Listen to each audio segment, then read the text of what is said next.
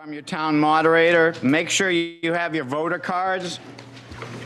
We're likely to call for the cards on a vote. If the cards are close, That's not going to work. my friend Dean in the other room. If the cards are close, we will have counters, and we will tell you when to keep them up and when to put them down. But instead of relying upon who can shout the loudest, like the last couple of years, we'll ask you to raise your cards. Secondly, non-voters should be either, I see all these voters over here, so I hope the non-voters, if we have any, are to the rear and sort of my left or in the middle. Do we have any non-voters here so I can tell who you are? So they're over here on the left and in the back. Okay, that's good. So everybody else in the middle should have voter cards.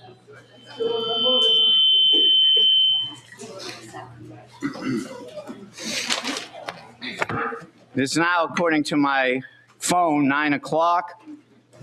I'd like to call this meeting to order.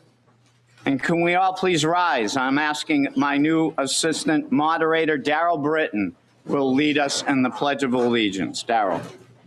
I pledge allegiance to the flag of the United States of America and to the republic for which it stands, one nation, under God, indivisible, with liberty and justice for all. You can remain standing in about 3 seconds. Dean will go to the rear room and play for us the national anthem.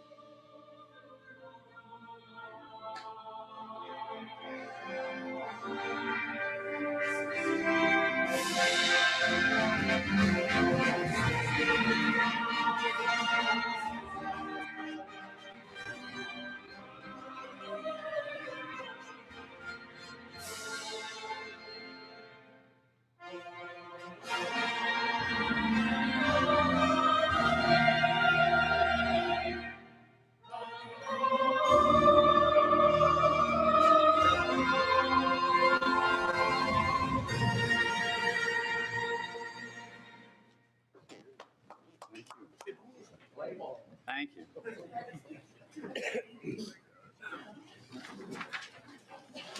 So next I'm going to review the handouts. If anybody has other handouts they'd like to place, there's a table in the rear of the room. That is fine. You should have the warrant articles. You should have the meeting guide. You should have the MS 737, the MSTB 2026, DTB, the comparative budget statement, and a notice of candidates night, March 3rd at 6:30, meet and greet at 6 at the library. And those are all in the rear. I'd like to start on my far left and ask each of the people on the dais here to introduce themselves for you. No. Nolan Pelletier, Budget Committee, sitting at the kids' table. Thank you. Richard Anthony, Budget Committee. Larry Gladhill, Budget Committee. Ed Carvis, Budget Committee. Margot Collins, Budget Committee. Katie Knutson, Budget Committee. Doug Thompson, Chair, Budget Committee. And I'm Bob Harvey, moderator. Martha Fowler, Town Clerk. Bill Coy, Chair, Board of Selectmen. Greg Colby, Town Manager. Jada Roche, Pottstown Selectman. Jonathan Gifford, Selectman. Elizabeth Costa, Selectman. Tyler Schwarman, Selectman. Darrell Britton, Assistant Moderator. So in the back, you'll also see the agenda that we're following and my moderator rules. There's only been one change in the moderator rules, but I'm going to read them all. The change was due to a law that got passed last year. Operating rules. Each participant shall treat every other participant with due respect and courtesy. 2, no smoking. Can you check your cell phones, turn them off, or put them on vibrate? Any voter who wishes to address the meeting will approach the microphone in front of me, be recognized by me, state your name and spell your name for the clerk and your address, because she needs to put this in the record properly. Don't touch the microphone. It'll work. You don't need to touch it. General comments are limited to 3 minutes maximum. Now, here's the change. By law, all petitioned warrant articles must have at least 10 minutes to introduce their article and speak on it. We have 2 petitioned warrant articles like at the end of the day, so I hope you all hang around, and they do too, that petition. They don't need to speak for 10 minutes. They can waive the rest of their minutes, but they have 10 minutes. So to be fair, you will see Mr. Britton is keeping timing. Even the presenters from the board and the budget committee, they're going to be limited to 10 minutes so that petitioners and the board have 10 minutes to present, and that's it. And then we'll take comments or any motions from the crowd. Yes, no? Mr. Moderator, just a point of information. If the speaker to the petition, can they yield their time to someone else to speak? I was asked that already. It's the petition themselves that I'm told have the time. Thank you, Mr. Moderator. And they don't use all the time, that's okay. They can say, I'm done. I've completed my presentation. So any questions to the Board of Selectmen, the Budget Committee, or any town official, including police, fire, they go through myself, the moderator. Stay at the microphone if you ask a question. So don't ask a question and go sit down. Stay there because we'll get you an answer. Every voter who desires to speak on an article will be given a chance to do so before a voter is given a second opportunity to speak. You can speak twice, but you need to go to the end of the line and come back. Each motion and amendment will be stated by myself before the vote is taken. Makers of motions and seconds, the clerk again by law has to put it in the record, so make sure she has your name if you need to spell it. Only one amendment to the motion will be allowed on the floor at any one time. No amendment to an amendment will be allowed. The second proposal will be treated as a subsequent amendment after the first amendment has been voted on. This is important. The clerk always keeps asking me. Amendments must be in writing and signed by the voter with your name. Helps if we can read it. There are papers and pens on the front table and the back table. She would really appreciate it if you don't write it on a cut piece of paper or something, a card. There's 8.5 by 11 paper because they have to go in the record. She has to keep the original, which is why you sign it. So if you need, take a piece of paper. There's paper in the back and pens, paper here, and write it on the 8.5 by 11. If you already printed it at home, that's great. Hopefully your computer has 8.5 by 11 paper. You can read it, sign it, and then bring it forward. Motions must be made in the affirmative, no negative motions. Secret ballots must be requested by 5 voters who are present in writing and made before we call the vote. Challenges to any voice vote, which we may not have voice votes, require 7 or more voters immediately after it is announced who may request a written ballot.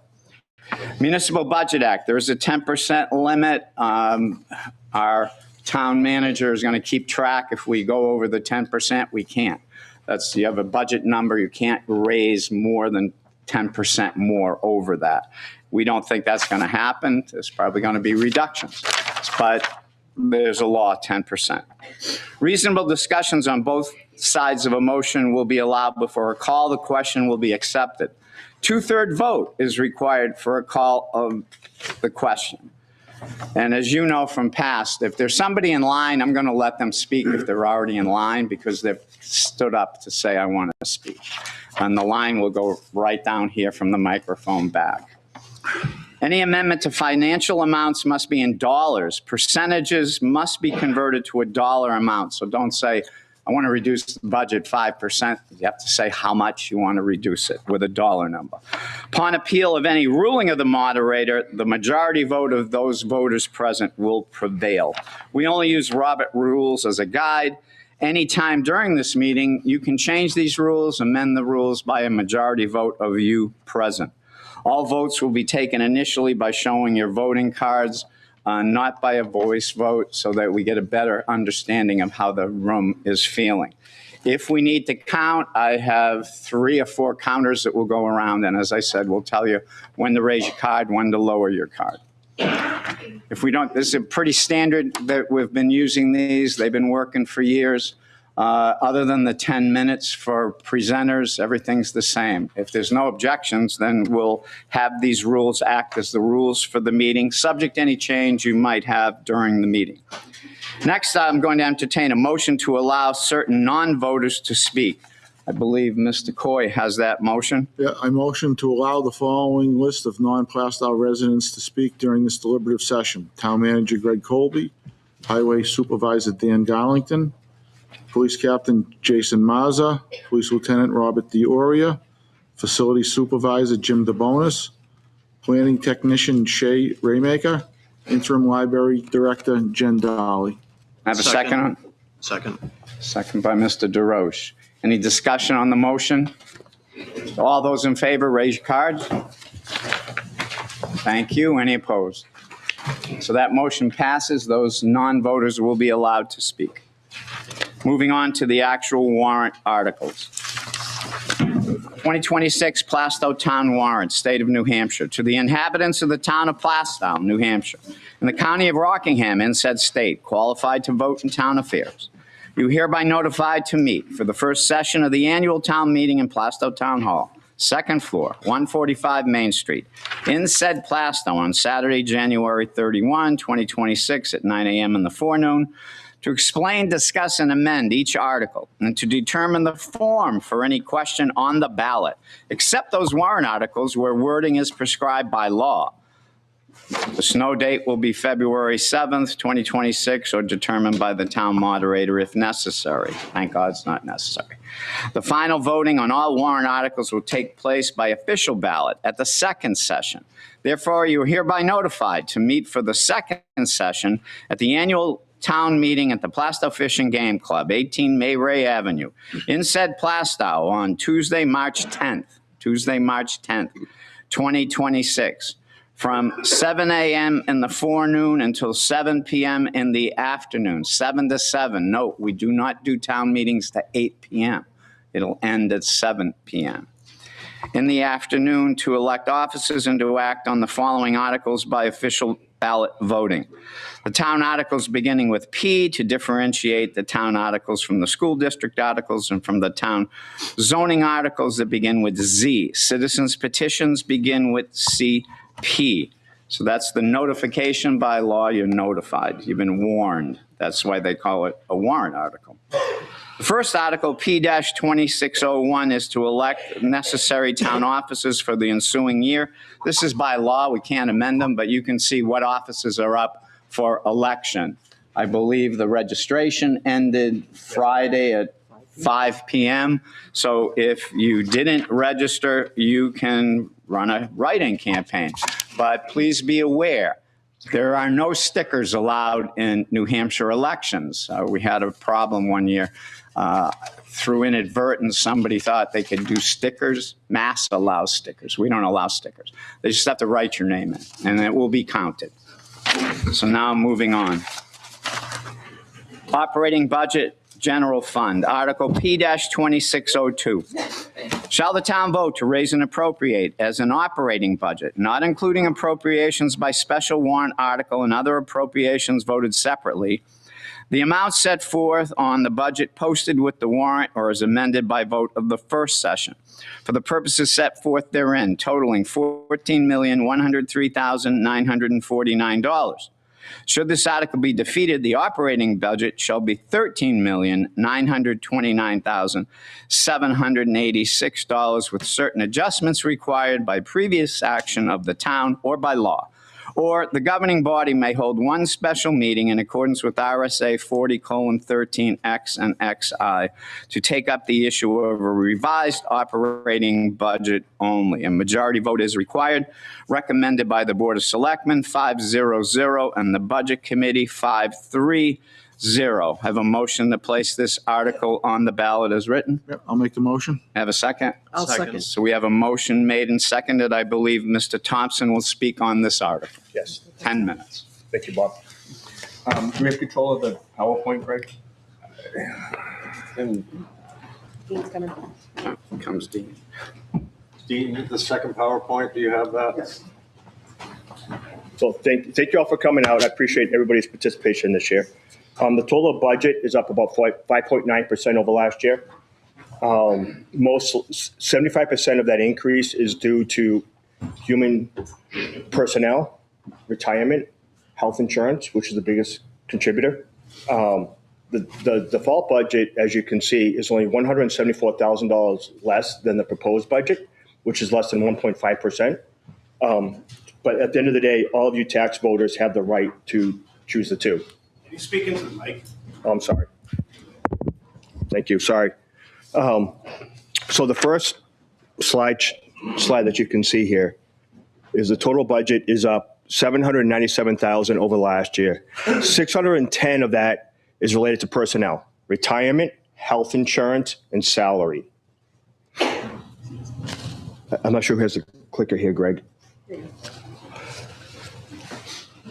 So department by department, executive is up $5,900 over last year, primarily due to salary.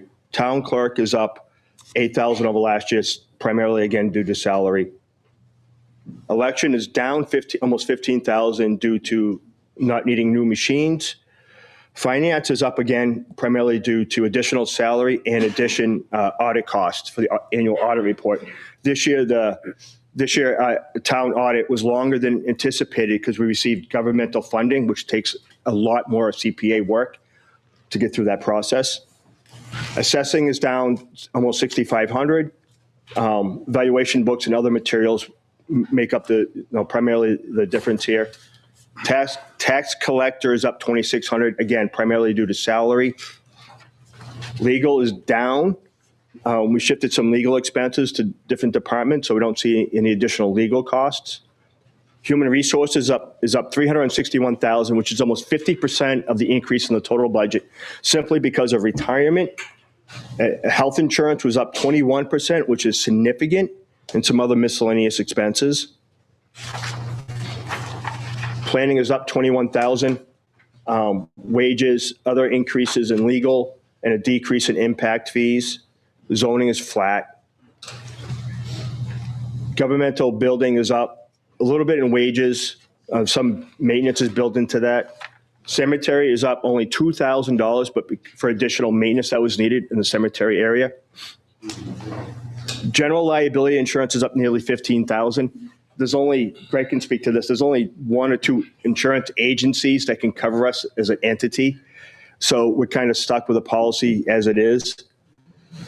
Advertising is flat. That's printing and association fees. Cable is up $100. Advertising, again, is flat over last year. Conflict of interest is $250. Again, that's flat. Other governmental is up. That's pretty much for infrastructure and the IT services due to spam and attacks and ransomware.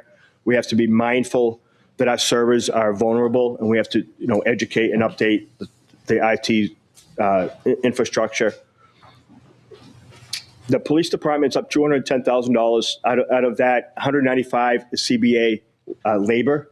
We have no control over, and the rest is miscellaneous supplies and other miscellaneous maintenance costs. Fire department is up $115,000. $123 is labor, but some of that is the health inspector being half of his salary was transferred to the fire department. Building inspections is up 4,700. I believe that was due to a new vehicle that was required. Emergency maintenance and management is up, and that's primarily due to equipment, new equipment that's required, $4,900. Highway department is up. This budget, Dan, correct me if I'm wrong when you get a chance to speak. It's probably going to be underfunded. So when the budget was created, the salary position that was needed was underfunded for the anticipated salary for the new employee. Highway department's been working shorthanded for many years and paying overtime. So they finally hired a new employee this year that's a little more than budgeted. In addition to that, you had to increase plowing 20,000 last year, and I'm going to assume based on the last week, you're probably through that anticipated budget line. So I know highway department's going to be underfunded this year, but their increase was 29,000, primarily due to plowing. Street lighting is actually down. We're no longer switching out lights, and we're in a more efficient position. Solid waste is up 4,300, essentially due to variance between increases in collections and the decreases in leases that we were required to fill. Solid waste is down $500.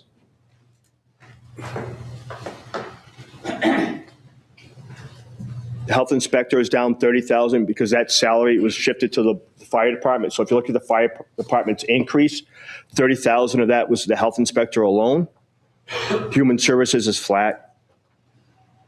Welfare is up $500, anticipating there's going to be more need to support the community with various needs that come in. Recreation is actually down $600 over last year. Patriotic and culture, it's a little increase over last year, primarily because in 2025, there was supplemental funding that carried over from 24 for fireworks that aren't going to be here this year. Conservation is pretty much flat. And debt services, that's just the two bonds that we have, and that's down 14,000 due to paying down debt that we had to take on for various projects. So even though the budget's up 800,000 proposed over last year, 610 is related to human personnel, CBA agreements, and the other miscellaneous, other than 15,000 to insurance, the other 85,000 or so is related to just routine maintenance and upgrades in IT and other infrastructure. So the default budget's not much less, but all the information's here. So at the end of the day, every department head's here to answer questions. Greg's here to answer questions. So essentially, that's all I have to speak at this point in regards to the budget. Anyone at the mic?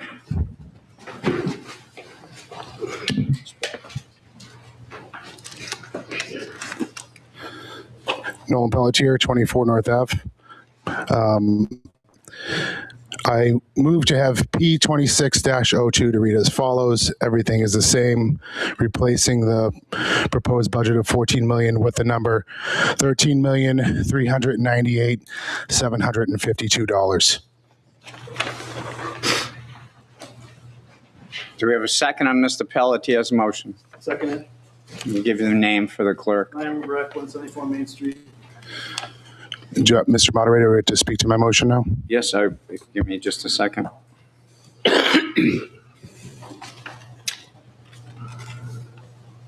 Yes, you may speak to your motion. This represents, first of all, I'm here as a taxpayer. That's why I'm not sitting over there and talking. Year after year, we see increases in our budget. Many of us are tightening our belts at home. Some of us are tightening it to the point that we're making, it's detrimental to our families. So this is a moderate cut. This represents a 5% reduction in the proposed budget, and I hope you support it. At the end of the day, this is a bottom line budget, so whatever passes, they can be spent in any manner they choose after the fact. So if you're tightening your belt at home like me, let's have the town tighten its belt too. Thank you. Mr. Moderator, I would like this to be done by secret ballot as well too, and I'll bring that up to you. Anyone else to speak on the motion?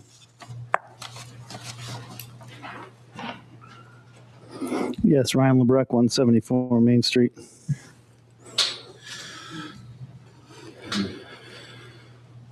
So over the last several months, a few members of the budget committee tried hard to receive information in which to accurately assess and scrutinize the budgets presented to them. In all cases, they were summarily rejected. As a result of that, witnessing that, I've submitted, over, I think, 22 RTKs since June of last year. Of those 22 RTKs, all of which were budget related, requesting things like cost versus budget for 2025 to date, things like full budget detail for the water department, the highway department, contracts supporting those costs, detail on the shadow department called ALS that is run by our town, but nobody at the town wants to reveal any costs associated and budgets associated to being run in the shadows. Whether you support the program or not, the cost should be shown to everybody, et cetera, et cetera. So of those 22 RTKs that I submitted, a total of 4 one was partially responded to, 3 were responded to. One of those 3 was an RTK list, and the other 18 have gone unresponded to in the last 2 to 6 months. By state RSAs, those are supposed to be responded within 5 days. Most of the responses, or the light response that was received, was, "We're too busy. We'll let you know when we get to it." Well, it's been up to 6 months now, and they still haven't gotten to it. I met with the town manager, just quietly was told the same thing. "I'm too busy." So apparently we're too busy to reveal the costs to the town in detail. My intent was to provide this to members of the budget committee so that they could actually review the budget, scrutinize the budget, have meaningful conversations about it, et cetera. Unfortunately, this budget process has been a non-process. We might as well not have had a budget committee, honestly, this year. Nothing was discussed substantively if you watched it. So for some reason, the town management and the board of selectmen don't want us to, I guess, pull back the curtain and look at the detailed budget and cost information requested. So, why is that? Is there something to hide? Could there be skeletons in the closet?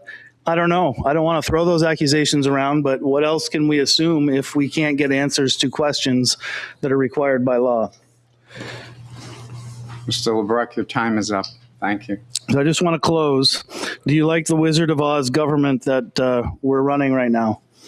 We're not supposed to look behind the curtain, so. Time's up. I'll come back up after.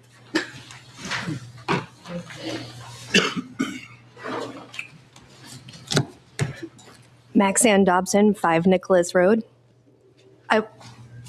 Will you let this lovely lady move in front of you? What? We had asked that you stand in line. This I was gentleman. waiting right there to. She was waiting there. Yeah, She was thank waiting? goodness. Okay. I'm speaking as a taxpayer, but Name also, and address? Sorry, I didn't hear you. She's got it. Okay. I'm speaking as a taxpayer, but also as a former chair of the budget committee 2 years in a row. The first year, we directed the Board of Selectmen to present a budget that was 5% less than the prior year. And then the second year, we level funded it. There's no reason why we can't have a lower proposed budget than the default budget. That is your job as budget committee members, to scrutinize the spending, to be the fiscal judiciary representative of the taxpayers. That's what you're elected to do. You have people in town that are having to leave their homes, having to forego oil because they can't afford their mortgage. It's ridiculous, and you should have done better. Thank you. Good morning, Dennis Heffernan for Secluded Circle. Just a question to Nolan with this cut. I think it is a very reasonable cut.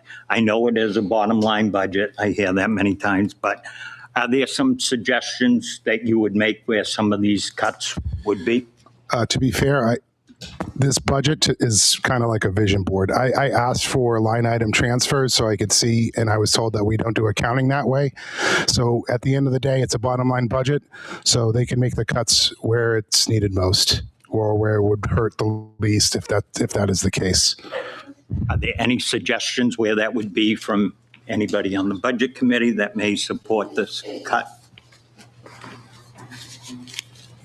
I'll just speak to that. I mean, again, to amplify what Nolan said, it's, what you're seeing, the presentation that you saw with respect to the budget is pretty close to what the budget committee receives. Right. So you have sort of those summary items, and then we see the line items that feed into those summaries. That's pretty much the level of transparency that we have. Now, in terms of, because it is a bottom line budget, I mean, I would suggest that, you just do a 5% reduction pro rata, so proportionally across all line items, and then you prioritize the things that are necessary, the things that you really want, and then the things that, it'd be great to have, right? That's the one thing that was lacking, I think, in this process. Everything was presented as if it was necessary. So without more information, I would just say do it pro rata and then have discretion to make modifications as you want. Thank you. And just general question on a couple of these budget items that have increased. Doug, you did a great job explaining a lot of them. One I'm looking here, I think it was, where are we here?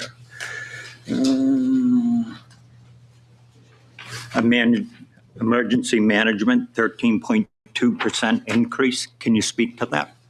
I'm sure the chief can. It's primarily for new equipment, a little bit for salary, but it's primarily equipment.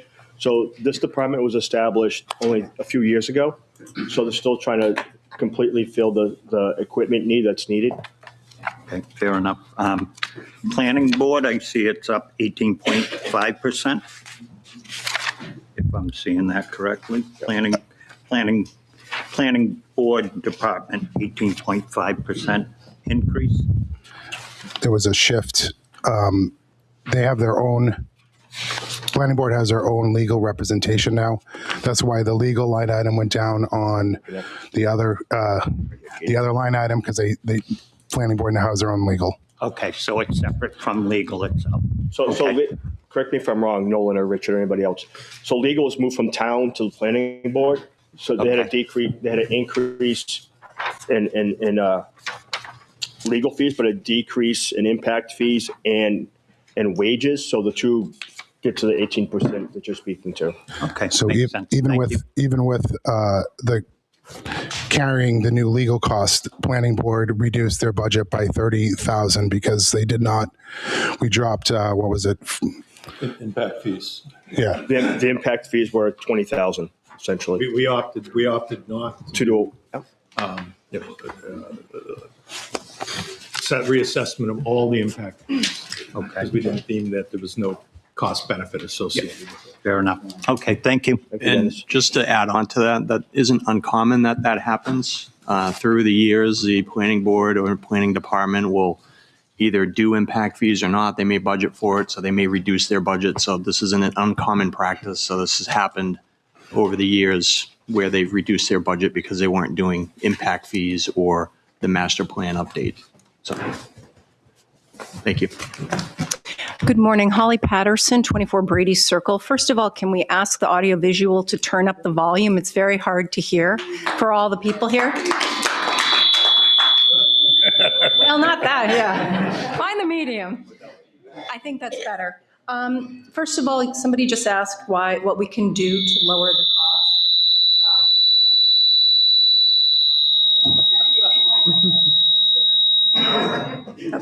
Let's try that again.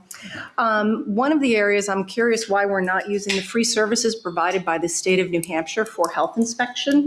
That would drop $36,000 right off the top of our budget. Not a lot. Every cent matters. The state offers it. We are one of the very few communities that are having our own health inspections. Let's start there. Sir, can you hold just for a second? Who would like to answer that question so we don't have 7 questions and then somebody's got to remember them? Anyone? Mr. DeRoche? it's important to look at what we have in town for businesses that require health inspections. So I think we have around 50 to 60 businesses that require a health inspection. What we've seen from the state is there's quite significant delays in getting inspections done.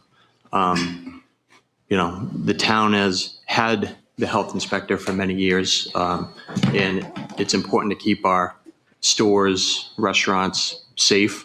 I think timely inspections is better than waiting every couple years and, having significant issues. So I think that's, if anyone else wants to chime in, I think that's part of the reasoning why we continue to do health inspections as a town as opposed to giving it to the state. I actually can rebut some of that because I had restaurants in a variety of communities, and Plasto was one of the slowest to get me to open.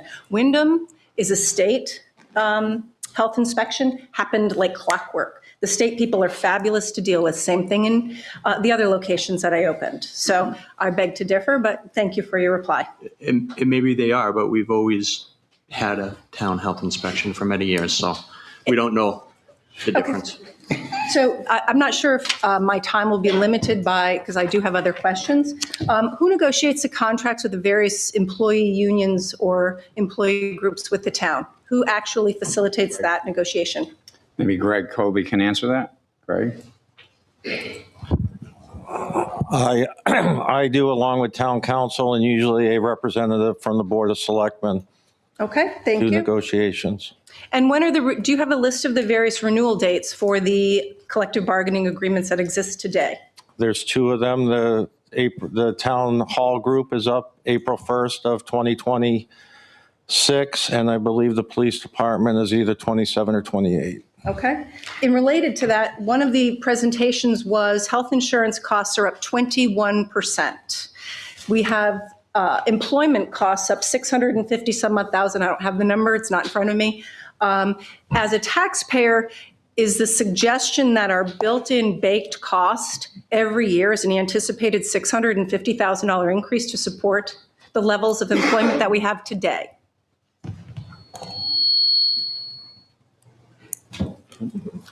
That really depends. Anyone want to answer that question? I mean, obviously that varies every year. It's up to when the insurance company puts their fees up. So it's like anything else, right? In business, there's always an increase in insurance. Unfortunately, that's the times we're living in. My concern, sir, and thank you, Bill, for that response. My concern is that the level of contributions that are happening at the employee level is ridiculously low, in my humble opinion. At one meeting, I believe I was told 10% of the aggregate is what a family plan employee pays. And look, I know it's tight for everybody, but in a private sector, I'm paying as a single person $180 twice a month. That's $360. And the town that I live in is giving its employees just 10% of that aggregate cost for a family plan. We can save there as well. Where is the pension mapped out as well for pension contributions? How is that illustrated in the information that we have? Pension. It's in the personnel budget. Mr. Moderator? Yeah. I'm going to give her another Lastly, question. the only question I have is I'm not seeing any of the income from the ambulance service that is parsed out to a variety of local communities. So that's one of the things that was discussed last year, that there would be revenue from that. So I'm asking where it is. Who would like to answer that? Where's the revenue from the ambulance? So the revenues, there's a handout here. All the revenues are listed within this handout, the MS 737, correct? Yes. So there's a revenue section and it's all listed under there. We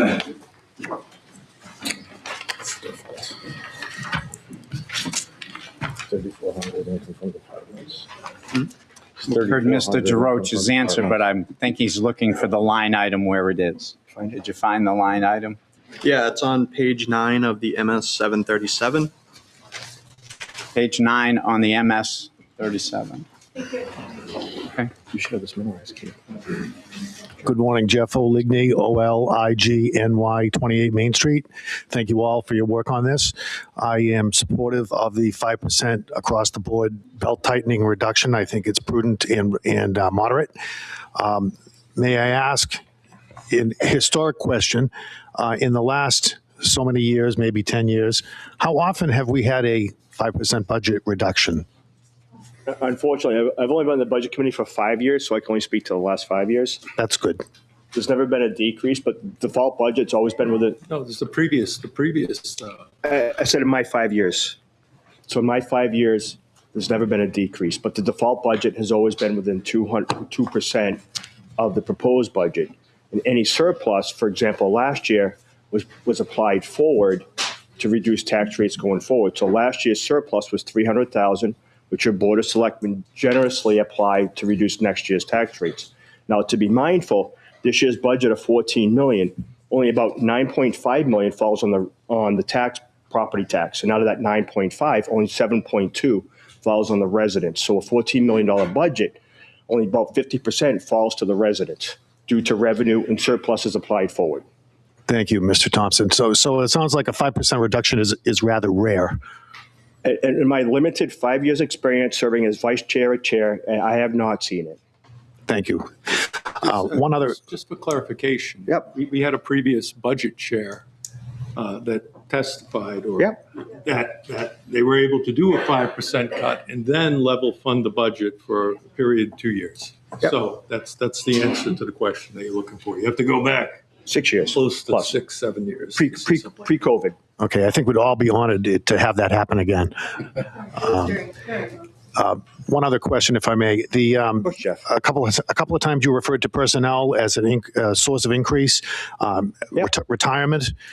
I don't understand that retirement. I would assume if somebody retires, their pension is less than their wage while they were working. So I don't understand an increase in expense there. I'll let Greg speak to that. So with salary goes up and we hire more in personnel, retirement contributions go up. I don't know the state regulations on how that math is calculated. I know it's it's probably a third of the increase in personnel is related to retirement, or a good portion of it. Greg and the Board of Selectmen have more insight as to the calculation of retirement. But that's all legal. It's all legally obligated. So when you say retirement, you're referring to the additional staff that was brought on to fill the vacancies from converting part-time employees to full-time employees. Okay. So it's actually an additional staff driven by retirement. I would assume. Yeah. Okay. It's also the obligation it's more the obligation that we have to pay to New Hampshire retirement system based on base wages and the like. It's not an increase due to a retirement. It's the mandated obligation for full-time employees. Okay, funding the pension. Funding the pension. Understood, yes. Again, I would assume when somebody stops working, the town saves money because they're no longer working. We don't pay them for not being here. Still somebody has to fill that position, though. Yes.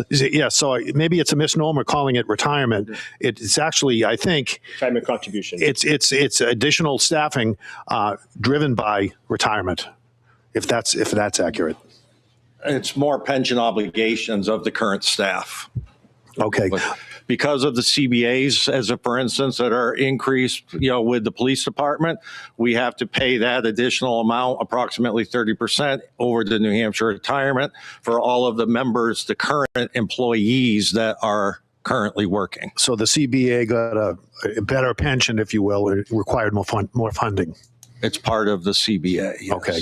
And your time is up, and there's people in line. Thank you. Representative. Thank you, Jeff. Hello, Robert Bootsiet, 34 Westville Road. Here to speak more on the health inspector. You say, Jason, how many office buildings did you say that he operates out of to take care of? And why we need him specifically? You mentioned 50, Jay. 50 to 60 businesses. There's 50 or 60. 71. 71? Okay, so that's more accurate. Can I interrupt you? The clerk would like you to spell your name. Bouthillette. Thank you. Our nationwide corporate gas station Cumbies, my son was an employee there, sent the information to our health inspector about how all the refrigerators were well over temperatures, way beyond the safety range, to the point left unreplied, ignored for weeks upon weeks, until my son spoke specifically to our late night police officers who were coming in for coffee, that he was saying, please don't, I don't want you people getting sick. And all of our late night police officers know my son Logan, the completely bald gentleman who was looking out for their well-being. It took him chasing the police officers down weeks afterwards to even get any acknowledgement. And the return from it from Cumberland Farms after the health inspector got involved was to remove the thermostats from the refrigerators. Then this has been publicly on our town boards. My son got terminated, and the terms of his firing were for speaking out about this. That's an illegal action under the Whistleblowing Act for the New Hampshire employment. But yet, our health inspector that we're spending money on stays quiet on this topic, did nothing for weeks upon weeks until there was 4 different ones. I blasted him out by name on public boards, and the police went in because they were the ones drinking the coffee. So I wanted a little facts on the statements that were spoken earlier to put a little better clarification on it. I relieve the rest of my time to you. Mr. Moderator. Does the chief wish to respond to that? I can respond to that because. Can you come to the mic, please? What question is he responding to? I think he's going to tell us. Okay. So we did get a complaint from the gas station he talks about. We immediately responded to that. Their thermostats were bad. They weren't reading correctly. The temperature of the refrigeration devices was fine. That's why they threw away the thermostats. What question is he responding to? Well, I think he's responding to your comments about your son calling because there was a problem with the refrigeration. Would I need to bring in the emails? Would I like to share the emails? There's nothing to do. Response? Nothing to do with the budget. I've been suggested that that's not applicable to the motion to amend. Okay. I want the community to know that. We're really talking about the motion Not applicable. to amend. The facts are. Okay, I step back down. Yes, sir. Yes, my name is Frank Pike, P-I-K-E, 20 Hickory Ridge. Let's start off by saying I vehemently disagree with this. I moved here 9 years ago to raise a family in a strong community. I put my time in. I've done 9 years of baseball. Excuse me, a little nervous. I've been a Cub Scouts, done leader for 7 years, Boy Scouts, assistant scoutmaster for 2 years. Inflation is going up. We all know that, right? We're talking about the costs. We're all facing those oil costs. So to say that we need to cut a budget for salary to town employees who work every day to keep us safe is ridiculous. Those same employees have their same raised costs. They still have grocery costs that have gone up. They still have their oil costs have gone up. Their health insurance costs have gone up, right? And aside from that, we have the equipment that we spoke to, all the equipment, the IT, everything that goes into running the town, that has all gone up. So to say that we are cutting a budget where all the expenses have gone up, there's no logic there. I vehemently disagree with this whole proposition. Thank you, sir. Thank you, Mr. Pike. Holly Patterson, 24 Brady Circle, back again. First of all, Fire Chief, I'm curious why you responded to the health inspection question rather than the health inspector. The health department now follows the command of the fire department. Okay, so maybe we don't need that $36,000. The surplus was brought up, and I'd like a raise of hands. How many people were here last year at deliberative? Do you all remember having an item on the ballot to be considered, to be... Holly, your question should be addressed here, Thank you, sir. not to the people that are here. Thank you. At the end of the day, last year, this collective body voted against a warrant article for a reassessment. Somehow, it managed to get paid for last year to the tune of about $135,000. I don't have the right to know responses that I'd asked Ryan to get for me. But somehow we found $130,000 out of thin air. At the last budget meeting, I asked the question about how much was in surplus. I was told, first of all, 300,000, and then it was a tap dance between that and uncollected or unallocated funds or whatever. I just want how many dollars are sitting unused. That number was given to me as $1.8 million. $1.8 million against a budget of, call it 13.5. We don't have to go without anything if we reduce this budget, because as it's been stated so very plainly, there are resources available. It's a bottom line number. They used $130,000 last year to stick it to the residents and have us get stuck with 40% increase in our values. They can take it from that and reduce the surplus. Well, Jay. can I respond? Have Jay DeRoche to respond. Just to talk about the surplus a little bit from last year. The surplus overall after last year's budget was $371,000. Last year we had 2 open positions that we didn't fill. If we had those positions filled, that accounted for $159,000. After that, there were other obligations that we had budgeted for that didn't happen. So that goes back to the surplus because it's unexpended. So in the end, on a $13 million budget, a $371,000 surplus is very tight. It's very, very tight budget. It's not like we're over budgeting and bloating the budget. We didn't have 2 positions that were filled. That's part of the reason why we had that. If we had those positions filled, our surplus would be somewhere around $40,000 from a $13 million budget. We ended up having a little extra because they were unfilled positions. Unfortunately, fortunately, we run a tight budget. Our departments work hard to keep their costs down and keep it level funded. We do have CBA contracts that bring up our pay, but that's negotiated and voted on by the town. I know, not everyone shows up to vote, but those pass, and we're obligated to fill those. I think that's all I had on surplus. Yes, sir. Eric Dobson, 5 Nicholas Road. My question goes back to utilizing state services. As far as emergency management, do we use New Hampshire State SWAT, or do we use our own group? And if so, why and how much does it cost us? Someone from the board or perhaps the police department can answer that question. I have a question on his question. What do you mean, sir, by the word SWAT? Special weapons and tactics? Do we have to use additional? Question on the floor has to do with why aren't we using state funds instead of town funds? He asked the question, are we using state special weapons attack teams? I couldn't answer that, so I don't know if anybody can. Can we have 2 volunteers over here? Yes, sir. Is he on the list? Yes. Hi, good morning. My name is Jason Mazza, a captain with the police department. We utilize the Southern New Hampshire Special Operations Unit. They're based out of Londonderry, Derry.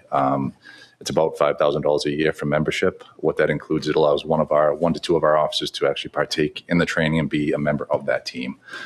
So they're able to bring that training that they receive back to our department. Specialized training, they're trained well above and beyond what a typical patrol officer is.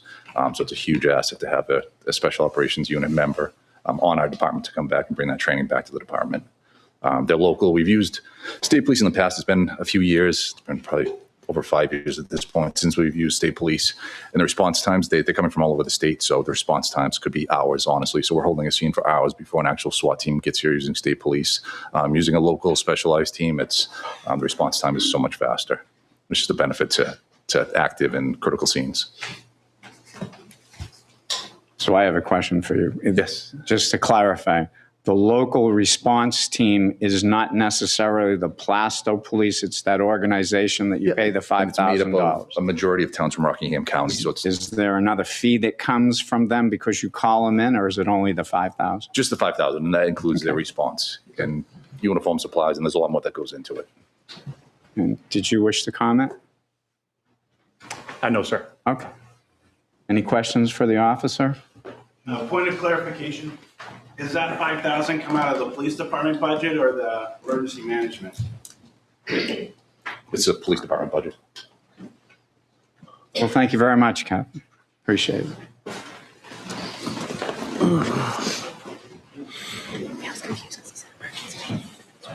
Mr. LeBrecq?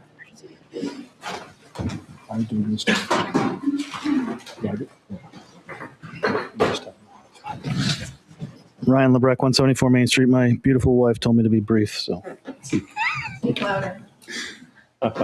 His wife told him to be brief. So there, Thank her for that.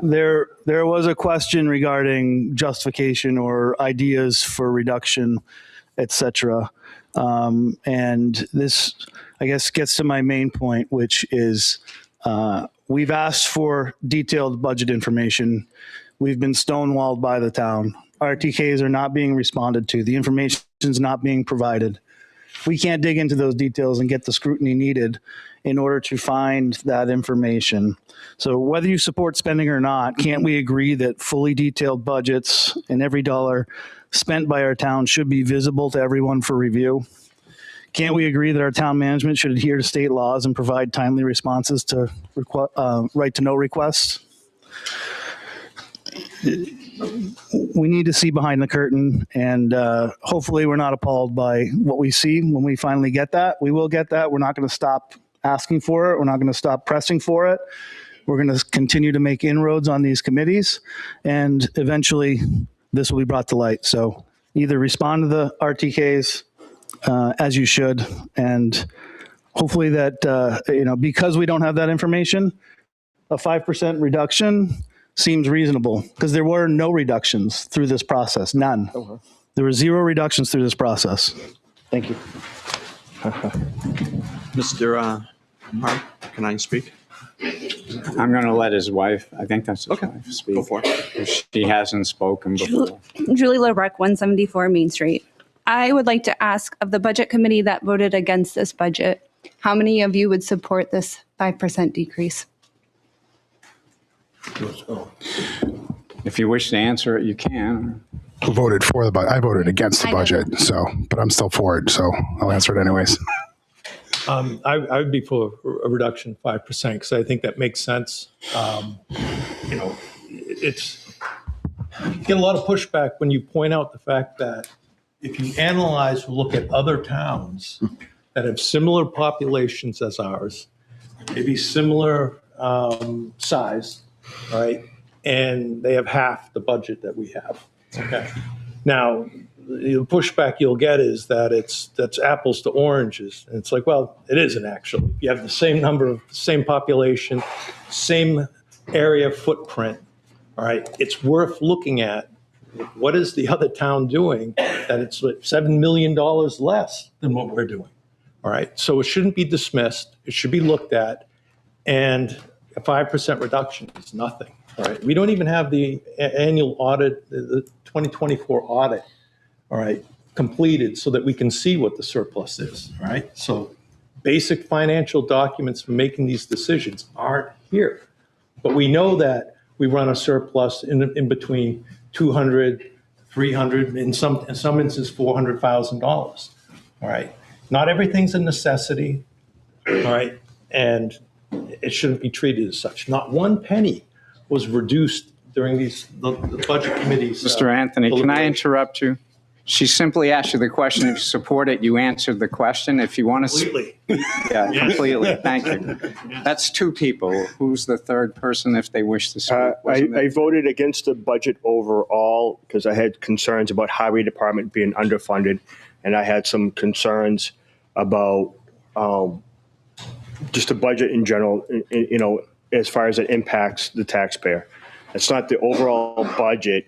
It's relating to, I don't want to minimize services, but New Hampshire has a problem when it comes to income tax. I'm in favor of all the services we have. It's unfortunate that the tax burden passes to the residents because Concord's not doing their job, but that's my personal point of view. The state of New Hampshire and Concord is failing each resident by passing education and other expenses, fire, highway, and such.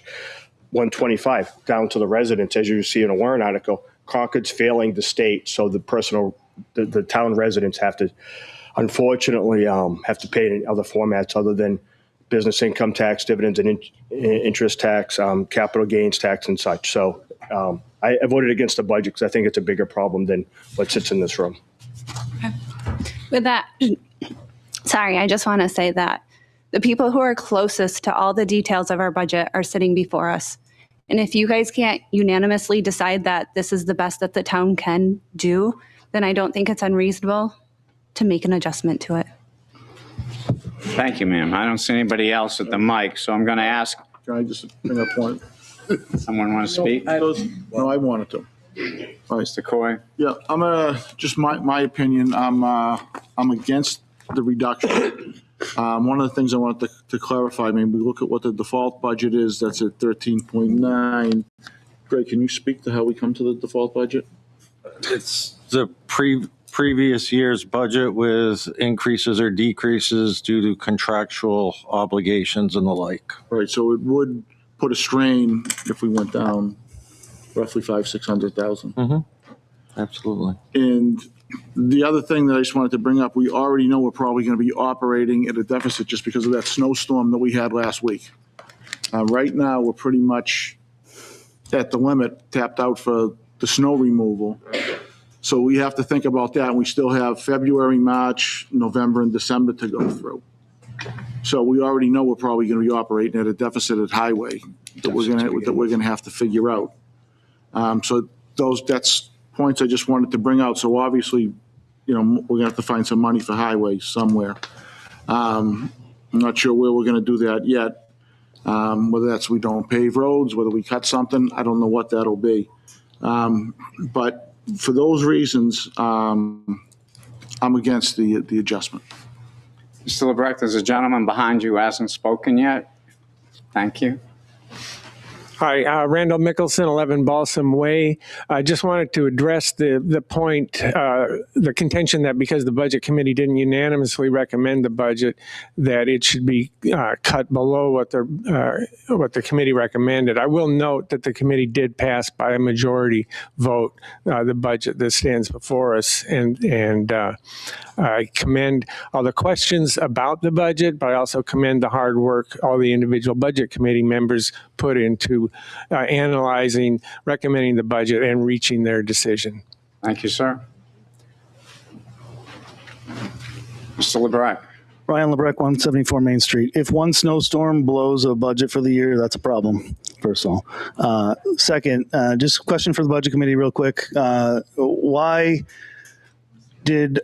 were the signatures on the budget paperwork why did not all members of this committee sign all the budget paperwork? I can speak for myself. At the public hearing. It can't be signed at public hearing because the town manager has to submit the final budget to the state for approval. Unfortunately, I was away last week, so I could not personally sign. If Greg wants to add detail to that, he can. I'll speak to that. We didn't go over, the Budget Committee did not go over the default budget. We did have it at our January 13th hearing. If you go and watch that video, you see that we never discussed it. We never went over it. There was a concern that the meeting was improperly noticed. There was a notification put out by the town, and we're going to have another meeting on the 20th, which was then canceled. So I thought we were going to address that issue on the 20th. That did not happen. And then at the 11th hour, I know I received an email, I think it was a Thursday evening, saying, come sign this and we'll open up on Friday. But obviously I had to work, so I don't think I would have signed it anyways, but it was the last minute, get it in before it's due. I don't believe it is determined by a formula, but we never went over that line by line at all. And I'm not saying it's correct or incorrect, but I do know that, for instance, the school budget, they had an issue with their default and it had to be adjusted by $3 million. That has come up. So I'm just saying it probably would have been a smart move to go over it as a budget committee, since it is kind of crucial to our budget. I don't know if Greg or Jay want to speak to the timing of the signing of the budget. First of all, the default budget is a responsibility of the Board of Selectmen, not the Budget Committee.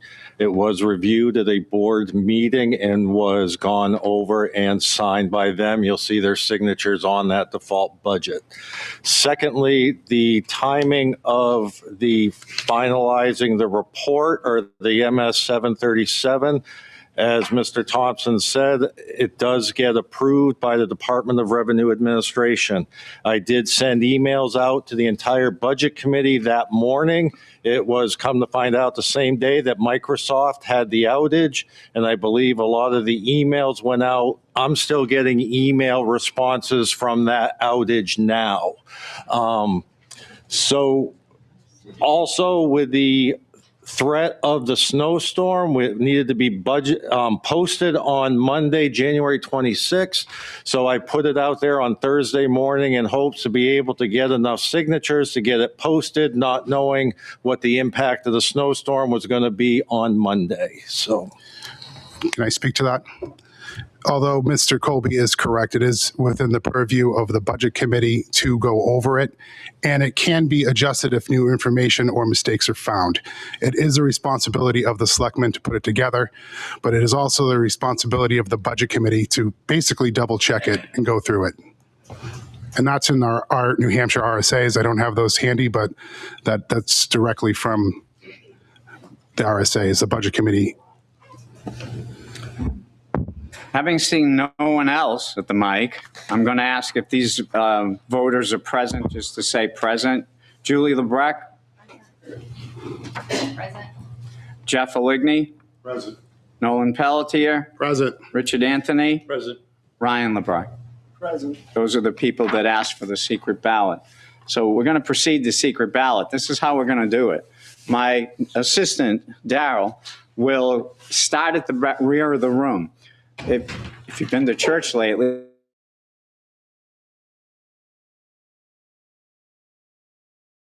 chairman to go to see the supervisors of the checklist. So he's going to tell you when you're broke and get up and just go get your ballot, cast your ballot, and then come back and sit so we can have an orderly fashion. So the quicker you can move orderly, the quicker we can get the vote done, and then we'll proceed to counting the secret ballot. Before we start, could we, just so everybody knows what a yes vote no and what a no vote means? Sorry, can we quiet down so I can hear that, please? He's asking for me to repeat for you what the motion is, so you'll know what you're doing. That was my next. I want to know what everyone knows for yes and no. Thank you, Bill. That was my next step. So we have a motion made and seconded by Nolan Pelletier to amend P2602 by deleting $14,103,949 and replacing it with $13,398,752. And I don't remember, but Nolan, how much of a decrease is that? 5%. That's 5% rounded up to the nearest dollar. That's the motion to replace in your warrant article the 14 million and change with 13,398 looks like 75 because it says 752. So I'm going to take that to mean 75.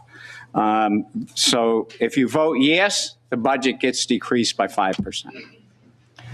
So Daryl will tell you when you can go get your ballot and cast it if the supervisors are ready. And then when you're done, go back to your seat, and when we're all done, then we'll count the ballots. We have the ballot box in the front. Everyone understands what they're doing. It's a lot of work. I secret ballot.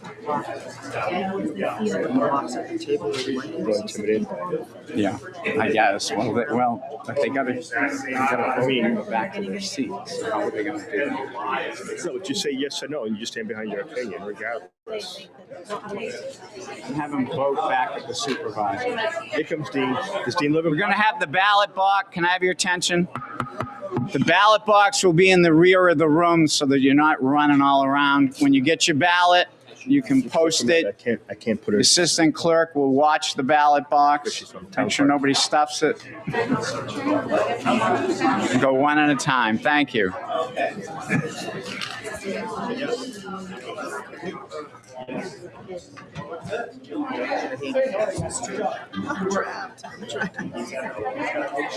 That's fine. That's Yeah, she's starting to figure it out.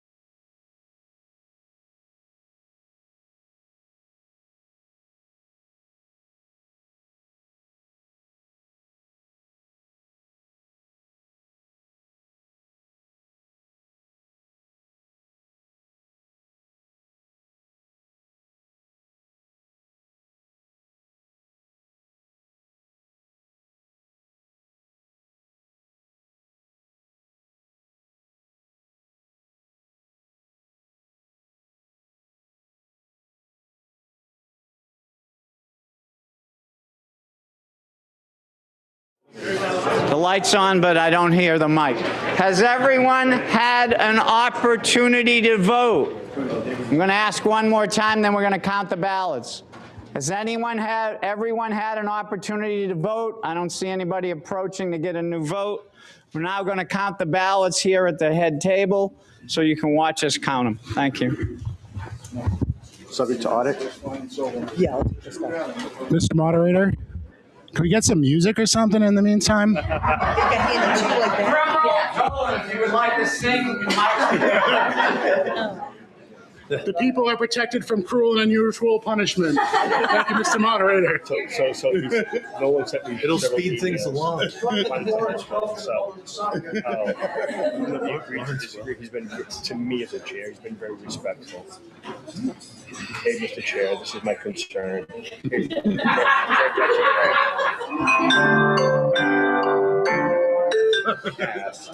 Not too, I can't be upset, at least in this form.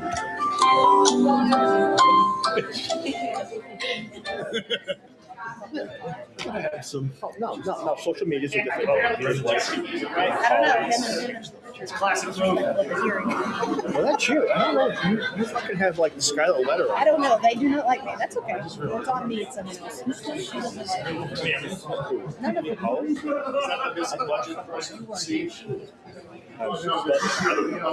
I watched 15 to 30 minutes of that while I was cleaning water out of my basement. And at one point I thought my basement was in order and I was ready to come down. I'm like, no, this is almost over. It's 8:30. How much longer?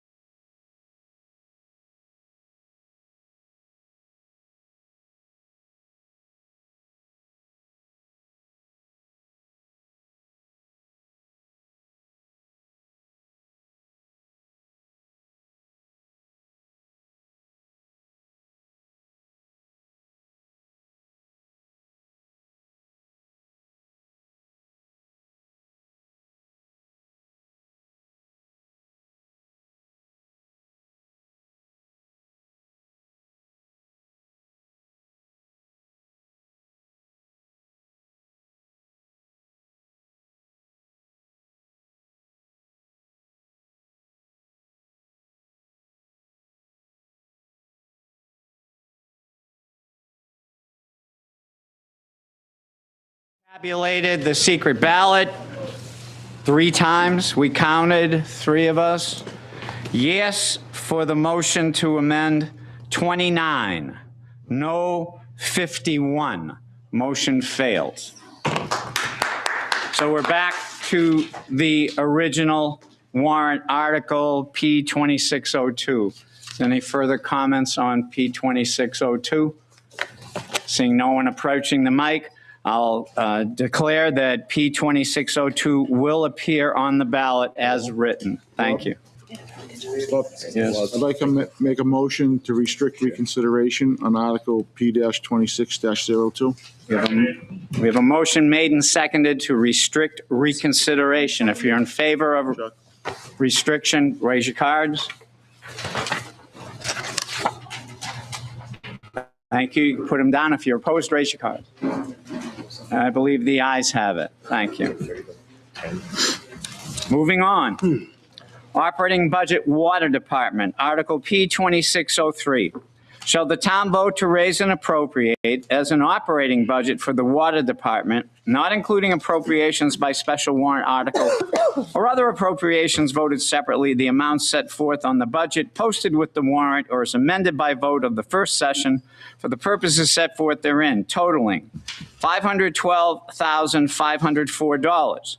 Should this article be defeated, the operating budget will be $512,504, with certain adjustments required by previous action of the town or by law, or the governing body may hold one special meeting in accordance with RSA 40:13X and XI, and take up the issue of a revised budget only. Majority vote required.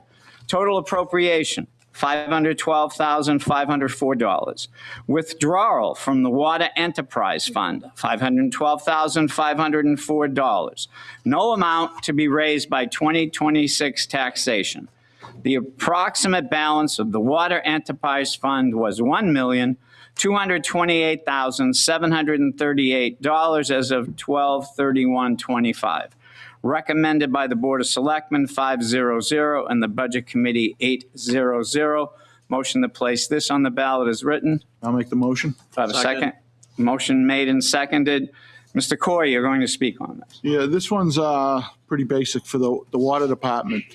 This fund goes to the users of the Water Department, and it's funded by the users of the Water Department and not the rest of the town. So it's only, the only one who will pay into this is if you're on the water line and paying for water. Thank you. Any further discussion on this article? Ryan LeBrecq, 174 Main Street. Could the town manager give us a breakdown of the $500,000 budget?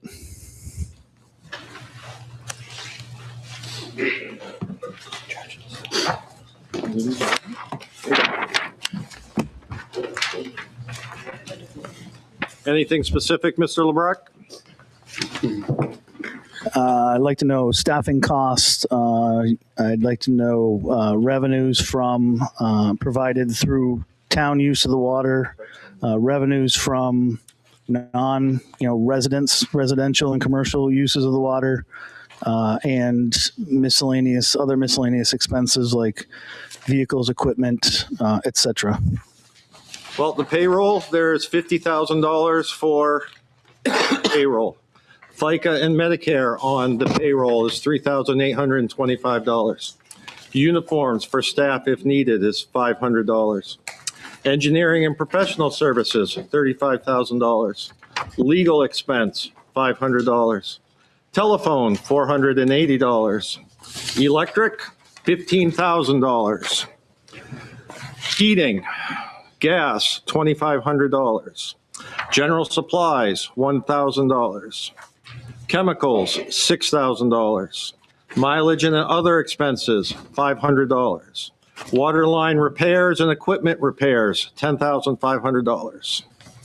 Equipment maintenance, $1,000. Gasoline or fuel, $750. Vehicle maintenance, $1,000. Equipment purchases, $20,000.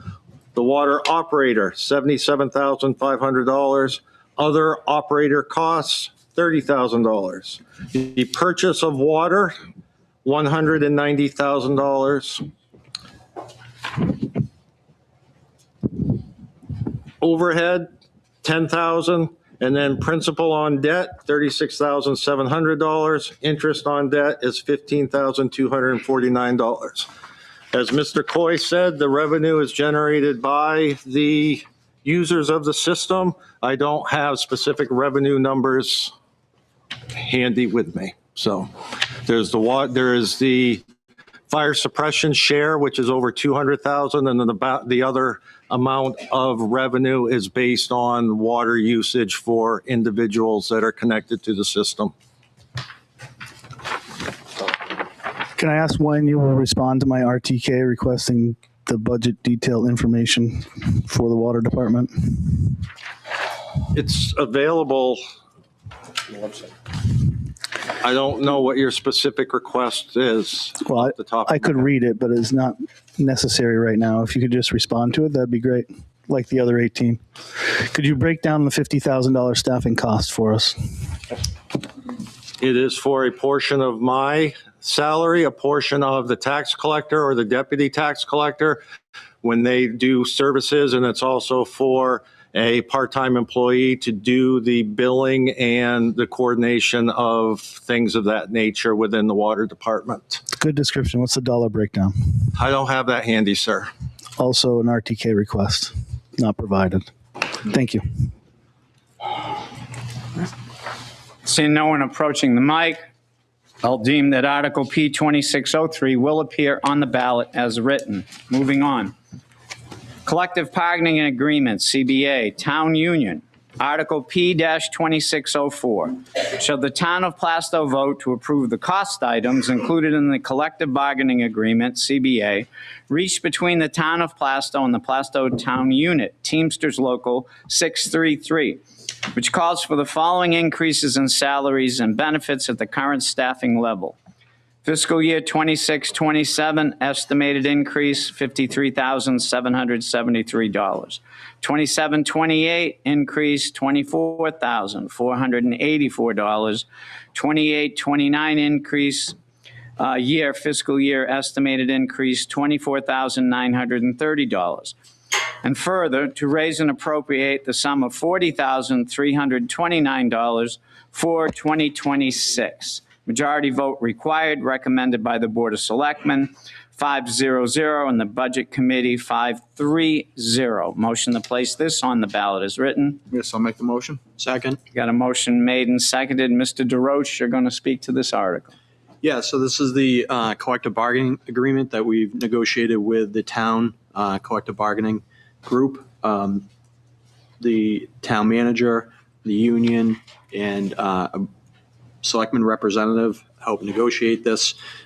This just breaks down the yearly increase cost over what we budgeted for the coming years.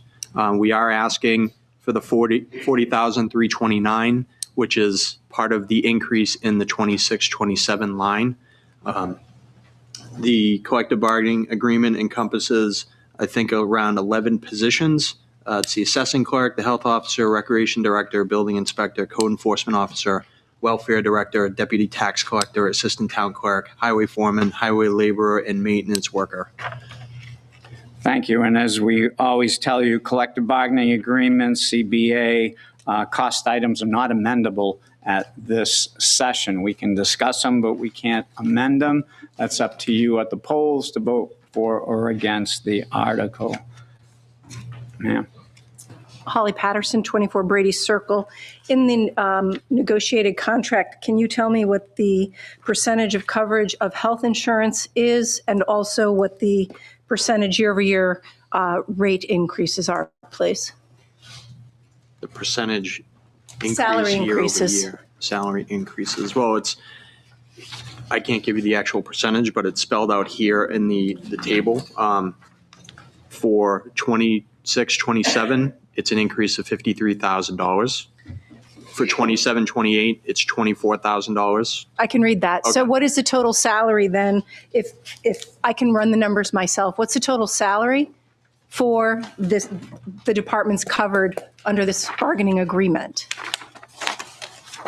And how much of a percentage are they going to be responsible for health insurance? So health insurance, I believe it's 85-15.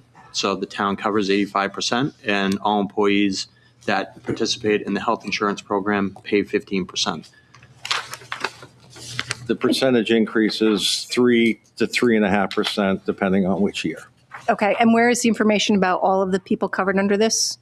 Do I in need the to voter's submit guide. the RTK? Do we have the agreement? It's in the voter's guide, but we do have the agreement at town hall, and we can make that available if requested. Thank you. No one else approaching the mic, then the collective bargaining agreement P2604 will appear on the ballot as written. Moving on. Special town meeting for defeated collective bargaining agreement. Article P-2605. Shall the town, if Article P-2604 is defeated, authorize the Board of Selectmen to call one special meeting at its option to address warrant Article P-2604 cost items only. Majority vote required, recommended by the Board of Selectmen, 500. Motion to place this on the ballot as written. Yep, I'll make the motion. Second. I have a motion made and seconded. Mr. DeRoche, going to speak on this? Yes, this is just, as Mr. Harb stated, if the previous article fails, the town and the Board of Selectmen can authorize a special meeting and discuss how to move forward.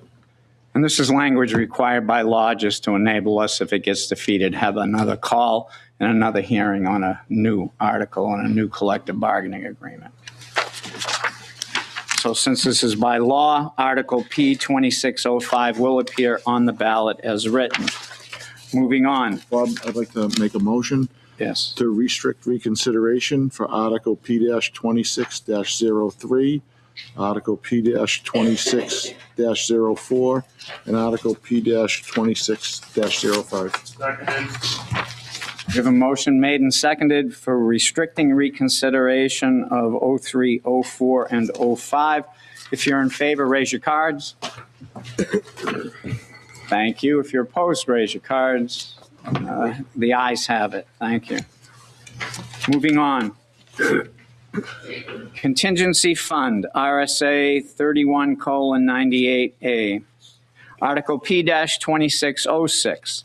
Shall the town vote to establish a contingency fund for the current year for unanticipated expenses that may arise, and further to raise and appropriate the sum of $85,000 to be deposited into this fund. The sum to come from the general fund unassigned fund balance. Any appropriation left in the fund at the end of the year shall lapse and go to the general fund. Use of these funds will be pursuant to RSA 31:98A and RSA 32:11. Majority vote required. Total appropriation $85,000. Withdrawn from the general fund unassigned fund balance $85,000. No amount to be raised by 2026 taxation. The appropriate balance, the approximate balance in the general fund unassigned fund balance was $2,413,919 as of December 31, 2025. Recommended by the Board of Selectmen, 500, the Budget Committee, 530. Motion to place this on the ballot is written. I'll make the motion. I got a second. Motion made and seconded. Ms. Costa, you're going to speak on that. Yep, this just establishes a contingency fund, which gives the Board of Selectmen another tool to manage the town efficiently, possibly to support the highway department if we're running low on funds for salt and sand, something like that. If unanticipated expense arise, we'd have a source to fund to pay for the unanticipated expense. The funds must be reestablished each year and cannot accumulate funds from year to year. Any appropriation left in the fund at the end of the year will lapse to the general fund. Thank you. Any speakers on this? Mr. LeBrecq. Ryan LeBrecq, 174 Main Street. How much of last year's contingency fund was used? All of it. What was the amount used for? It was used for a variety of things, repairs to fire trucks, to help fund the assessing reval that was performed. I do know those are the two major things. Last year, did the taxpayers vote to not fund the statistical reevaluation? Capital Reserve Fund? The taxpayers voted no to the capital reserve fund. The taxpayers based on a motion that last year within the operating budget, when the selectmen asked to increase the bottom line budget, that was voted down and the voters said, find the money somewhere else. So we voted it down and then used the contingency fund to partially pay for the reevaluation, correct? Partially, yes. So the contingency fund is designed to fund items that voters rejected. Therefore, the will of people doesn't matter to the board. Since this fund allows the BOS to fund the items that voters clearly rejected in the voting booth, I motion to reduce this to $0. This and thank you. This and the slush funds that follow are all designed to build funds so that this board can spend at their will without vote of the taxpayers on specifics. Thanks. So do you have that motion in writing and signed? Second. I did. Holly. Second, Holly Patterson.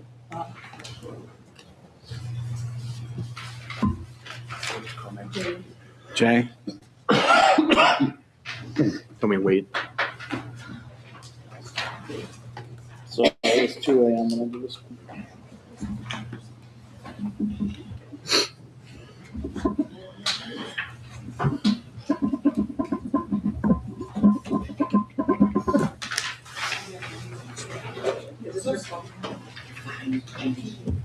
Dollar to zero.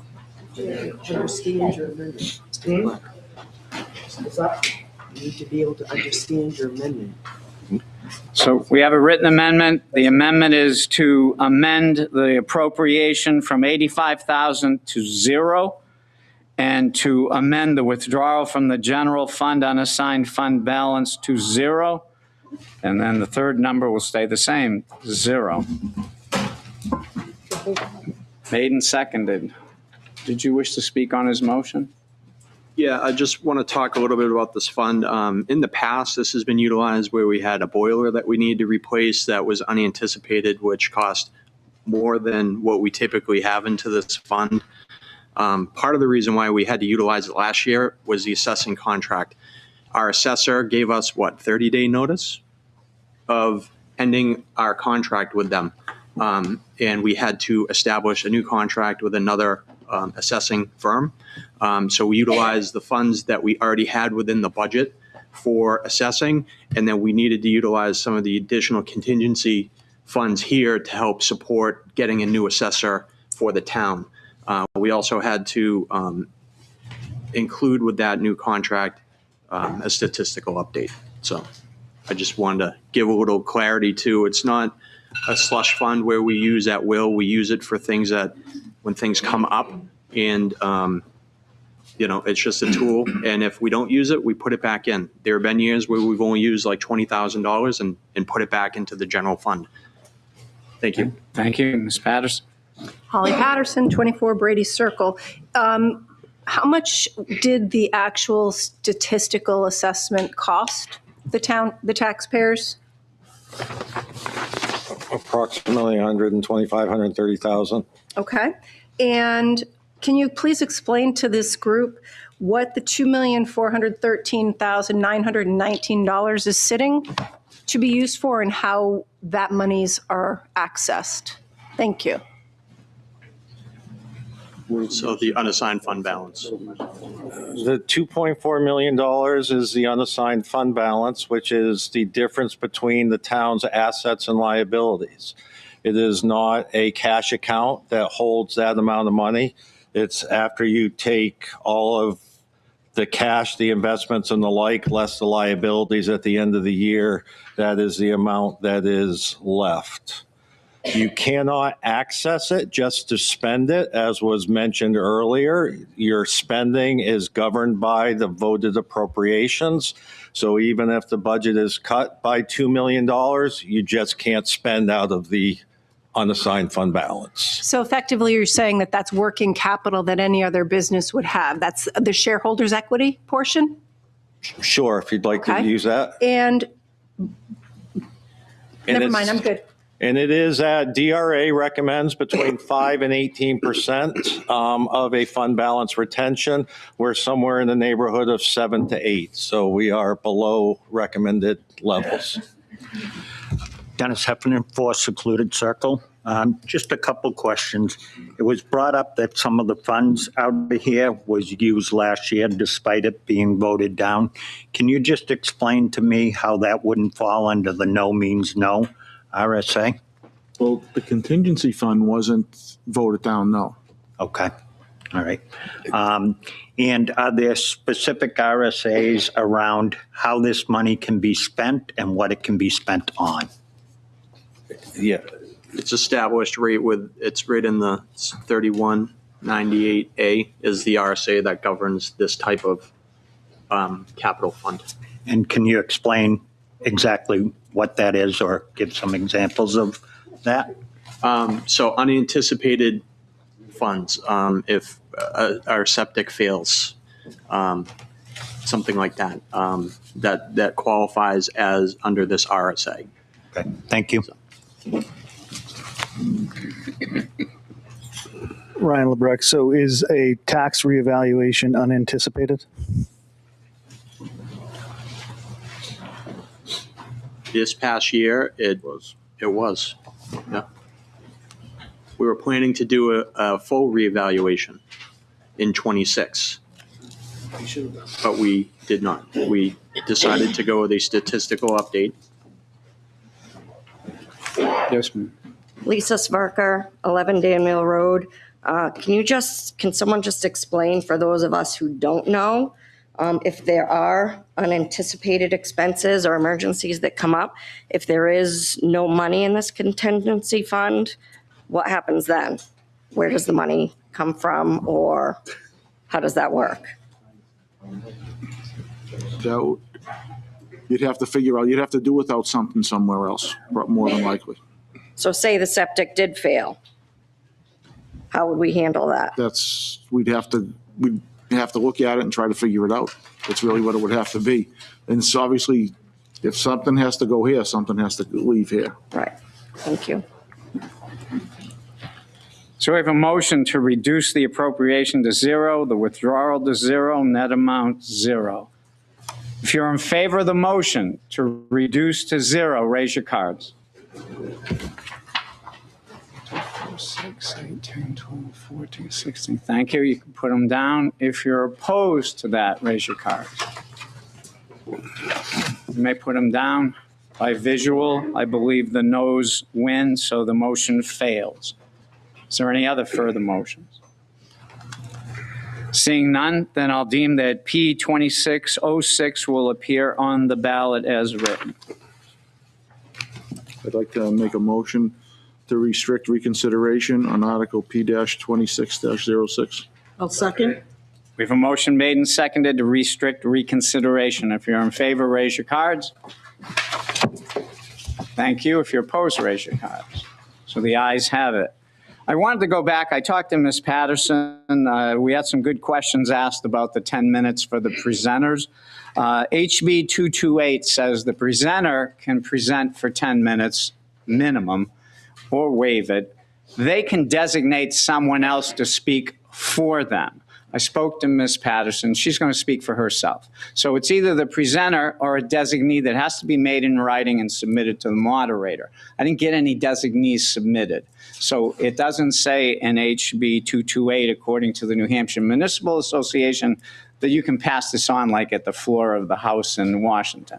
You get your 10 minutes or someone else can speak for you for 10 minutes. So Ms. Patterson has opted. She will be speaking for herself, just so everybody would know. Thank you. Next article, deposit to Highway Department Equipment Expendable Trust Fund. Article P-2607, shall the town vote to raise and appropriate the sum of $100,000 to be deposited into the previously established Highway Department Equipment Expendable Trust Fund. Majority vote required. The approximate balance in the Highway Equipment Trust Fund was $188,811 as of December 31, 2025. Recommended by the Board of Selectmen, 500, and the Budget Committee, 530. Motion to place this on the ballot is written. I'll make the motion. Second. I got a motion made and seconded. Mr. Gifford, I have you to speak on that. So this happens every year. We allocate $100,000 that goes into the piggy bank for when Dan's equipment breaks. Heavy-duty equipment has a shorter lifespan than your regular vehicles, everything else. All the highway department vehicles take the wear and tear of plowing these streets. They're out there in the frigid cold. We've had a frame break in half on one of these machines because we kept it too long.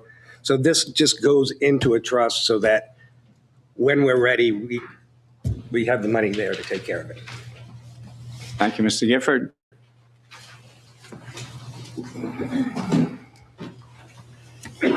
Ryan LeBrecq, 174 Main. So we could put a warrant article forward for the town to vote to replace equipment if we preferred, correct?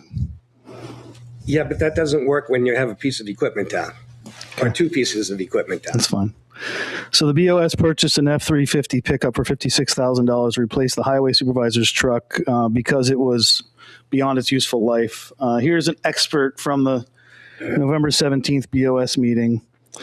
Highway vehicle discussion. Highway supervisor Dan Garlington states the 2012 F-350 is starting to cost a lot of money in repairs. The mileage is close to 159,000 with 12,000 hours of running time.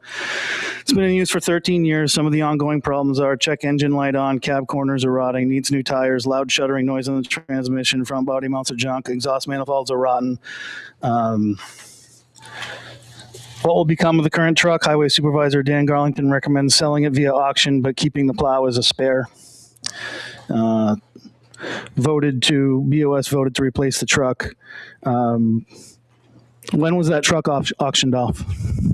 What year is this from? Last November. Last November. Mr. Garlington's highway supervisor's new truck. Has that been auctioned off yet, or is it? No, it's being utilized on a short-term basis by the building inspection department. It's not manageable to plow snow and the like, but it does service for the inspector to perform his inspections around town. Why is it not manageable to mount a plow to it like was on it last winter? Dan could probably speak to that better than anyone. Mm-hmm. What's the question? We already have Mr. Garlington's opinion on it. I don't think we need any further. He suggested it be auctioned off. He's in charge of the department. So That's fine. Why that truck wasn't plowable, so we can explain it to everybody. My whole point of this is we were told at a BOS meeting, and it was voted on, that this vehicle is beyond its useful life. And as soon as the vehicle was replaced in December, it was re-stickered for a new department and kept on the road, despite the myriad of issues that were claimed to be wrong with it. You know, it was basically considered junk at the time. You know, a week after the new truck arrived, the falling apart truck with a laundry list of problems wasn't auctioned off. It was relettered, reissued to the building inspector. Where did the building inspector's vehicle go? The building inspector was driving something around before. Yeah, they used to have a pickup truck. Then they had an SUV. Yeah, what did that thing was? The pickup truck went to the maintenance department. We utilize and try to utilize two old police cruisers that both had significant issues, and those have been or are in the process of being auctioned off. So out of all the vehicles, this was deemed the best for the building inspector to use. Right, the 20. We could go out and buy brand new ones. No, every time a vehicle is considered replaced, it gets spread around and added to a new person that didn't previously had a vehicle in the past. To purchase new And vehicles. we didn't need to purchase one because they didn't have one before. They weren't even needed to begin with. We keep adding stock to our vehicle list, and then when that person needs, we need to replace another one. We're replacing these vehicles too soon. They're not beyond their useful life. Our actions show they're not beyond our useful life, and it's unfortunate that we are being deceived at the Board of Selectmen's meeting on a regular basis. Well, I know that truck that we replaced had been plowing for around 13 years. That was about a 13-year-old vehicle that had been plowing at many miles. The storm like this probably would have broke that truck. It never would have worked in You this know, last storm. commercial plowers that are running older trucks than that by 6 to 8 years. Okay. And they fix them and they patch them up and they keep plowing with them every storm. Same way. We're just not held to those standards here. We want new stuff constantly. Anyone else to speak on this article? Yeah, we can address his questions or? Yeah, let's look. Yeah, go ahead, Dan. Hear from the experts. Dan Garlington, the highway supervisor. I still recommend get rid of the truck. We've been doing this type of let this guy use it for a while until this guy gets a new truck. We've been doing it for 38 years. That system has not changed. And the recommendation to take a truck that if we're planning on relying on this truck to make it from storm to storm, that's different than the building inspector using it to go from a site to a site. So for an example, if we're in the middle of the storm we were just in and that truck breaks down, I don't have another truck I can just pull out of nowhere to take that truck's place. So reliability of certain pieces of equipment, whether it's a six-wheel with a wing on or it's a pickup truck, they're all utilized to do a certain thing during a snowstorm. And that's the way it's been for 37 years. Not asking, in the whole process of going through a CIP program is to try to look ahead and replace these vehicles before you start putting money in to something that you're not going to recuperate that money.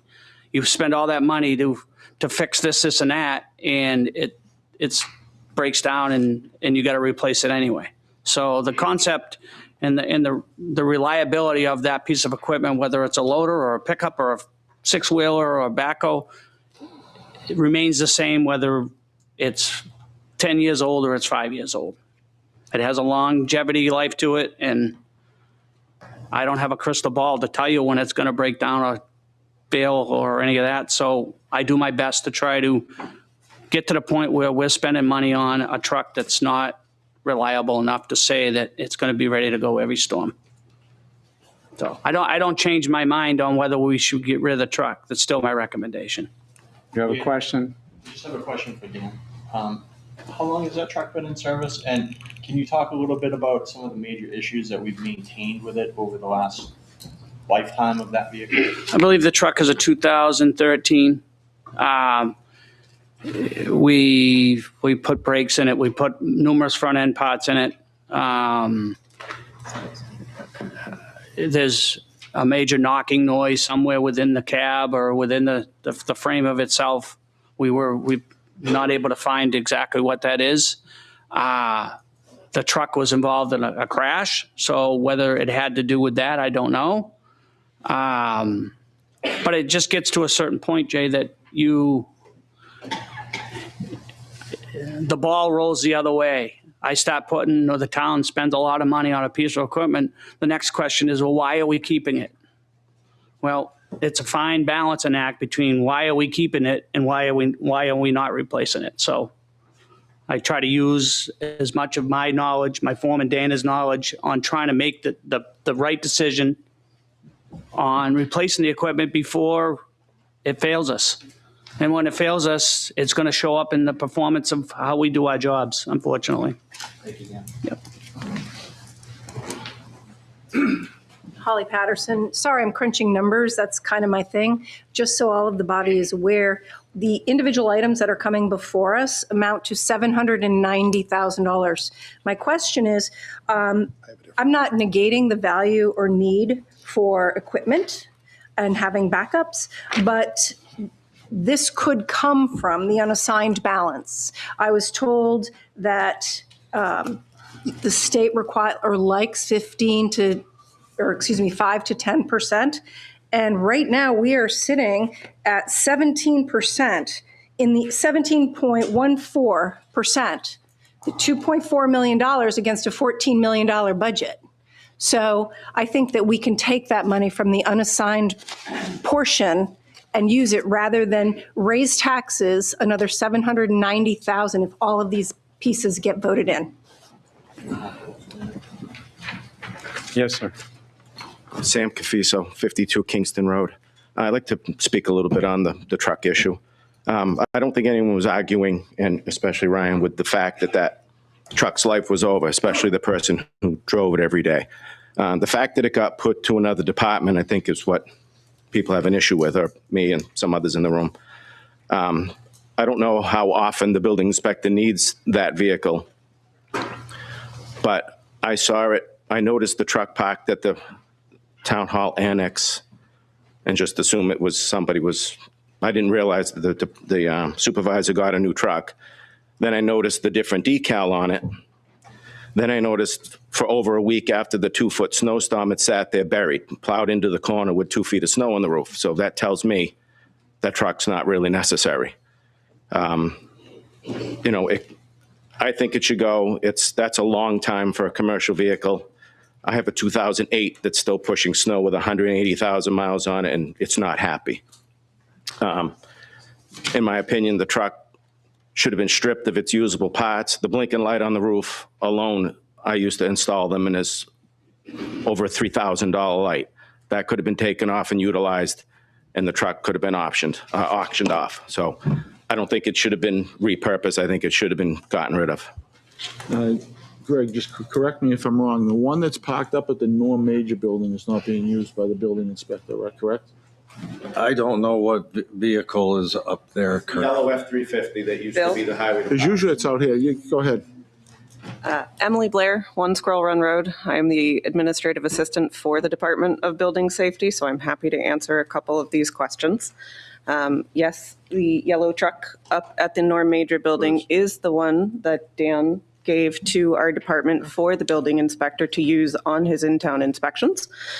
That truck tends to be used every day. I will say, given this past week with the snow and the snow clearance, we did not have that vehicle out on Monday. No inspections were called in on Monday for that truck to be taken out. That truck is taken up to the Norm Major building every weekend and parked there so that if we do get a snowstorm, we are not parked diagonally or on the side of the building. That gives access to the plows to make sure the snow is cleared appropriately.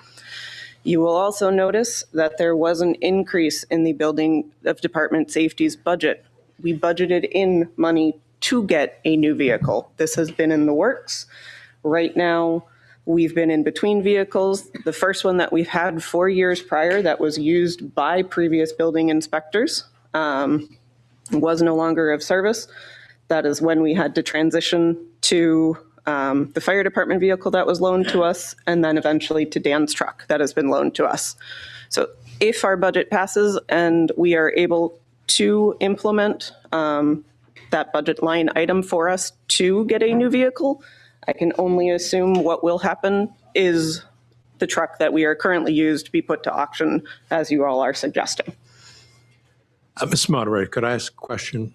Yes, you may ask her a question. Question, why aren't we paying mileage for the building inspector? I mean, if it's, you know, so if the building inspector is doing something and they're using their vehicle, I assume that they're contractors of some kind, you know, some businesses and such. Why aren't we paying them mileage to do town business rather than providing them with a vehicle? There are some instances where towns don't necessarily like their building inspector or their code enforcement officer, and incidents have occurred on inspections, such as slashed tires or vehicle damage. My building inspector also happens to have a newer vehicle, and he is adamant about using a town vehicle because if something were to happen to his personal vehicle while out on inspection, then what?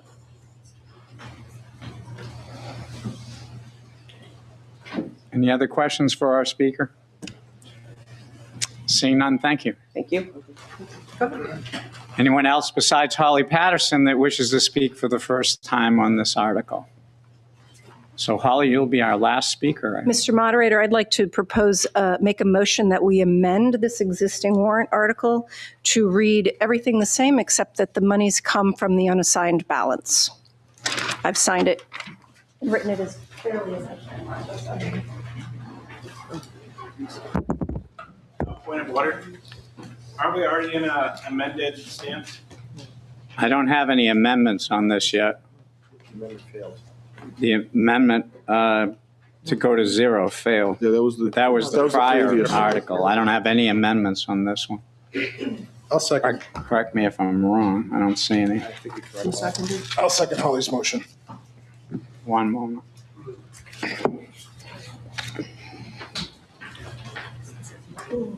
Can you change that to the unassigned fund balance?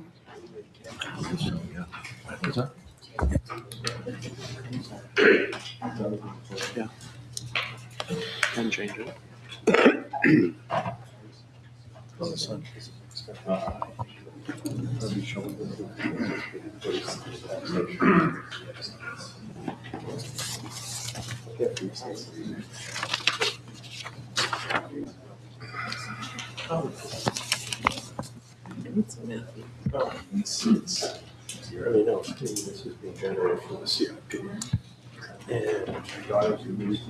So Holly's motion simply adds a new sentence. The sum to come from the general fund unassigned fund balance, leaving the amount the same. That was made and seconded. Discussion on Holly's motion.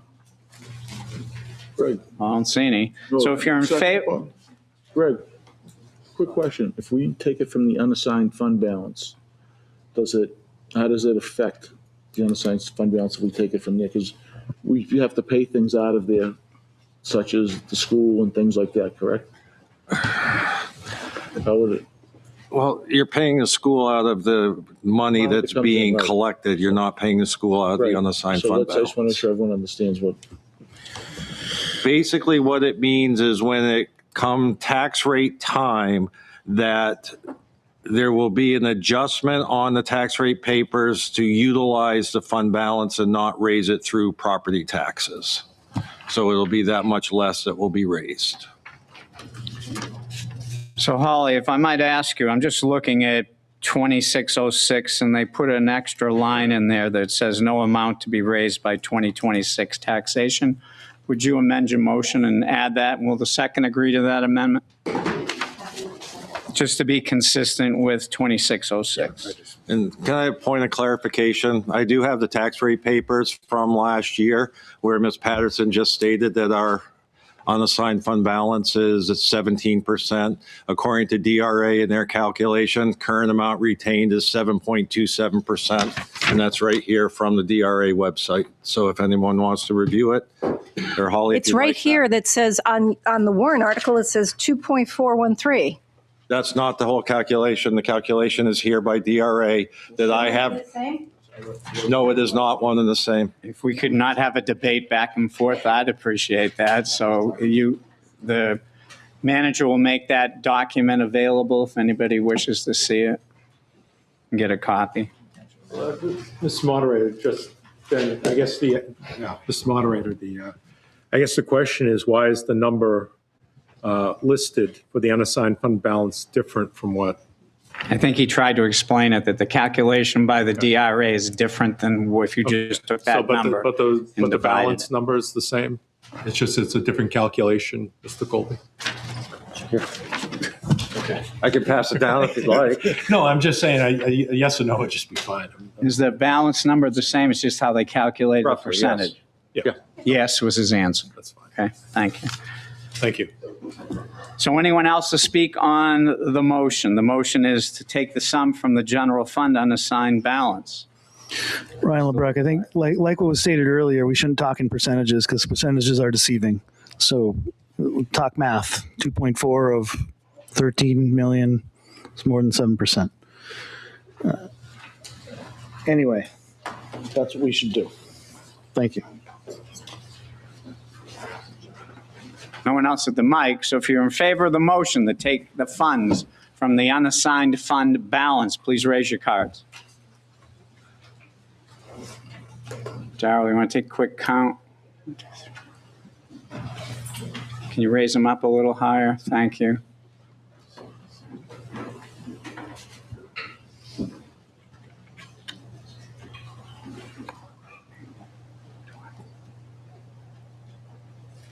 20. That's what I got. Okay. If you're opposed, raise your card.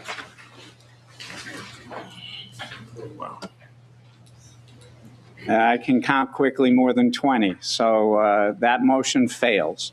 Is there any other motion on 2607? Ryan LeBrecq, 174 Main Street. Was the budget committee aware that the code enforcement department budgeted for a new vehicle in their budget this year? I was aware. It's on the line items on the budget, detailed budget that we're given. I think the proposed budget for new vehicle is only $8,000. The budget for the new vehicle is $8,000? I mean, somebody can correct me if I'm wrong, but on that budget line item, new vehicle is $8,000. Are we selling the highway department truck to the budget, the code enforcement for $8,000? How do we buy a vehicle for $8,000? Was that question asked of the department? I assume they're buying a used vehicle. We're going to buy a $8,000 used vehicle? Is that? My concern was the bottom line budget, not how they got there. So there's also a decrease in salary. So because of the bottom line budget, I wasn't too concerned. The fact that the total budget changed by about $4,000, and that was taken into consideration and provided to the entire board. Can we talk to how we're buying a budget, buying a vehicle, and where the vehicle, is it coming from the highway fund? How are we paying for a new vehicle in the coming months, apparently, for the code enforcement department? And are we spending $8,000? It's up to the department head and Greg to find that vehicle. Concern is the bottom line budget, not the detail of where that vehicle comes from. I don't want it. My job is to make sure the numbers are fairly represented and provide the services the taxpayers vote on. So if you saw a line item for a new vehicle for $8,000, that wouldn't prompt any questions from this budget committee? No, I thought it was very conservative on their approach. Maybe on Obtainium? Can anybody answer the question?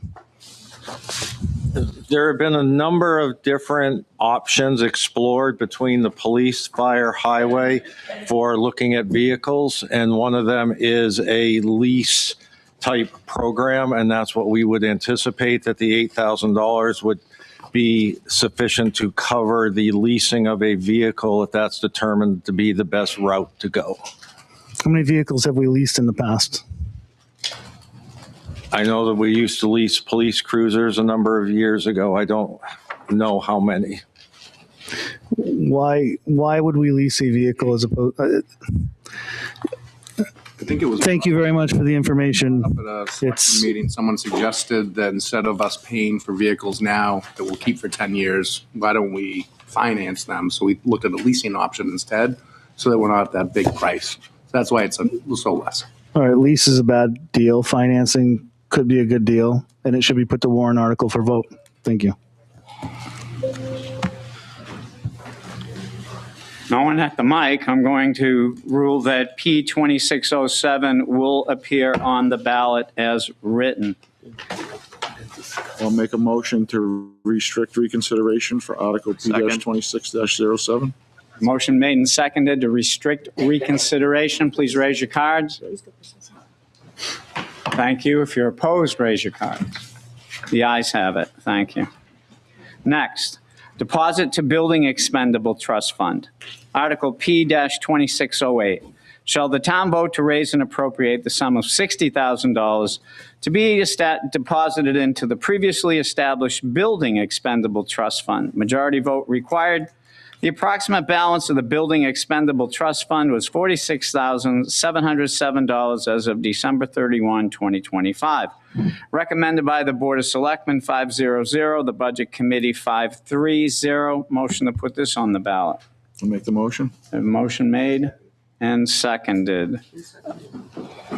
Jonathan Gifford. Mr. Shorman, I believe you'd like to speak on this.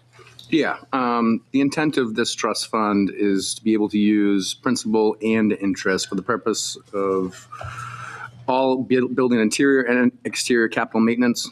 So that could be limited, including but not limited to carpeting, flooring, siding, roofing, painting, all building maintenance throughout the town.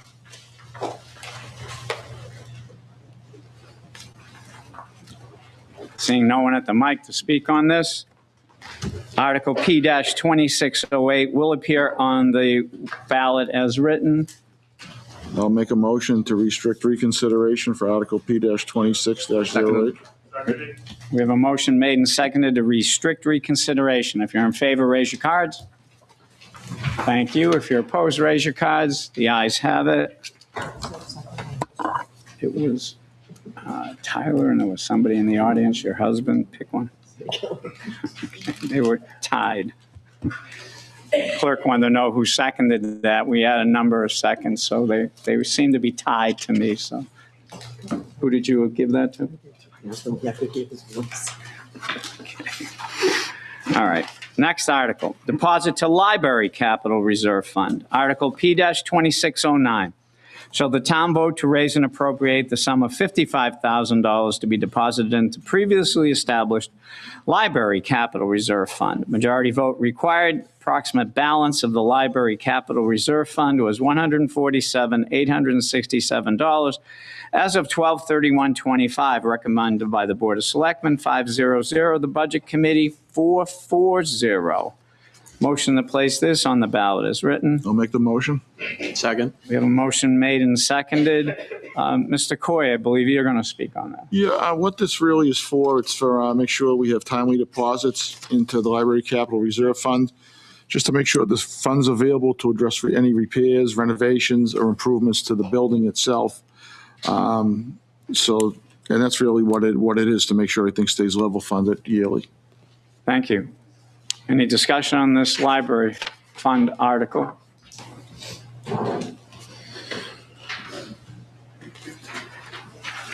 Ryan LeBrecq, 174 Main Street. So we have a building expendable trust fund if it currently has a $46,000 budget in it, or balance in it,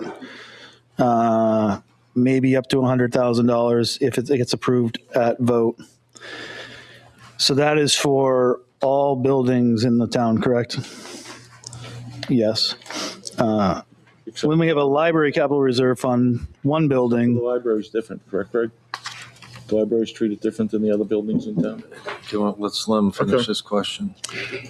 Yes, I'm not disputing that the library is held separately. For some reason, they get put on a pedestal, get special funding. We have one building that is one of the newest buildings in town, and it has current balance of $150,000 in the fund. So we have a fund for all buildings at $46,000, and we have a fund for one of the newest buildings to maintain it at $150,000. Does that not seem a little off, especially when we just spent probably $150,000 on a roof prematurely last year? So that fund was at $300,000 for that one building. So I would argue there's already plenty of money in that fund to maintain that building, given its young age in the grand scheme of the buildings in town. Go ahead, Liam. Thank you. I see a new speaker. Hi, Randall Mickelson, 11 Balsam Way. I'm also chairman of the Library Board of Trustees. And first of all, I wanted to address one point. The roof we replaced last year was not $150,000. I believe the cost of that was $80,000. The current balance in the Library Trust Fund is roughly consistent with our projections of needs over the next 10 years or so. We try to keep it around there. There's a big looming expense out. Our building is 25 years old, but that also means the HVAC system is 25 years old. If anybody's familiar with HVAC systems in large buildings, they can be extremely costly to replace. And our technicians have advised us that the system is old. We've got a couple of years ago, we made a projection, $380,000 to replace that. That's 10 years out, but that's looming. We believe that need will be more current. So at this level, there were requests that the Capital Reserve Fund deposit would keep a stable base for projected needs over the next years, while building slowly to be able to replace that HVAC system without coming to a special warrant article without making emergency decisions when an HVAC system is broken down. So I think this is a responsible and measured, prudent balance that will be interest bearing and that can sustain the library through its projected needs over the next several years. Thank you. Any other speakers? Seeing none, then Article P 2609 will appear on the ballot as written. And I'll make a motion to restrict reconsideration for Article P-26-09. I'll second. I have a motion made and seconded to restrict reconsideration. If you're in favor, please raise your cards. Thank you. If you're opposed, raise your cards. The ayes have it. Moving on. Deposit to reevaluation capital reserve fund, Article P-2610. Shall the town vote to raise and appropriate the sum of $25,000 to be deposited into the previously established reevaluation capital reserve fund? Majority vote required.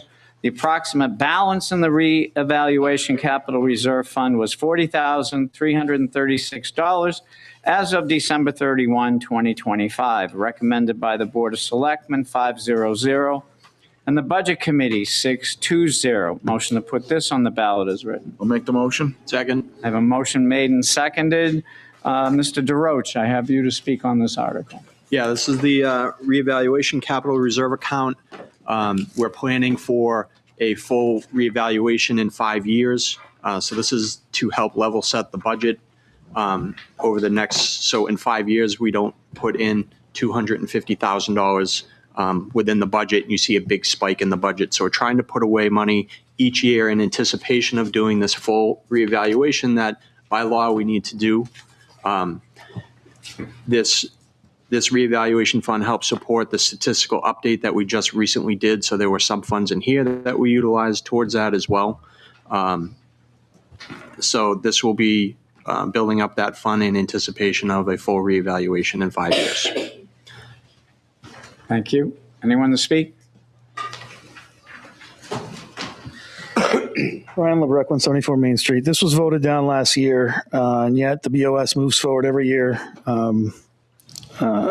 Despite voting it down last year, they spent the money on a half-baked statistical reevaluation process that shifted commercial property taxes to residential properties, primarily resulting in low to mid-range house values skyrocketing, and the subsequent eventual major tax increases for the low to middle end properties. While at the same time, commercial properties and high-end house properties declined in value and now carry lower taxation overall. It just shifted from maybe the wealthier to the less wealthier. Most received a significant tax increase. Why is there a balance in this account if no dollars were raised last year? That's a balance at the end of the year, so. There was already money that was placed in that account over the last 4 or 5 years. So the board has tried to incrementally fund it over the course of, a period of time that has been voted down 3 out of 4 years or 2 out of 3. I don't know exactly, but. Did you perform a reevaluation last year, and did a portion of the money come out of the contingency fund to pay for it? That is correct. That was stated earlier. Why were we paying it out of the contingency fund when we had a balance in the reevaluation fund? Shouldn't the reevaluation fund be zero because we spent it? How was it's semantics, which, you're 6-7 semantics. I mean, come on. At the time, we still planned on having to do the full reevaluation for this year. We then found out in late 2025 that we didn't have to do that full reevaluation because the statistical was good enough. All right, so there's money in a reevaluation fund to pay for reevaluations, and we decided that it was an emergency to pay for those reevaluation dollars out of a contingency fund, and instead of utilizing the fund specifically set up to pay for reevaluations. So these are the types of things that do not do not sow trust with the taxpayers when we have these funds set up for specific purposes and you're not using them to leave the balance there so that you can just expend the rest of the contingency fund to say we spent it all. It was motioned at this DeRoche. deliberative last year to either increase the budget for that $100,000 or to use that fund, and the voters voted it down. So we then needed to use a contingency fund because you guys didn't want us to use that money. It wasn't voted down not to do it. But we have a reevaluation fund. We have a reevaluation fund. Right. Why didn't we use the money in the revaluation fund to pay for the revaluation? That's the only question. Mr. DeRoche has an answer he'd like to answer your question. So we got to go back and look at the original language of when that was established. But what we performed last year was a statistical update, not a reevaluation. So we would need to look at that's probably why we did not use the money in that fund, is because, and I'm playing semantics, but we have to follow how these capital reserves are set up. So if it doesn't say, can be used for a full reevaluation and statistical update, we can use those funds. If it's not spelled out in that language, then we can't use it. So first off, we shouldn't have done a half-baked reval process. We should have done an actual reval process. Your opinion, but okay. And we should have used the funds that we already appropriated for that purpose instead of using contingency funds. Thank you. Thank you. Mr. Moderator, could I just ask a question of what Mr. DeRoche said? Yes. It'd be great. You made a distinction between semantics, between a statistical update and a full evaluation. Did anyone consult legal to see if, that's a valid question, can we use money from this reserve fund to do a statistical update? I didn't ask legal myself, but I can go back and look at the language when this fund was established. So it would probably be in the CIP document. If you give me 5 minutes, I can look at it on the webpage and get you the language. I mean the semantic distinction that you're making, whether or not you can utilize those funds for, maybe going forward, that's something that we can look at. Thank you. Seeing no one at the mic, P 2610 will appear on the ballot as written. I'll make a motion to restrict reconsideration for Article P-26-10. I'll second. Motion made and seconded by Ms. Costa. If you're in favor of restriction, raise your cards. Thank you. If you're opposed, raise your cards. The ayes have it. Moving on. Deposit to the Fire Department Apparatus Capital Reserve Fund, Article P 2611. Shall the town vote to raise and appropriate the sum of $140,000 to be deposited into the previously established Fire Department Apparatus Capital Reserve Fund? Majority vote required. The approximate balance in the Fire Department Apparatus Capital Reserve Fund was $527,385 as of 12/31/25. Recommended by the Board of Selectmen, 5-0-0, and the Budget Committee, 5-2-1. Motion to put this on the ballot as Make a written. motion. I'll second. We have a motion made and seconded. Ms. Costa, you're going to speak on that. We do this annually to allocate, place money in the capital reserve fund, which will allow for the orderly replacement of fire department apparatus using only capital reserve funds, which help level the yearly tax impact. This fund will be invested in an interest-bearing account, and funds can only be withdrawn by a majority vote of the Board of Selectmen. I know we've used this fund for our new engine that we got maybe a year ago, along with grants and other funding. And I believe, Chief, correct me if I'm wrong, we have another vehicle that we're getting. Chief, can you come to the mic, please?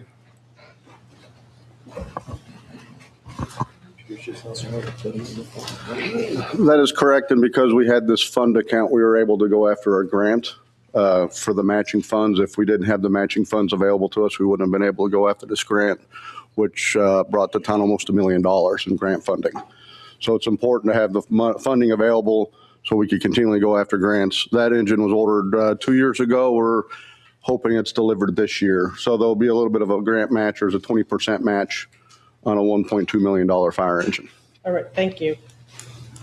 Thank you. Any questions? Anyone to approach the mic? Ryan Levesque, 174 Main Street. Yes, I agree these trucks are expensive. Yes, just about, in my humble opinion, just about every municipality gets rid of these trucks far too early given their cost. With that said, though, saving to buy these trucks through these funds is an effort in futility. Here's why. I recall a conversation a few years back with our fire chief. He indicated to me that using these capital reserve funds instead of bonds to buy fire apparatus didn't make much sense. Went on to say that bond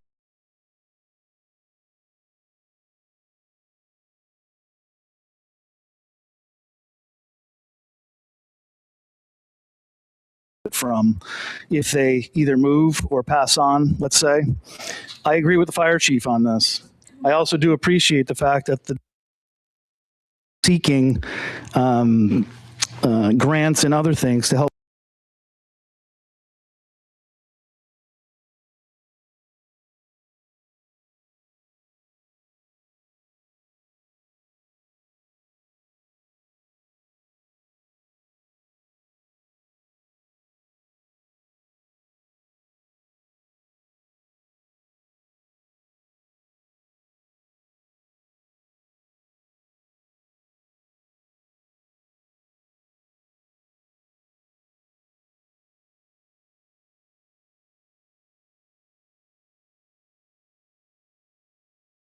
now while you also struggle to keep your homes on a fixed income. Help reduce your struggle and get back a little breathing room by voting this down at the voting booth. Thank you.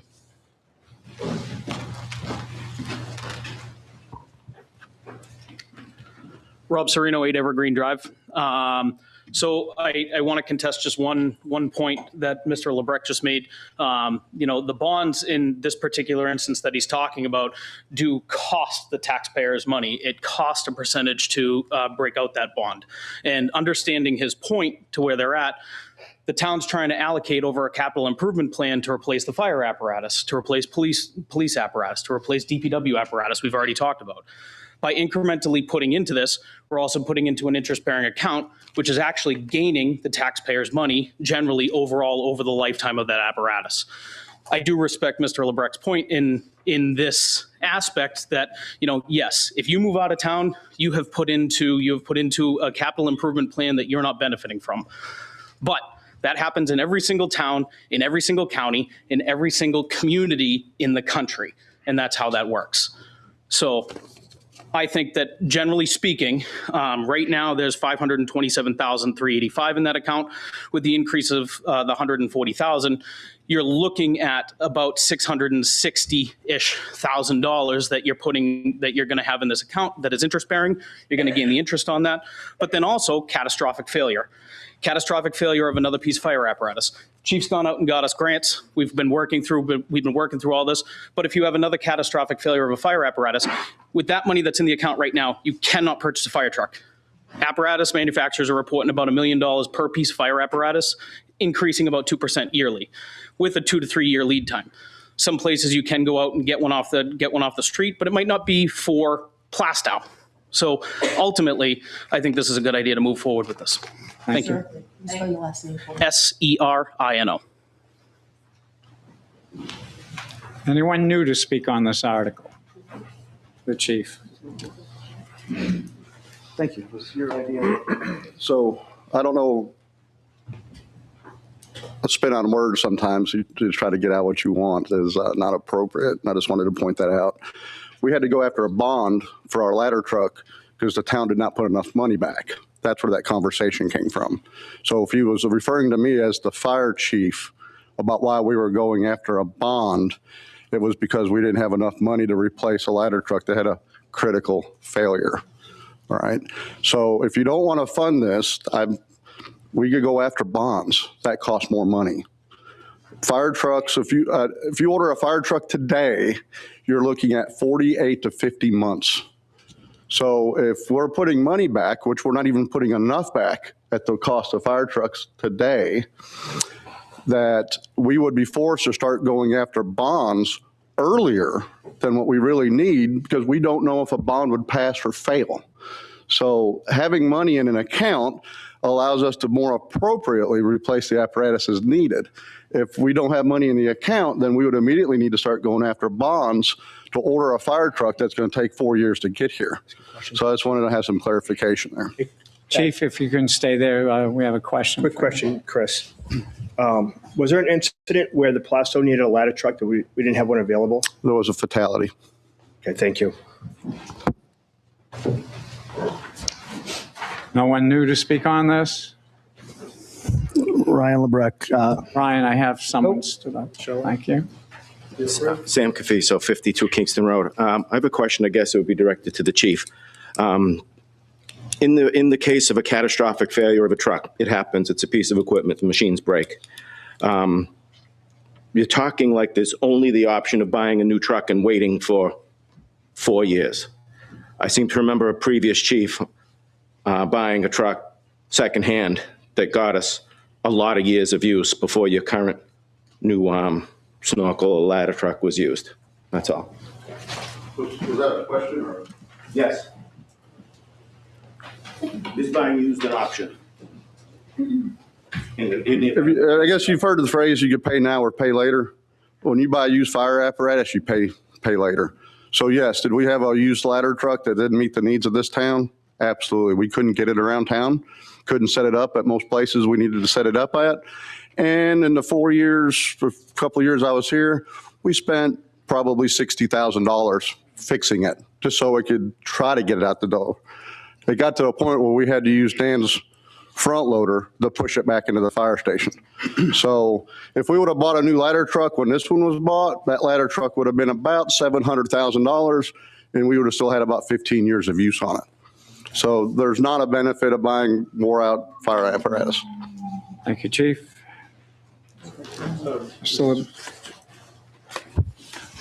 Are we using any of these funds to replace the ambulance that's been out of service? No. That's the insurance of the person that is. Do we have any idea when that will be back in service? I got a report that should be. Okay, thank you. Now, Mr. Lebrecht, should be the last speaker. Yeah, just a quick response. So I recall the conversation differently. I thought it was refreshing at the time. It was an idea that I hadn't thought about. The fact that bonds charge you now as opposed to charging you in advance. And so I respectfully disagree. I'm not discounting the fact that there was no discussion about not wanting a bond. I think for large expenditures like this, that's what bonds are for, just like buildings. Fire apparatuses cost more than buildings now. So we should pursue bonds. Yes, maybe we can have a little balance here. There's no need to keep building this, because inevitably we're going to have to get a bond anyway. No one else at the mic. So Article P 2611 will appear on the ballot as written. I'll make a motion to restrict reconsideration on Article P-26-11. I have a motion made in multiple seconds to restrict reconsideration. If you're in favor of restriction, raise your cards. Thank you. If you're opposed, raise your cards. The ayes have it. Moving on. Deposit to the Fire Department, Equipment Capital Reserve Fund, Article P-2612. Shall the town vote to raise and appropriate the sum of $30,000 to be deposited into the previously established Fire Department Equipment Capital Reserve Fund? Majority vote required. The approximate balance in the Fire Department Equipment Capital Reserve Fund was $5,531 as of December 31, 2025, recommended by the Board of Selectmen 500 and the Budget Committee 611. Motion to put this on the ballot is written. I'll make the motion. We have a motion made and seconded. Mr. Gifford, I believe you're going to speak on that. Yeah, so this fund will be invested into an interest-bearing account where it can only be withdrawn by the vote of the select persons.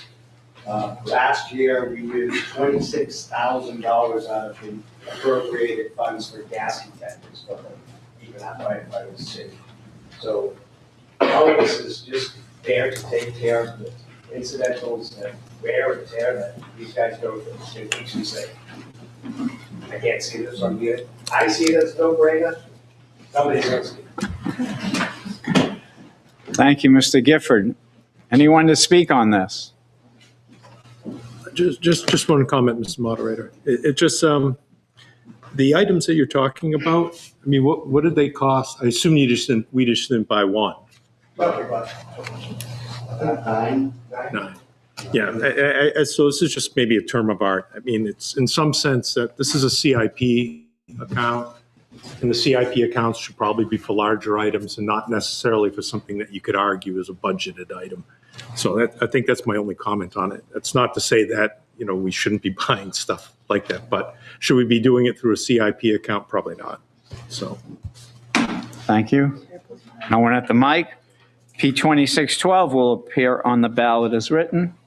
I'll make a motion to restrict reconsideration on Article P-26-12.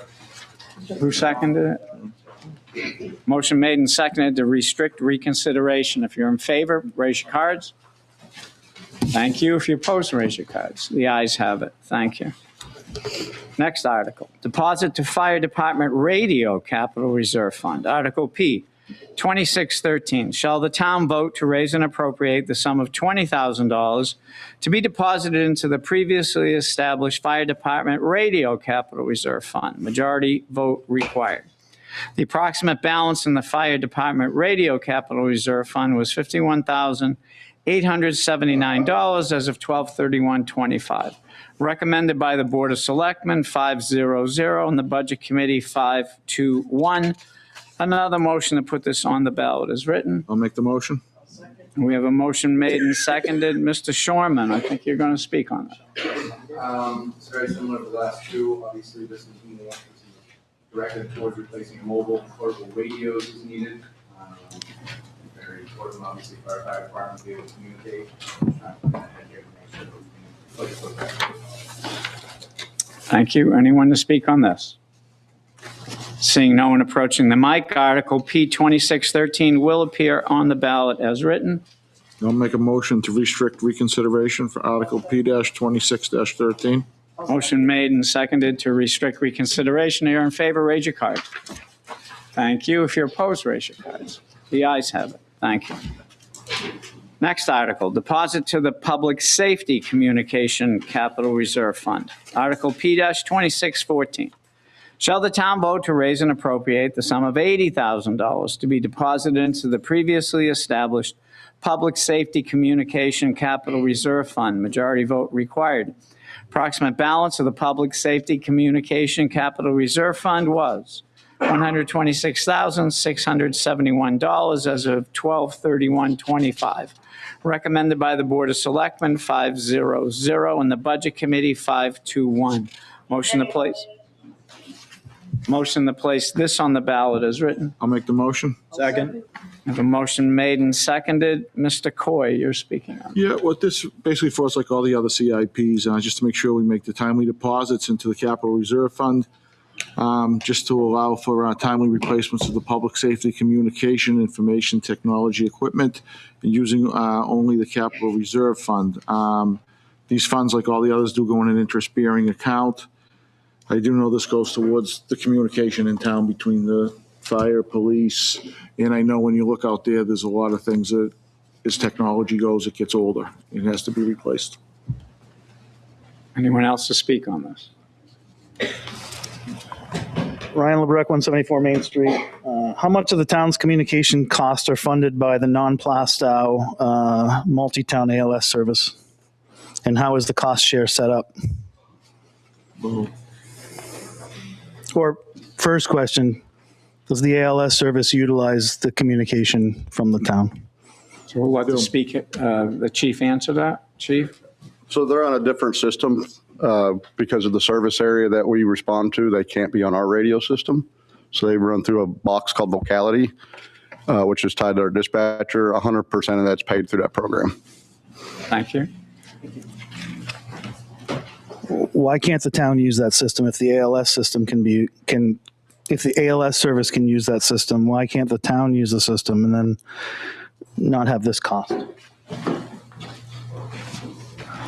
Chief? For what we're using it for, the ALS, it works fine, but it's not a redundant system for public safety, like for fire responses and such. So I would love to use it, but it's just not there yet with the infrastructure for what we need as a fire department to use it for. Anyone else to speak besides Mr. LeBruck? So you'll be our last speaker. What is the cost share? From what I understand, Atkinson utilizes this system, correct? What is the cost share from Atkinson, and how has that increased with inflation over the last 5 years? Do that number, Greg? Roughly. Since inflation is utilized to explain the 40% budget increase over the last 5 years. The dispatch is over, we receive in excess, I believe, of $50,000, and there is a number 3 to 5%, I believe, that it increases every year. So has that increase kept up with inflation? I would say no because of the high inflation, but it was also negotiated before the significant increases in inflation. When's the contract up? We have a signed contract with Atkinson. It's a handshake deal. What's the contract? When's the contract up? I'm not sure. I'd have to find the contract and pull it out. When was this contract negotiated? What year? I don't have that information in front of me, and I'm not remembering, but I can look it up and get back to you. Do you think $50,000 to, how much does this system cost the Plastow taxpayers per year? If we're giving access for $50,000, is that 10% of the cost? Is it 1% of the cost? I need some time to break out and add the numbers up in the budget. I don't have those numbers off the top of my head, sir. So one of the reasons Atkinson's budget is low is because they are utilizing our system probably at a super bargain basement bargain because we don't charge them enough for access. So if we looked at, I would like to know when the agreement is up and when we are going to renegotiate it. Mr. LeBruck. Thank you. Thank you. No, you look disappointed, Mr. Harb. I don't want to speak out of turn, but when I was looking at comparing budgets, I spoke with some of the selectmen over in Atkinson, and it's, to their understanding, I think they said there was about a year or so left, and I could be mistaken. And they said that we could turn, and maybe Mr. Colby can answer this. They said that they can terminate their contract. We or them can terminate their contract at will. They're not locked into that. I don't know if that's true. And the reason this came up was because I think Atkinson is looking into using Rockingham County, some kind of this. There's already a radio system in.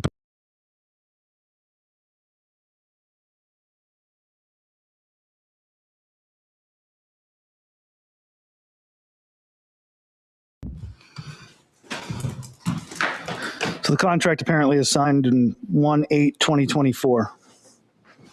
So we had the opportunity to negotiate in 2024 to increase. Did we increase, or did we just agree to the previous rates? We increased. We came to a conclusion and we increased the fees. From what to what? Again, I don't have that information in front of me. I don't remember all numbers off the top of my head. So Is it in that box in front of you? this box? Can we look it up? No, it's not in this box in front of me. Okay.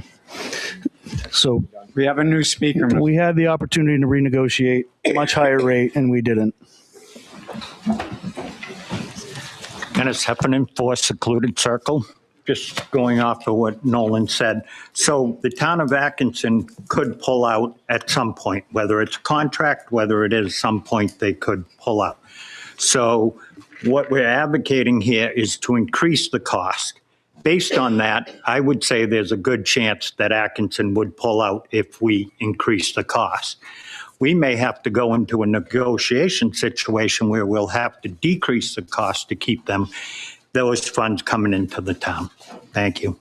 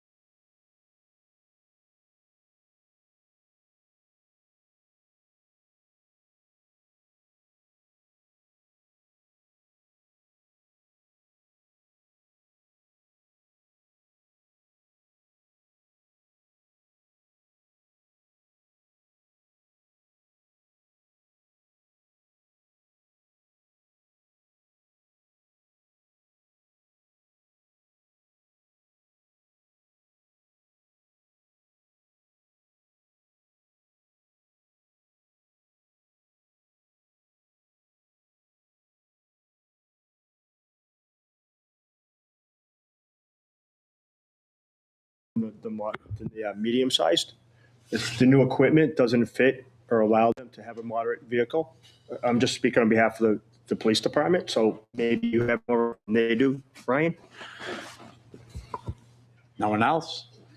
Since I was called out on that, yes, the police chief indicates that our officers are bigger. I mean, they all look in a lot better shape than me, so appreciate that, guys. You're doing a good job staying in shape. You know, I don't know, maybe, I guess it's fun to do 3-point turns when you have to go on a police chase to get your Tahoe turned around. The argument there's not enough room, you can pack a lot of stuff in a Ford Explorer SUV. So I would like to see a Ford Explorer versus a Tahoe and how an Explorer doesn't fit the equipment. It would be a nice thing to actually see that. Anyone else? Seeing none, P 2615 will appear on the ballot as written. I'll make a motion to restrict reconsideration for Article P-26-15. I'll second. A motion made and seconded to restrict reconsideration. If you're in favor, raise your cards. Thank you. If you're opposed, raise your cards. The ayes have it. Moving on, deposit to the cemetery, Special Maintenance Expendable Trust Fund. Article P 2616. Shall the town vote to raise and appropriate the sum of $25,000 to be deposited into the previously established Cemetery Special Maintenance Expendable Trust Fund? Majority vote required. The approximate balance in the Cemetery Special Maintenance Fund was $29,501 as of 12/31/25. Recommended by the Board of Selectmen, 5-0-0, and the Budget Committee, 5-3-0. Motion to put this on the ballot is written. I'll make the motion. Second. I'll second. We have a motion made and seconded. Ms. Costa, you're going to speak on that. Yep, this is so that the town will be able to finalize the cemetery expansion, which is next to the public safety facility. Any other speakers on this article? Seeing none, Article P 2616 will appear on the ballot as written. I'll make a motion to restrict reconsideration for Article P-2616. Motion made and seconded for reconstruction. Those in favor, raise your cards. Thank you. Those opposed, raise your cards. The ayes have it. Moving on.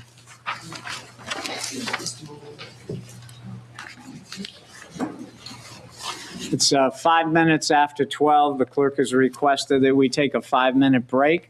Won't give you enough time to have lunch, but give you enough time to get up and walk around. So we'll reconvene in about 5 minutes.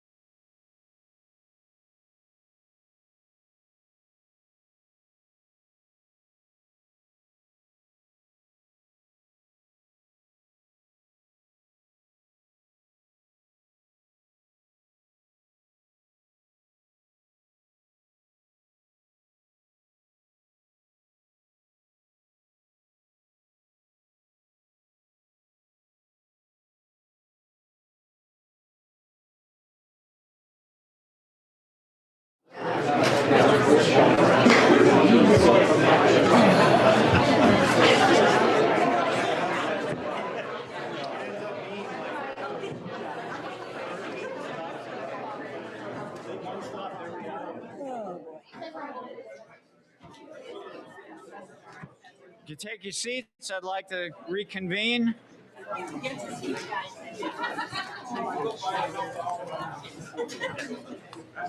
Thank you all for your participation so far today. I have one page left.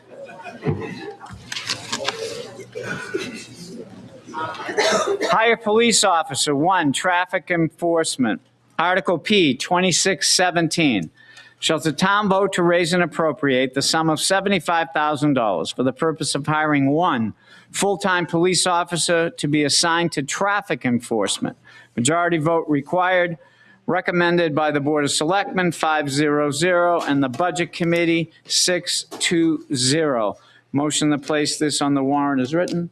Motion. We have a second? We have a second. And I see Mr. Gifford, you're going to speak on this. So the intent is to hire 1 full-time police officer that will be responsible for traffic enforcement only.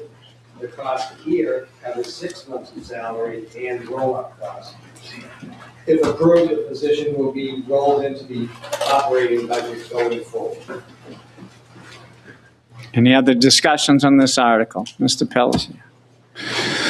I move to change P26-17 as follows by replacing 75,000 to the sum of $0. Nolan Pelletier. We have a second. I second it. Mr. Anthony, second.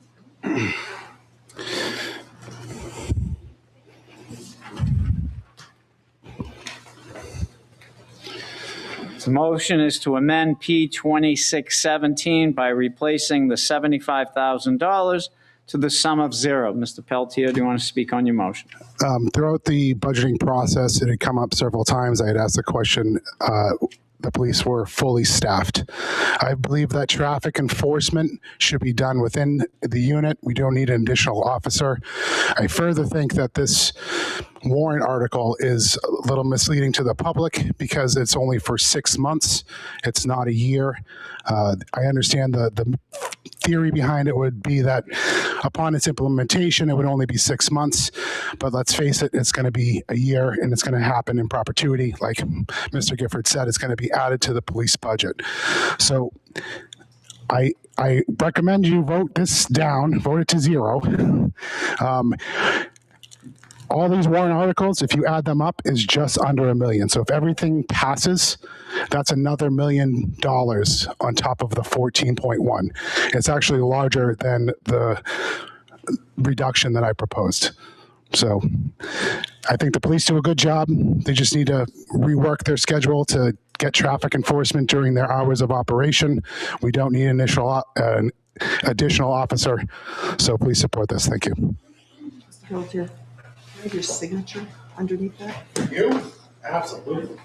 I have a question for the moderator. If this is reduced to 0 and passes, does it just mean we can hire a police officer and find money for it somewhere else? I'll ask Mr. Colby if he wishes to respond to that question, if he heard it. If this gets reduced to 0, will the board be able to hire a police officer and take the money from someplace else?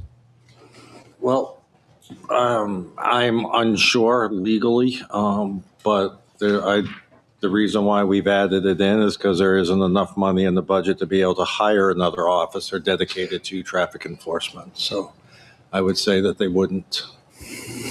All right, so comment on this, and then I got maybe a modification to this motion if the motioner agrees. Anyway, why is it that every time a member of the public mentions altering the way the town is doing business, the response is always give us more money? Speeding in some areas of the town is a problem. It was suggested that enforcing the speed limit would be a remedy.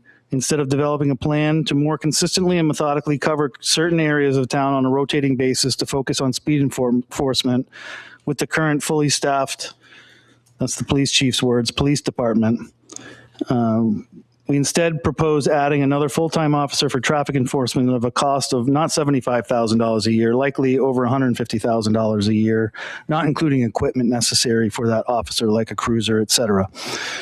This is a misleading warrant article overall.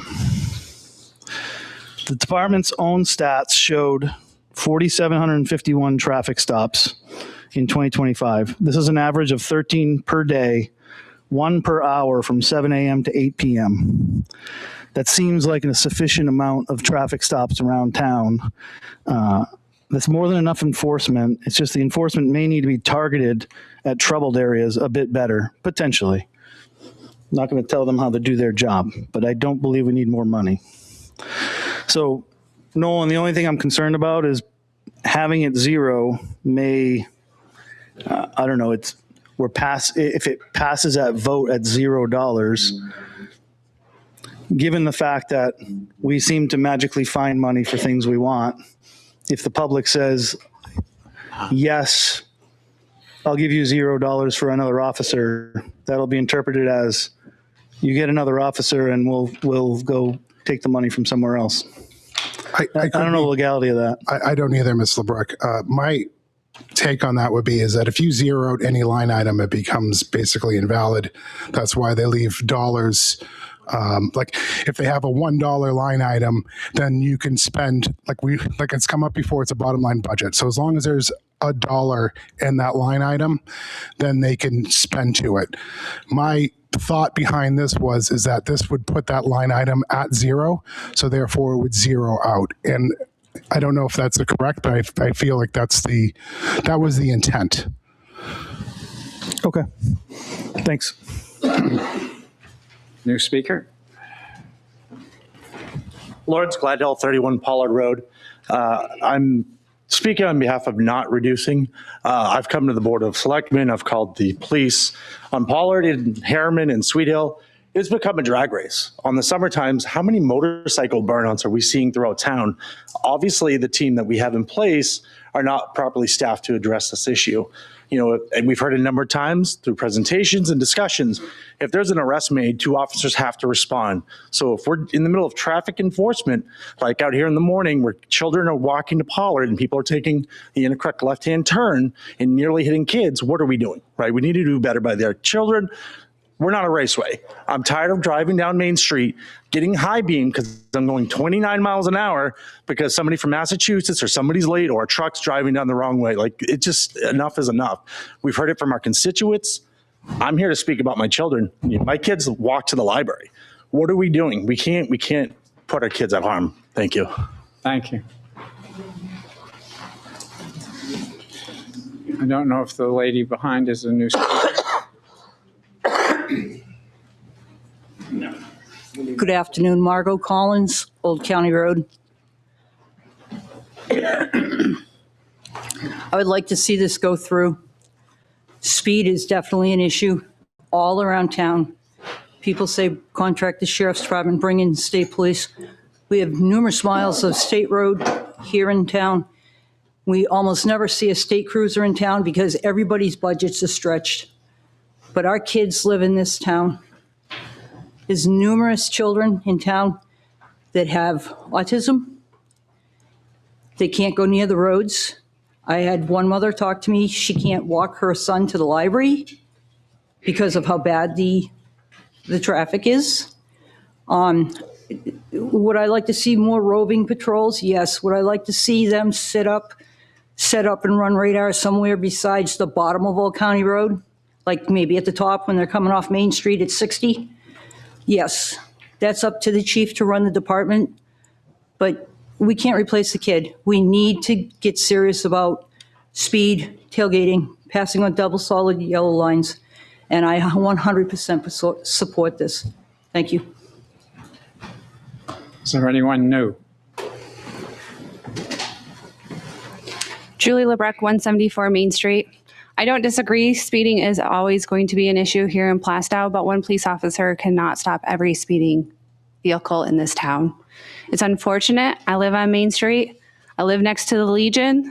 I see the motorcycles, they fly by, people come around the corner, they fly by. Yes, it's not enforced very well by police. It doesn't appear, at least from my home and where I drive, but one police officer is not going to fix this town. Thank you. New speaker. Shauna Manthorn, Middle Road. I was just wondering if there's anyone from the police department that could speak to the rationale or decision-making in regards to what adding this traffic enforcement officer would actually provide for the town. I mean, we're hearing considerations from everybody, but somebody from the police department as to how it would support their ability to keep our community safe. Captain, do you wish to speak on that?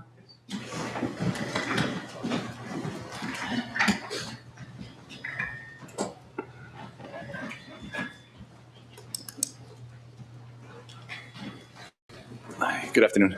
Captain Mazza, Plastow PD. The intent behind this is to provide that additional traffic enforcement that we just cannot do realistically on a daily basis. Our officers are out there day to day doing the best that they can. On a good day, we have 3 officers working a shift, on a day shift or possible evening shift, but primarily we have 2 officers patrolling the road, like somebody else had stated. So anytime there's a motor vehicle accident, an arrest at Walmart, an arrest anywhere in town, the 2 officers are going and responding to that and dealing with that call. That doesn't account for just the cases themselves. They're more complex now than they ever were. It takes time to investigate these cases. So our officers are at the station at times investigating, doing the follow-ups, just priorities that they just can't get to traffic enforcement as much as in an ideal world we would love them to be able to do that. They are hardworking. They're out there as much as they can be. They're assigned directed patrols. Where we do get speed complaints, so they are assigned to go out there as when possible. They're often pulled away for emergency calls.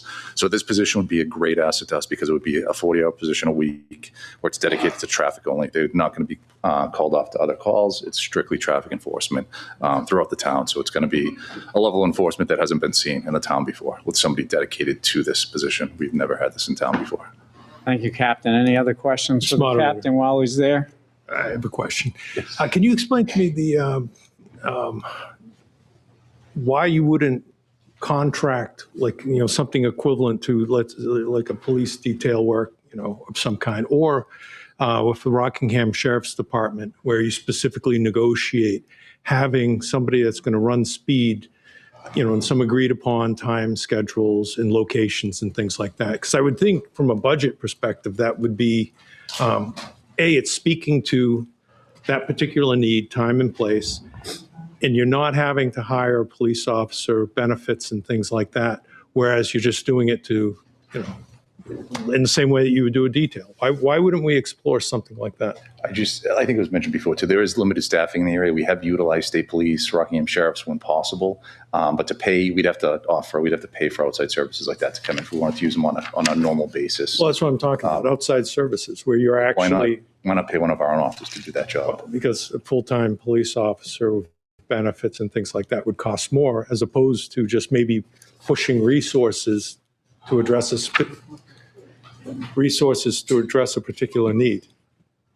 I mean, I can tell you we do apply for grants every year. We get through our New Hampshire DOT, we do get traffic grants that we utilize for specific patrols, DWI, speed patrols, distracted driving, that we use throughout the year. So that's a great asset for us too, that we're able to dedicate officers that we get reimbursed for those specific patrols.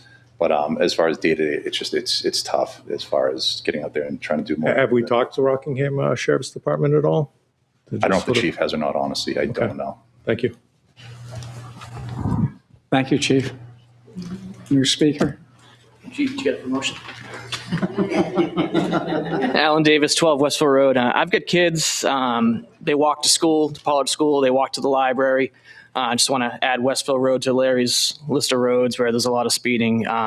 This may not solve the problem, but it's certainly an improvement. It's certainly putting an effort towards reducing the issues in town with traffic enforcement and speeding and such. So I'm not in favor of the motion to reduce it to 0. I think it should go to the voters in March, and I'll let them decide.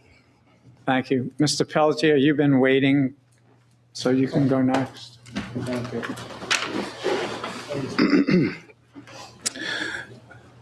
I also live on a very busy street. I live on North F, so I mean, obviously I feel the crunch and the pain, and I see what's going on. But to echo this, I don't think adding a single police officer is going to solve this issue.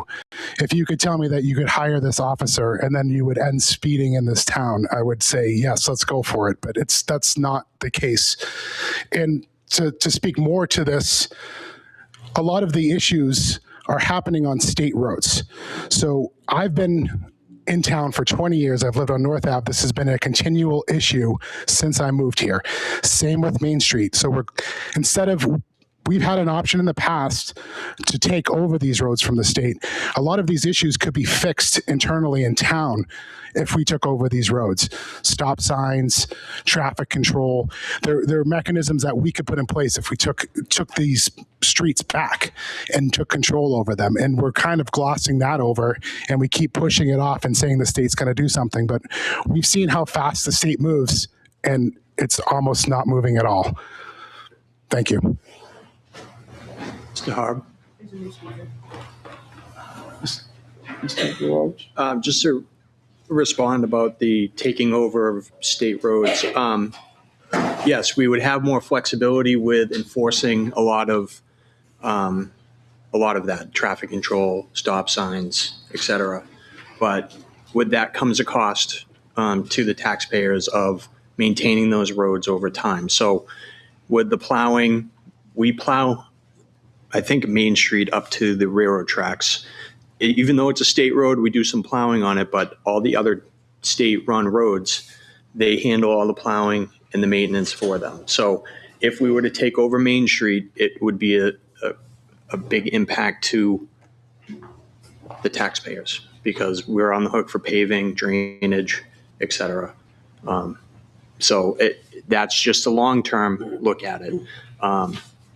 So I just want to put that out there. Believe me, we've talked about it, and when's a good time to do that? Is it feasible? So.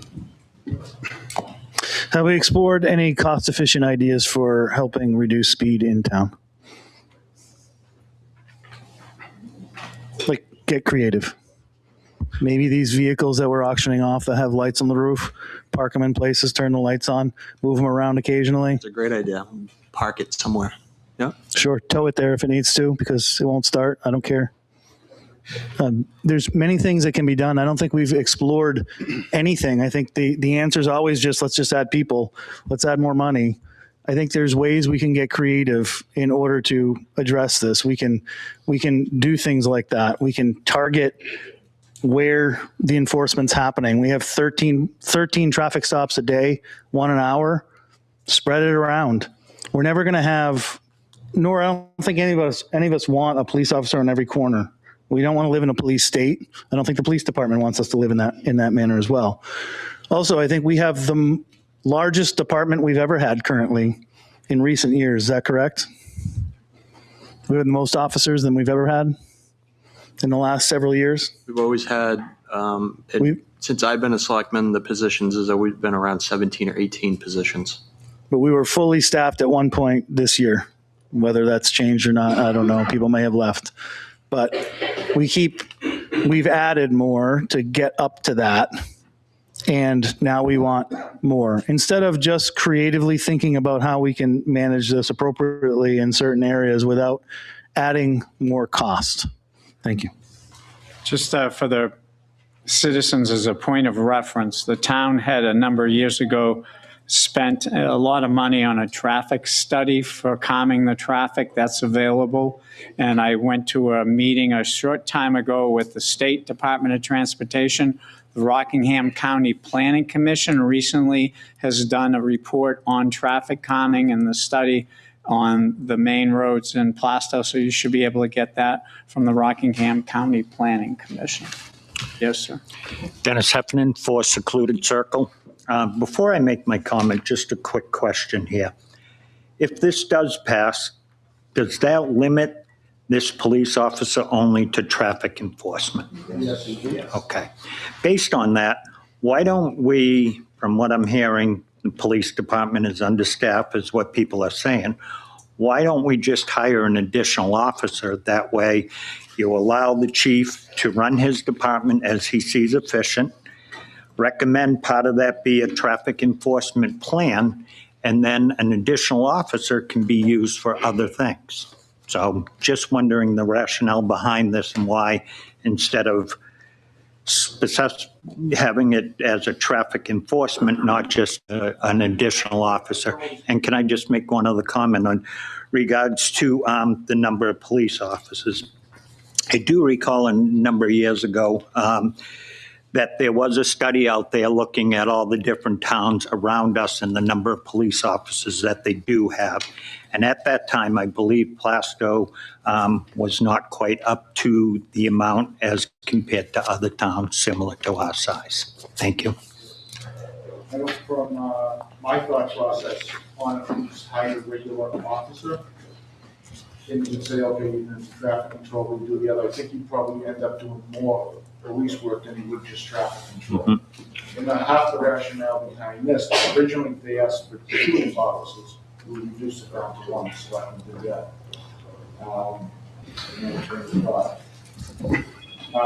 The reason we decided to try to put this out to the vote is more than it's the outcry that we've seen out there, social media and everything else about speeding and everything else. So we figured, okay, let's put it out to the voters.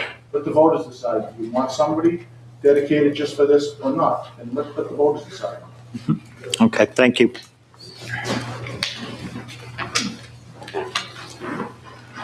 Jason Dumas, 6 Pineview.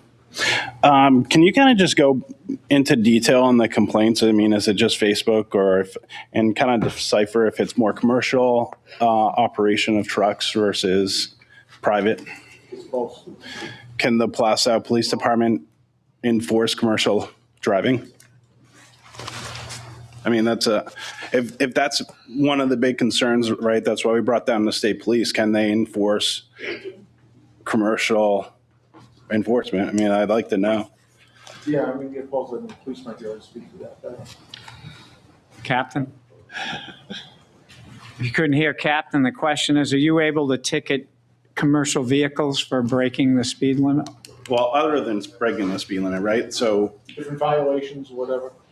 No, we're not able to basically take trucks off the road, conduct inspections, anything like that. Our officers aren't trained to do that. That's for commercial vehicle enforcement. We can enforce speed limits. We can enforce no-through trucking, basic violations, but nothing more in depth than that. Thank you. Thanks. So over the years, we've been fully staffed, attrition with the police department, right? But I think that there's a difference between being fully staffed and fully operational, right? We had 2 to 3 people in the academy this year. Is that correct? And then we had another officer in canine school, right, which took them all away from the town. I personally think this warrant article is a little bit too soon, right? So we take into the full staff, right? We have 3 to 4 police officers that are back into Plastow that can start responding to calls or complaints and such. We also had a sergeant go from, patrol sergeant to administrative. And I think one of the comments at the Board of Selectmen meeting from the chief was that they were seeking out an additional officer. So I think this was kind of a planned warrant article 6-8 months ago. As far as recruiting, right? So we have a retention issue. People transfer. We continuously have open positions in the police department. I think it would be smart to make this a part-time position for recruitment, and you can use some of the money to staff multiple part-time, right? With all that said, I think this is a little bit too soon, but I think this is more of a cry for help based off of comments from the public. Judging from the numbers that are on the police department's website, almost 34% of them are already motor vehicle stops, plus the directed patrols, which is another, I think it's 11%. So we're almost at 50% of motor vehicle incidents, and that's excluding traffic accidents or crashes or hit and runs and such. So I think this is too soon. I think having a fully staffed and fully operational police department set in force. And then if the problem still continues, that next year we come back with it. Thank you. Jessica Pelletier, 24 North Ave. This number of 75,000, that is that prior to any benefits or anything like that? It includes everything. Everything. It includes salary, roll-up, benefits, New Hampshire retirement, uniforms. Okay. And that would be for 6 months. Right. So 150,000 a year. Yes, I think yes. Is there a vehicle in place for this traffic officer? Captain? Will we be looking at another $80,000 if this passes? We do have a fleet of vehicles, but I'll let Captain Mazza answer that. Do we have enough vehicles? Should this officer be hired to adequately patrol? With the implementation of the two that we're purchasing or in the process of now, yes, there should be something. Whether that changes, I don't know if we're going to have some assigned us vehicle specifically, but as of now, we would have enough cruisers. So that means you have an extra cruiser to supply the traffic officer with?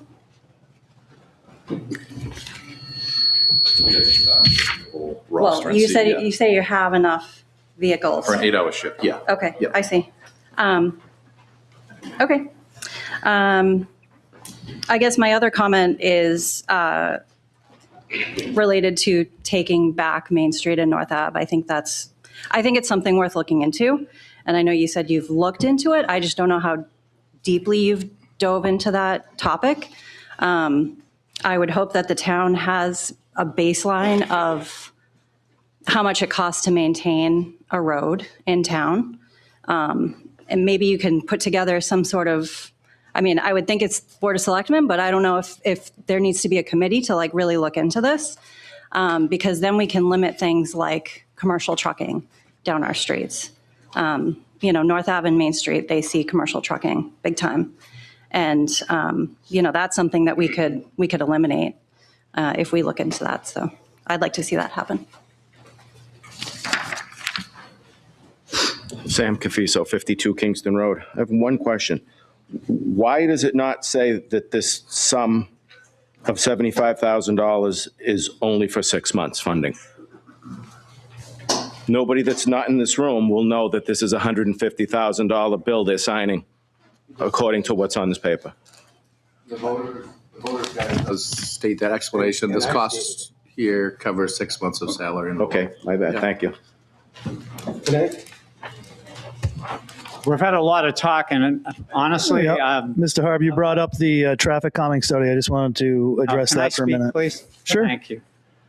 All of these discussions are supposed to relate to this gentleman's motion to turn the amount to zero. I've let it go on, and I figure you're trying to connect it to his motion, but we're only talking about his motion. So I'm going to ask the selectman to speak, and then there's nobody else in line, so we'll go back to Mr. LeBrecq. But we're only talking about the motion to zero. We haven't taken a vote on it. Then we can go back to the original motion if it fails. Yes, sir. So I'm looking out here, we have 50 people in the room. We have how many residents here in town? Less than 8,000. All right, so I voted for this to bring it to the residents. They're the ones that are complaining, they're the ones that are having problems, they're the ones concerned about their children. Let's skip this zero, bring it back and put it back on the voters. Mr. LeBrecq. So address that, unfortunately, about 600 people show up to vote usually, which is also a very small percentage of the town. I would like everybody here as well, and I'd like everybody to show up and vote. And I'd be more amenable to these things passing if it was actually representative of the entire town. Unfortunately, people decide to make other decisions. With that said, though, you brought up traffic calming, and I think this does apply directly to this because, this traffic calming, we blame the state a lot, but at the few meetings I've gone to with that, everything's been poo-pooed that they've put forth. You've put the DOT in a situation where there's no other good options. Very cheap options, putting up stop signs, putting in speed humps, things of that nature, where, no, we don't want that, we don't want this. Those are easy measures that can be implemented in days if we cut through the red tape that doesn't cost hardly anything to see what the effects are. And if it doesn't work, you take them out. You grind them out, they're done. We need to try some of those things before we worry about, adding more staff, adding more cost, adding $150,000 plus every year for the next 100 years as a result of this vote. Thank you. So I'm going to call the vote and ask my assistant. If you're in favor of the motion, which is to reduce and amend $75,000 down to $0, please raise your cards and keep them up so we can count them.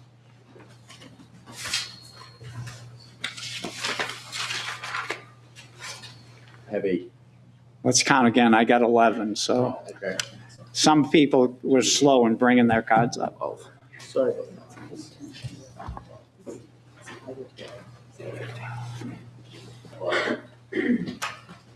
Well, I got 12, but that's close because I don't think it's going to pass. So all those against the motion, please raise your cards. Yeah, that's more than 12. So motion failed. So now we're back to the original article at $75,000. Any discussion on the original article? Yeah, I'd like to put forth a motion to change Article P-26-17. Shall the town vote to raise and appropriate $1 for the purpose of reevaluating the police department's approach to traffic enforcement to target spending enforcement in high traffic areas of the town?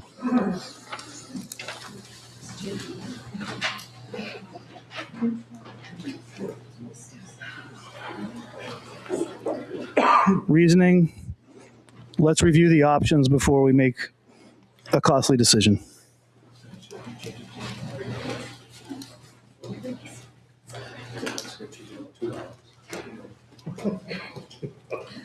We can hear you, Doug.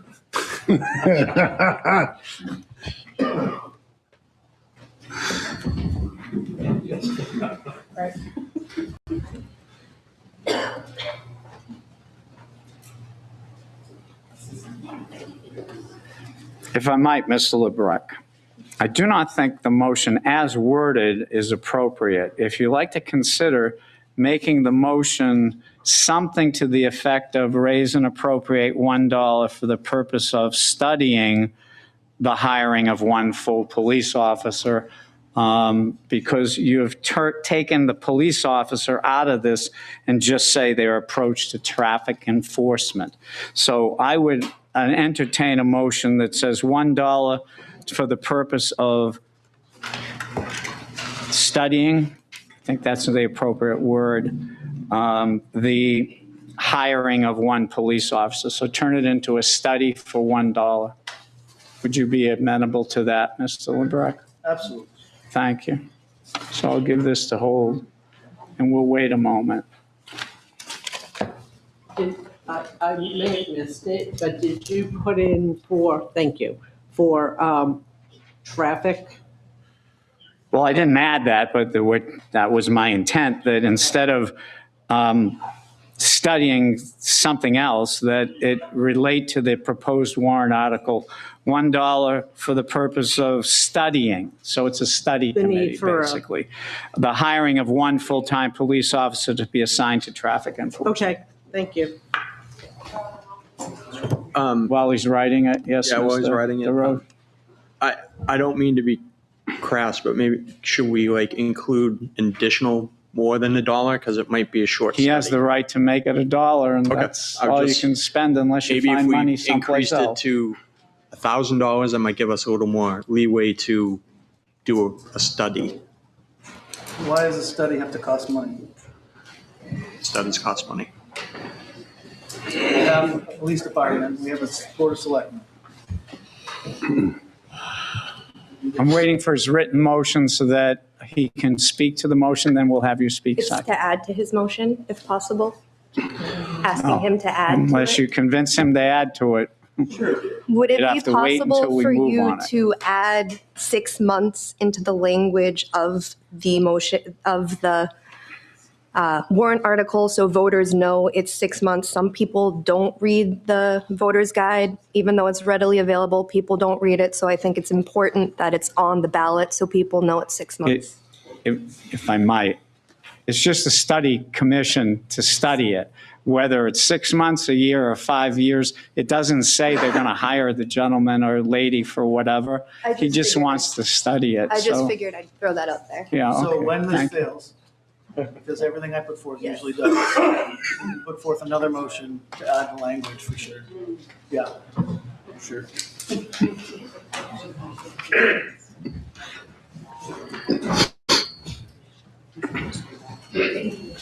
I'd keep it because I ruled it out of order.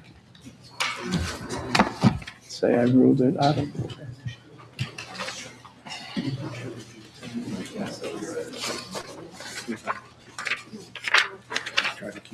So while Mr. LeBrec's writing his $1 motion about studying, did he have a second on that? His wife will second it. Thank you. Shall the town vote to raise and appropriate $1 for the purpose of studying the hiring of one full-time police officer to be assigned to traffic enforcement? Majority vote required. I believe that's appropriate. It's seconded by his lovely wife. And so, Mr. Bleck, do you want to talk about your new motion? Yeah, as I said before, I think we're jumping to conclusions that I think we need to spend some more time investigating creative approaches to do this, and that may be actually more effective than an officer running around town full time. You know, we could have in certain areas that are problem areas, you could have full time speed humps, additional stop signs, whatever it may be.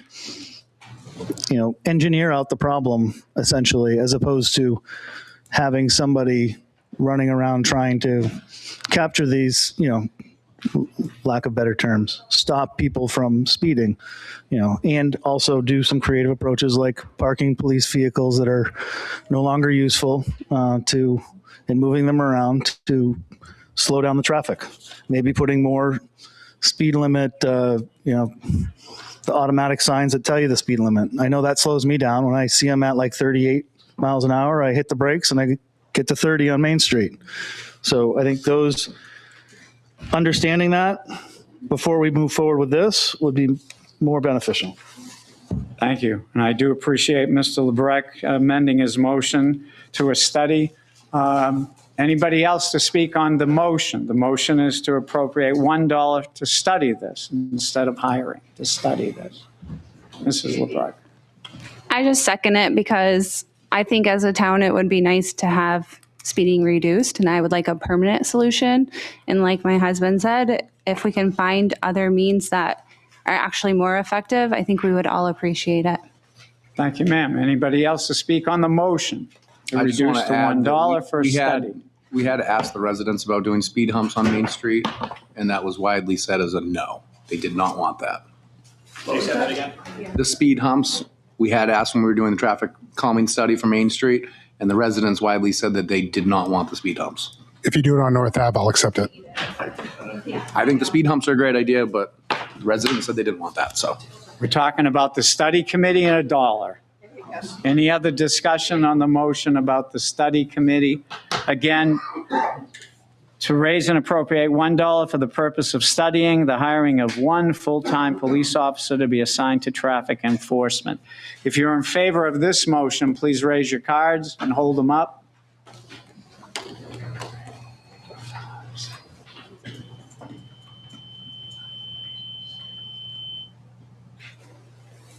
At 11. 11, that's what I have. Thank you. If you're opposed, raise your hand.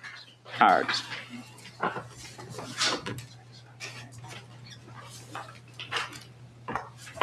It's more than 11. So the motion fails.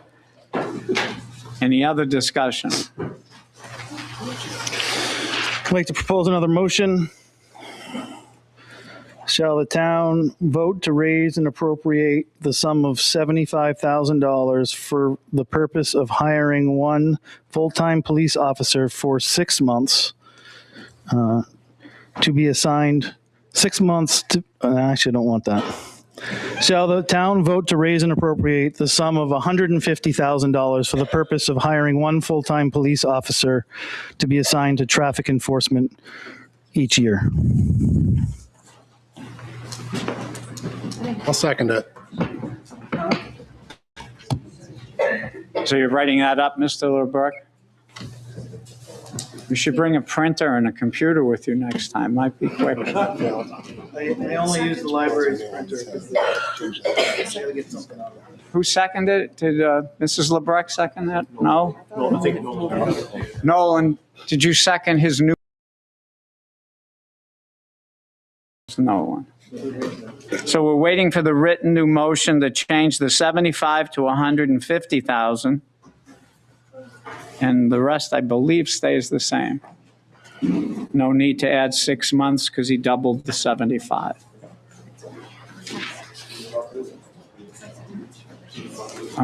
He gets to present it. I'm just waiting. If you have a question, or I'll call on you after. It's his motion.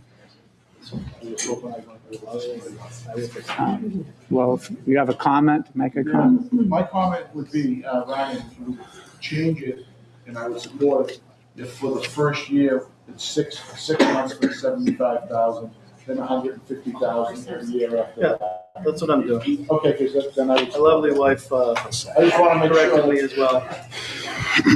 She agrees with you.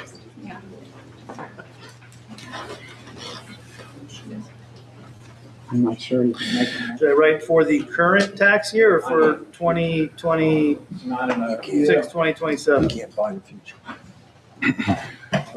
If I might, although I appreciate Mr. Coy's suggestion, I don't believe this body has the power to put numbers in unless it's collective bargaining for the future. Even in collective bargaining, we have to come back every year and vote on the second amount. So it would be appropriate to just leave it the way Mr. LeBrecq said, the 150,000. For the first year.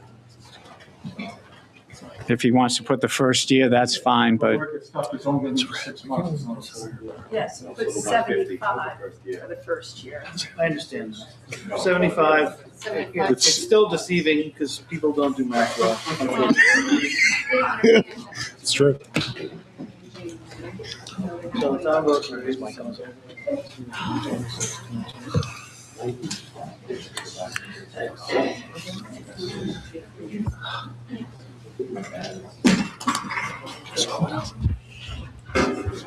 I got you.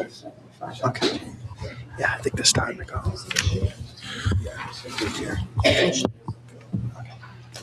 Could we take? Yeah, about 5 minutes. Okay.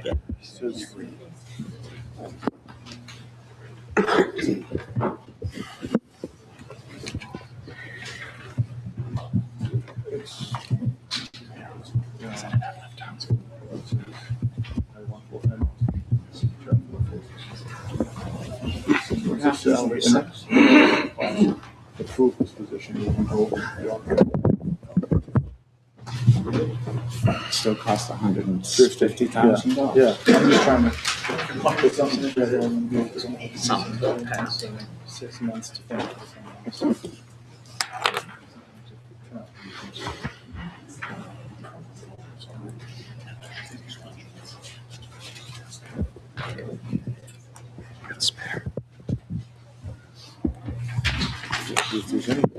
Thank you. I think that's who gave us. Not 75, I said for 6 months. Sorry. See what he said? All right, so P-2617, shall the town vote to raise the sum of $75,000 for fiscal year 2026, 2027, which is 6 months of cost to fund a full-time officer to be assigned to traffic enforcement, majority vote required. Thank you. Do you wish to speak to your motion?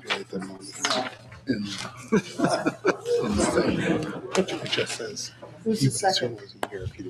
Nolan, are you going to second this? Absolutely. That's what I thought. Okay. Speak to your motion, Mr. LeBrecq. So the motion is to raise and appropriate, should say appropriate. You don't mind if we insert that? raise and appropriate the sum of $75,000 for fiscal year 26-27, 6-month cost to fund a full-time officer to be assigned to traffic enforcement, ? Majority vote required. To raise and appropriate. I mentioned appropriate because that's the language we need to have, raise and appropriate. 6 months isn't there. Okay. Seconded by Nolan Pelletier. He doesn't wish to speak on it. Why don't we just take a vote? Anybody else want to speak on it? I do, it's a point of information, actually. When we spoke about this at the Budget Committee meeting, and we asked about the duties of this police officer, at least in that meeting, it was stated that they could be pulled off to do other police work in certain situations. But today was mentioned that they would be solely for traffic. So my question is it going to be solely for traffic? Are they going to be a backup officer? And if they are solely for traffic, what mechanisms are going to be in place to make sure that they're just doing traffic? Mr. Giroux. So that was me that said that at the budget meeting, and I think my understanding from the chief is that this person will be fully dedicated to traffic control. If something catastrophic happens and we need to pull that person for a big issue, then they'll get pulled for that. You know, if it's an all hands on deck kind of thing, they'll definitely get pulled for that. But this officer will be strictly traffic control. Thank you for the clarification. You're welcome. Yes, sir. Yeah, just a question. Does the motion refers to fiscal 2027? 26-27. Right. And the fiscal year ends in December. So, December 31st. Yeah. So when is the person expected to be hired by June 1st? I just don't understand how. Again, if we're binding the town to Really, it's fiscal year 2026. Right. Because we don't overlap right years. So should the motion be corrected to reflect Should that? say that. Yeah, because it's not 27. I'm amendable to that too. Okay. And secondly, is there anything in the motion that would preclude the police department from hiring this person as a permanent full-time employee? Well, I mean, if there's an open position and that person would be qualified, then you'd have to go back and hire someone else for this position. But would you have to hire them anew after the end of the 6 months, or could you extend You'd be able to extend it. a permanent job offer? Yeah, we can extend it. All right. Yes, sir. Hi, Rick Johnson, Fran Ave. My question is more about the infrastructure of the police department that could handle an enforcement officer. Is there a liaison full-time to go to the courts for the police department? Meaning that if you're going to have a traffic cop yanking people over, issuing tickets, they have the right to appeal. And then when they have that hearing, an officer has to be present to represent the department. So if there's no liaison, then that officer will have to attend the court hearing. Yeah, we have a prosecutor in place that takes care of that. Okay. So that'll open a whole can of worms if there wasn't. Right. Okay, thank you. Bob?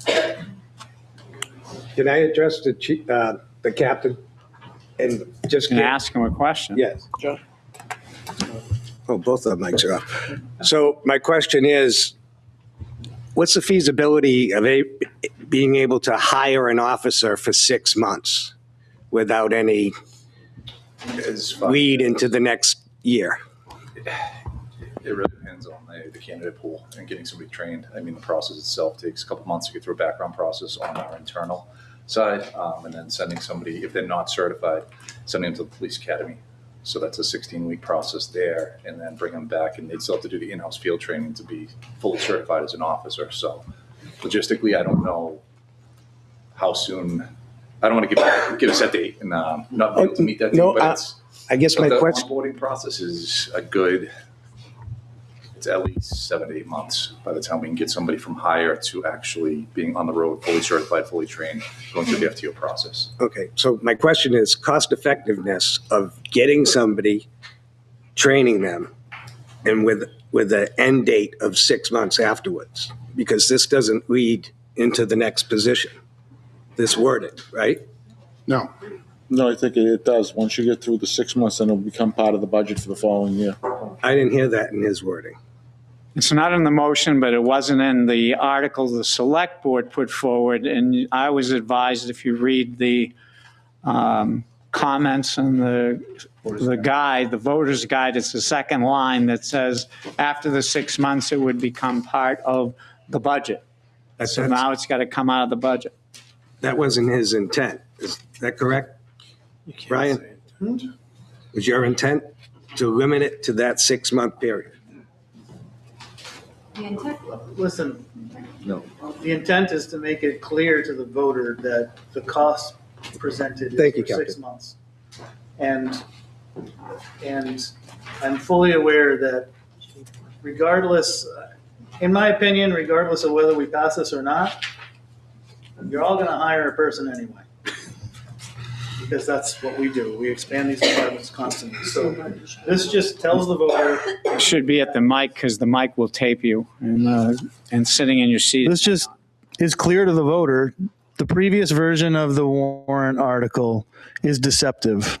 Maybe not purposefully, but it's not showing the total cost. It's not indicating that $75,000 is only for 6 months. So we put the fact that it's $75,000 for 6 months. So yes, someone will have to do the math that it's going to be $150,000 for that gentleman's point. Apparently this is going to swell into, having special prosecutors also attend a bunch of stuff if we write a bunch more tickets, and the cost will be $300,000 a year by the time we're done with it. But this just makes it clear to the electorate, whatever you're called, the voter. Makes it clear to the voter that it's not 6 months, it's not $75,000, it's $150,000 a year. Okay, I just didn't hear that in the motion that it was. No, but it wasn't in your. So I just needs to be added either, to the motion that He it's just gonna. wants, I think Mr. LeBrecq did a good job to explain his intent. His intent is to tell the voters this is a cost for 6 months. I believe his motion does that, and I think it's appropriate. Mr. Moderator, did you previously state, though, that any future costs would have to be negotiated through the CBA? No, he said. No. I said you can't make a motion today for 5 years down the road every year and obligate us to make those payments like you do in the CBA. This isn't a CBA article. So Mr. LeBrecq very kindly took out other years and just said $75,000 for 6 months so that people will know. I hate to say this, but not everybody will read those voter guides. So that's why I believe the intent of Mr. LeBrecq is to let people know this is a 6 month cost. I believe he worded this to say that. That's all he's concerned about at this point, not about what do we do afterwards, and that's in the voter guide. Read the voter guide. You should read the voter guide. Okay. Okay? So any more discussion on this motion? So I'm going to repeat it again. I was just saying I was going to do that. Must be reading my mind. Shall the town vote to raise and appropriate the sum of $75,000 for fiscal year 26, 6 months cost to fund the full-time officer, to be assigned to traffic enforcement, majority vote required? If you're in favor of this motion, please raise your cards.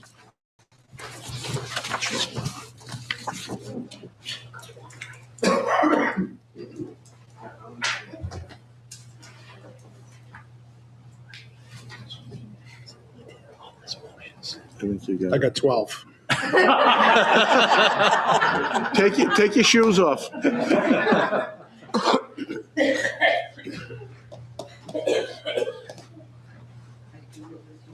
I can tell it's over 50%. You can tell it's over. I have like 46, 47. If you're opposed, raise your card. Well, that was easy. Okay, there's a couple. Okay, that motion passes. All right. Any further discussion on the bill as amended? As amended. Yes, I would like to discuss.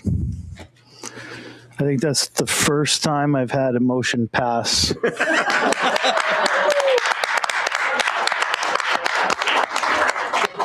The drinks are on you. I don't drink, so you're on your own. No, that's fine. You may need to the more I talk, right? So thank you. First time since 2011 since I bought my house. So. Wait, So I don't see anybody else. You want to make a comment? No, I want to move on. No, move on. No, I was going to do something else. Yeah. So Article P-26-17, as amended, will appear on the ballot. I'll make a motion to restrict reconsideration. Second. Article. And a motion made and 26, seconded to restrict reconsideration. In favor, raise your cards. Thank you. Opposed, raise your cards. It passes. Mowing and upkeep, Route 125 islands and other common areas. Article P-26-18. Shall the town vote to raise and appropriate the sum of $100,000 for the purpose of hiring an outside contractor for the mowing and grounds maintenance of traffic islands along Route 125 in town, along with other common areas. This would also include safety equipment necessary to meet New Hampshire DOT standards. Majority vote required. Recommended by the Board of Selectmen, 050, so it's really not. And the Budget Committee, 080, so it's really not. I have a motion to place this on the ballot as written. I'll make the motion. Second. Got a motion made and seconded. Mr. Shorman, you're going to speak to this? Yes. The purpose of this is we wanted to get this in front of the voters as there's been a lot of complaints about the mowing and upkeep of the medians on 125. So as some people have said today, this would be us taking this back from the state and incurring that cost of what it would be in order to maintain those. So we would then be taking care of all the medians. This is the cost of what that would take. Can't believe I beat Ryan. I move to change P-26-18 as follows by changing the sum of $100,000 to the sum of zero.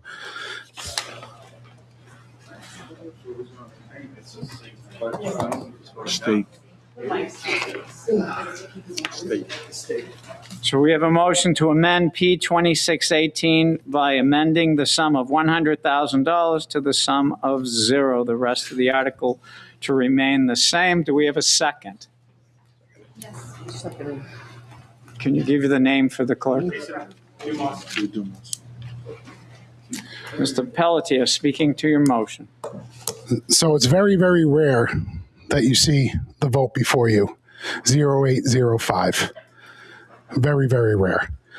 And like I said before, if you add up all these warrant articles, they're just under $1 million. So we're going to have a budget of possibly of 14.1 million plus another million, and we're looking at 15 million. And this is maintained by the state. So unless we're taking over control of that actual road, we should have the state maintain it at a better rate. Because if we're doing it, yes, we incur this cost and we get to decide when it gets done. If the state's doing it and it's becoming a safety issue and people are complaining, that's kind of your job as a Board of Selectmen to twist the state's arm and get it done. We don't need to spend this extra money. That's why I want to put it to zero. It's just something that I'm actually embarrassed that I didn't do this at Budget Committee, but I'm doing it now, so thank you. Anyone else to speak on his motion? Mr. Harb, I had a question on clarification. So you asked for a motion and a second to place it on the ballot. If we didn't motion and second that, can we remove that from the ballot? No, all the warrant articles by law that the Board of Selectmen publishes have to go on the ballot. Okay. To cover if I make a mistake, even if I don't call the warrant article because I skip it, it's still going to be on the ballot. I just was seeing if there was an opportunity to remove it. No, you can't. Once it's published and printed, you can amend it, but you can't remove it. Yes, sir. Ryan Lebrec, 174 Main Street. Which selectman put this forth? The warrant articles are put forth by the Board of Selectmen, correct? Or the town manager. Okay. Which selectman or the town manager put this forth? Okay, thank you. Take responsibility for it. All right. So your taxes will help pay for this? No, because you live in Bow. This is garbage. The intent was to address taxpayers' concerns. And so the intent was written to give the voters a chance to weigh in on it, whether they wanted it or not. So you're the town manager, correct? Correct. You manage the town. You oversee all the departments in town. We have a highway department with staffing, correct? That's correct. We just added an additional staff person to that highway department, correct? The position was budgeted for, but we finally filled a position. We didn't add an additional position. Okay, fair enough. We have more people now. As a manager, can't you have a conversation with Mr. Garlington to indicate, hey, maybe a couple times a year, you should send somebody out there to weed whack the median strips on 125? How is this $100,000 cost to the taxpayer to weed whack a couple median strips? And if this does pass, it better go out to competitive bid because I'm going to bid on it. I am certain equipment that's required by DOT. Okay. In order to do this mowing and weed whacking, which we don't currently have in our infrastructure. All right. So it would have to be outsourced and go to an RFP, and you would have to abide by all DOT standards in order to be able to do that weed whacking and mowing there. I'm sure I could do it for less than this. How many medians are we talking about here? Do we know? 125, right? 125 from all 125. How many are paved compared to grass? 125 from East Road up to the Kingston line has the grass in it. Okay, how many medians are there? When they break at certain points, or are you talking about all 125? There's one. No, just the grass ones. There's two. Okay, 2 median strip. How do we come up with $100,000? It's a mile long. How did we come up with $100,000? I'm just asking. Even the concrete medians need care and upkeep because the weeds grow up through, and those are worse than the grass medians.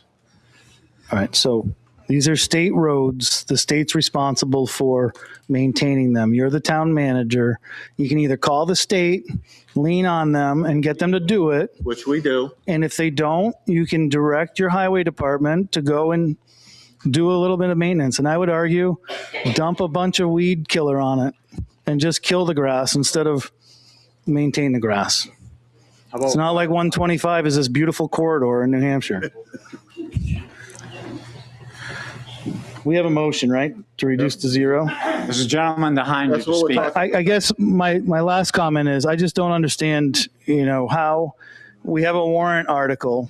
It was put forth by a non-taxpayer of the town to the budget to the Board of Selectmen, who are the taxpayers' representatives. The taxpayers' representatives said no. The taxpayers' representatives on the budget committee said no. And we're still here talking about this. It's asinine. This is garbage. There was a gentleman. Did you wish to speak? He says no. Can we move the question, please? I see a lady approaching the mic that hasn't spoken. I'm going to let her speak. Jess Pelletier, 24 North Ave. Now I'm losing my train of thought. Great. I don't know how I lost it from there to here, and I did. Okay, thank you. Great. The amendment or the original? On the amendment. I'm sorry, I do remember. I'd be curious why the selectmen didn't vote for it and why the budget committee didn't vote I'll for speak it. on behalf of the budget committee.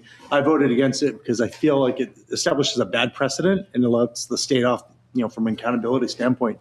I even mentioned that, if we do take care of it on an ad hoc basis, we should send an invoice to the state because we should not be picking up the tab for their mishaps. Okay. And really the selectmen, same reason. Okay.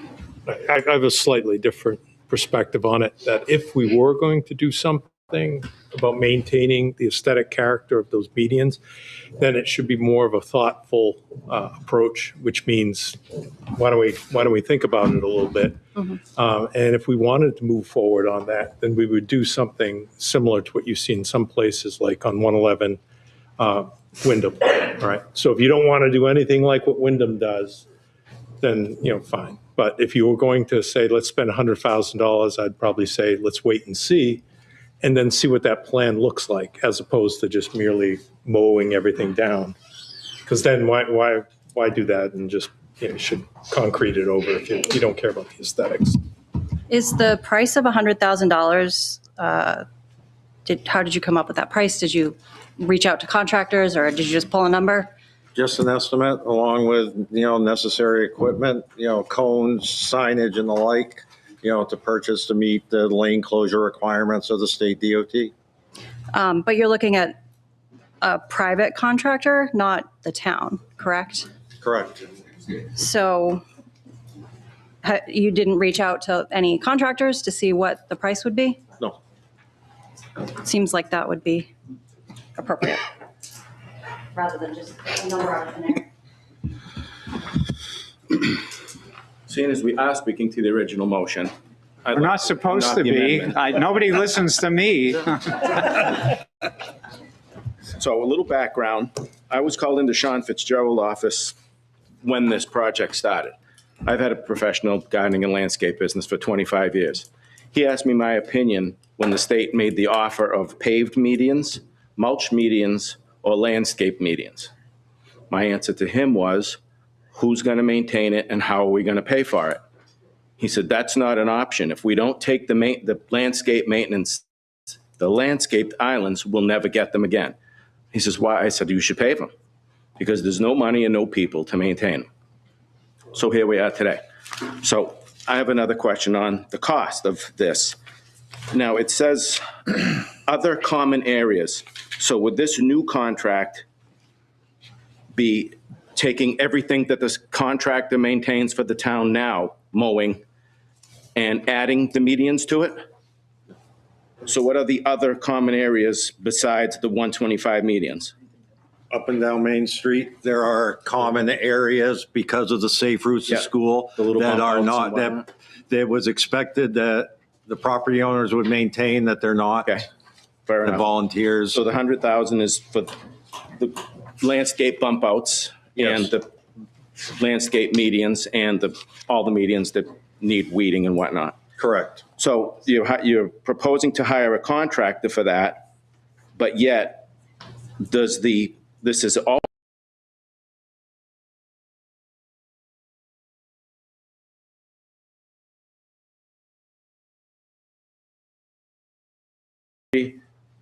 DOT equipments on top of the $100,000 and give them to the contractor? No, we would maintain the intent would be to purchase the equipment and we would maintain it because if it's approved and we switch contractors, we would want to maintain. So would this be like mechanized equipment or are we talking safety equipment, cones, flags? Safety equipment, cones. Okay, so you're not buying a lawnmower and giving it to a contractor? No, it would be safety equipment to shut down lanes, things of that nature within, Well, I also know that in order to shut down a lane, you need to have a police detail. That's required by law by the DOT. So I don't know how that's going to figure into this if that fact is in there. That would come out of there as well. Okay, great, thank you. You're welcome. Mr. Garlington, did you want to say something? The motion to change it, but like Sam had said, I was involved in the meeting way back in the day when a former town manager brought it up in a pre-construction meeting. And I'll tell the body what I told the town manager at the time. The town of Plastow does not have the resources to maintain islands on 125 that don't respond, that don't belong to the town of Plastow. They've already handed us over sidewalks. They've already tried to hand us over the islands, which we tried to take care of in-house. We tried to take care of. It got to the point where I was taking care of myself because the state shut the program down or shut us down from mowing them when we couldn't close the lanes properly with message boards, cones every so many feet, advance the whole 9 yards. It's a process. So I will say today what I said back then. We don't have the resources or to maintain those islands. And thank you, Dan. There's a longer story to it, but it all started on a pre-construction meeting. And literally I was told to sit down and shut up. We'll find the resources. So there's where we are today. The motion on the floor is to amend with the $100,000 to the sum of $0. Any further discussion on the motion? Seeing none, if you're in favor of reducing it to $0, please raise your cards.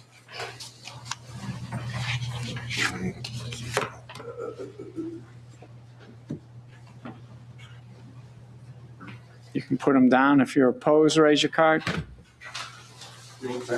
So the ayes have it. Any more discussion on the motion as amended? The article as amended. Seeing no one approaching the mic, Article P 2618 as amended will appear on the ballot. I'll make a motion to restrict reconsideration for Article P-2618. Second. As amended. As amended. If you're in favor of restriction, raise your cards. Thank you. If you're opposed, raise your cards. Who seconded that motion? You almost pick anyone over there. Tyler? Someone. Whatever works. We have 4 more articles, 2 citizens and 2 regular. But before I forget, it was suggested I remind everyone here that the school deliberative session is this coming Thursday. So you're welcome to attend the Timberlane Regional School District deliberative session this Thursday night over at Timberlane. At 7 o'clock. 7 o'clock. I believe the clerks will be there at least by 6 to check in, if not before. Transportation. Municipal Transportation Improvement Fund, RSA 261-153, Roman numeral X or VI 6. Article P-2619, shall the town vote to adopt the provisions of RSA 261-153, Roman numeral 6, to authorize the town clerk to collect an additional $5 for motor vehicle registration for the purpose of creating a municipal transportation improvement fund, which will be a capital reserve fund established for this purpose and governed by the provisions of RSA 35. And further to name the select board as agents to expend from this fund. Said fee to become effective April 1, 2026. Majority vote required. Recommended. Selectmen 5-0. Motion to put this on the ballot is written. I'll make the motion. I'll second. We have a motion made and seconded. Mr. Coy, you're going to speak on this.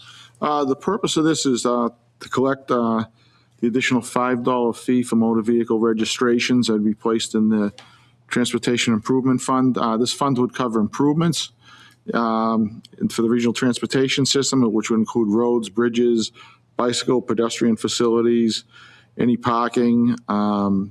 The funds can also be used for any engineering, right-of-way acquisition, and construction costs. A lot of this would help with sidewalk repair if we had to do things like that. If any additional equipment had to be purchased, especially if the state comes in and does anything on Main Street. This would help cover that cost because we would be responsible for maintaining the work that they would have done. Thank you. Anyone else to speak on this? Mr. Moderator, just point of order. Go here. There's a typo in the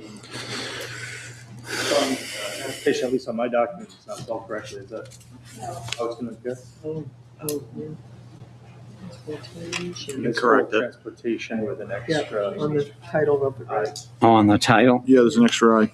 There's an extra I. We'll get that corrected. I don't believe we'll need a motion to change that. That's an intro, but the select board will change that on the actual warrant. Mr. LeBrecq. Ryan LeBrecq, 174 Main Street. Do we have a highway budget currently to maintain our roads? On Main Street, that's a state road. No, maintain roads in town. Do we budget for that every year? We do. There's a paving. What's the value of that? Well, that's. Are you talking the paving or are you talking the highway budget itself? Dollars to maintain the roads. That's fix potholes, pave, whatever. It's all part of the highway budget. This can also So be we have a budget for it. That's all I'm walkways, asking. Sidewalks near the high school, this could be used not just for that. Okay, we can use the current budget for that as well, can't we? Would have to increase it. If you want to add So- new things, we have to increase it, right? So we live in the live free or die state, and we live in the probably not so live free or die town. We have motor vehicle taxes. We have the states increase them significantly already. We have budgets. We have an outside size overall budget. We already have money to maintain our roads.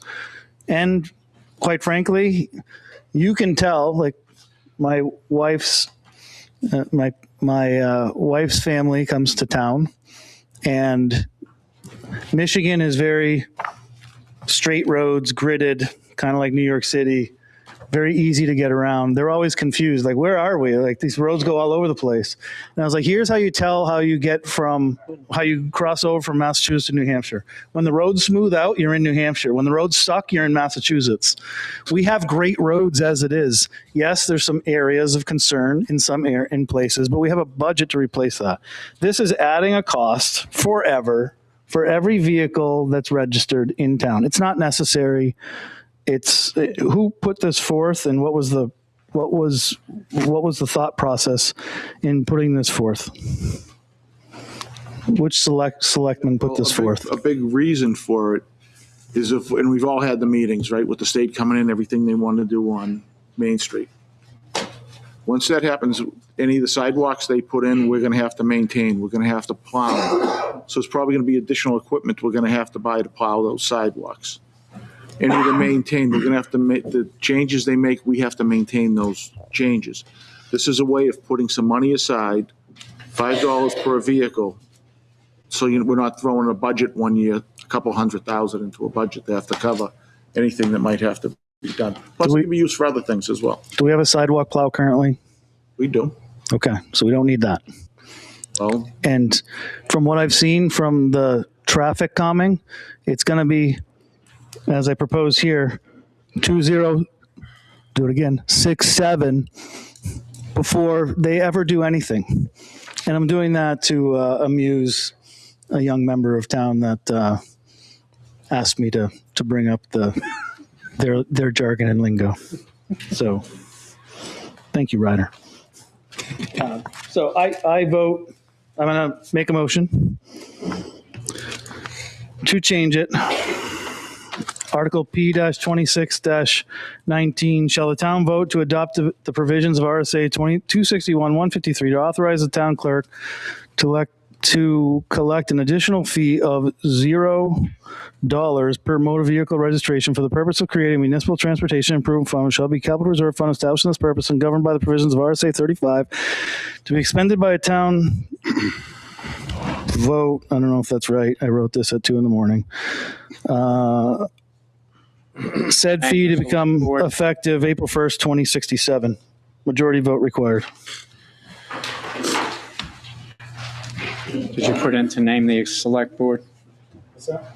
To name the select board near the end? Further to name the select board as agents? I don't want them to be agents of anything. It's $0. There's nothing to be agent. So I can change that wording anyway, can't I? You can add it in if you want. It needs to be.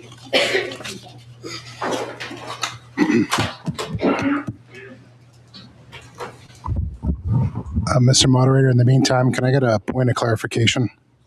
You can ask for clarification. I'm trying to read this. Go ahead. Yeah. No, this was just this. Does this article for $5 per motor vehicle, that does not include motorcycles and antique vehicles, or is it every vehicle?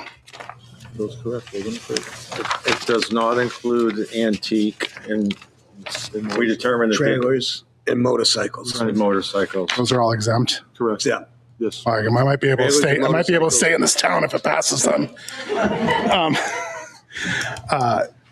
I just want a clarification, and just so you know, if you have a car that's 25 years or older, that's an antique. If you want to change your plates, if this passes, thank you. Just point of clarification. Plasto already has a transportation infrastructure fund. How would this differ from that? Do we have a municipal transportation improvement fund? Do we have a There is a current? capital reserve, yes. And how is that currently expended? Do we know? Is it expended by the Board of Selectmen? I believe so, yes. So I guess how is this fund not duplicative? Well, he's going to have some money in it because I thought he was going to say zero. I thought I heard zero, but when I'm reading, it says 5 cents. So there will be money in this fund. And excuse me, sir? I meant to cross that out and put zero. Well, why don't you take it back? And I think it would be appropriate instead of, I don't think we can change an existing fund to a different person to expend it.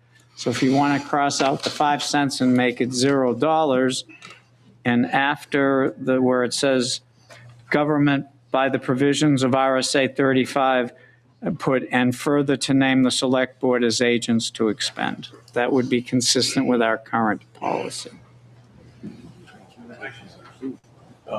It may be more restrictive than this one. So the motion now, and I forget who seconded it. Who seconds your motion? Or do we have a set? Well, the motion now says $0. I'll second it now. The rest, it remains the same. Seconded by Nolan Pelletier. Mrs. LeBrecq. Oh, okay. You got beat out by Mrs. LeBrecq. That's fine. On the motion to go to 0. Go ahead. Sam Cafiso, 52 Kingston Road. How many registrations does this deal with? Roughly. I know that's different every year, but is it 1,000, 5,000, 500, 100? Times 5. I don't know that number because I don't differentiate between an antique and a trailer and a motorcycle versus a regular motor vehicle. So when I pull a number down at the end of the year, I don't differentiate fine. it, so I don't have a number to give you. That's okay. So basically, we're starting a fund that we have no clue how much money it's going to generate. That's all. Anyone new to speak on the motion to go to 0? On the motion to go to 0. Yeah, to that point, it's setting a precedent by establishing a fund that will always be increased in future years or requested to be increased. So $5 now will end up being $100 at some point. The RSA caps it at $5. For now. No one else to speak on the motion to reduce it to 0. This is in addition to what the state is already raising for the inspection, the registrations, correct? So we're Additional fee. So we'll be hit with this if it passes, and also the increase from the state. I believe so. Okay, thank you.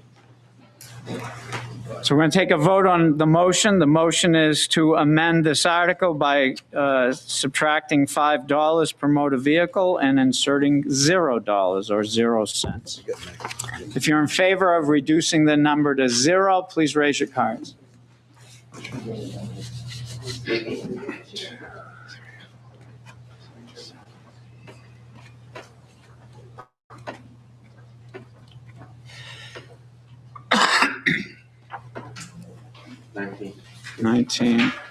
Nineteen in favor of going to 0. If you're opposed, raise your cards.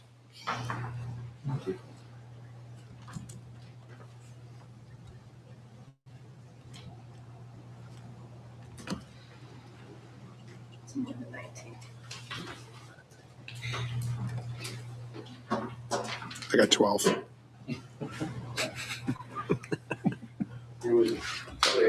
It's at least 33 against as I was counting, so motion fails. Any further motions on P 2619? Seeing none, then P 2619 will go on the ballot as written. Make a motion to restrict reconsideration. Bill was sleeping. I motion to restrict reconsideration. Bill, you want to second that? I'll second. Bill will second that. Okay, if you're in favor of restriction, raise your cards. Thank you. If you're opposed, raise your cards. Again, the ayes have it. Modify service, connected total disability tax exemption, RSA 7235. Article P-26-20, shall the town modify the provisions of RSA 72:35 to increase the optional tax credit from $2,000 to $4,000 for a service-connected total disability on residential property. Majority vote required, recommended by the Board of Selectmen, 4-0-0. Motion to put this on the ballot is written. I'll make the motion. Second. We have a motion made and seconded. Mr. DeRoche, you're going to speak on that. Yeah, so the state passed a law this year that changed the way we can apply tax credits for veterans. A veteran can apply for, before this, could have two options. They could get the all-veteran tax credit, and they could get the connected total disability tax exemption as well. So what the state has done is they passed a law where you can't have both, and we need to notify them. So the max all tax credit is $750 for veterans. The max currently for the total disability tax exemption is $2,000. So when we saw this, we want to have the ability to give veterans that qualify for both of them, but they can only select one. So we want to increase the total disability tax exempt. So if I'm a veteran, but I'm not disabled, I can still get the $750. But if I'm a veteran and I'm totally disabled, did I say that right? Yes. I can't have both of them now. So what we want to do is increase the connected total disability tax exemption from $2,000 to $4,000. Originally, we had discussed increasing it to the $750. We looked at all the surrounding towns. We were sufficiently lower than most of the towns, so we made the decision to increase that. We do have 10 veterans that get this tax credit, so they will now get a bump in their tax credit that they can qualify for. So that's why we have to propose this, because there are veterans that get both of them that they no longer qualify for. So we have to notice them and then tell them they need to change to one or the other. Any further discussion on this article? I don't see any. I just want to make a note that in the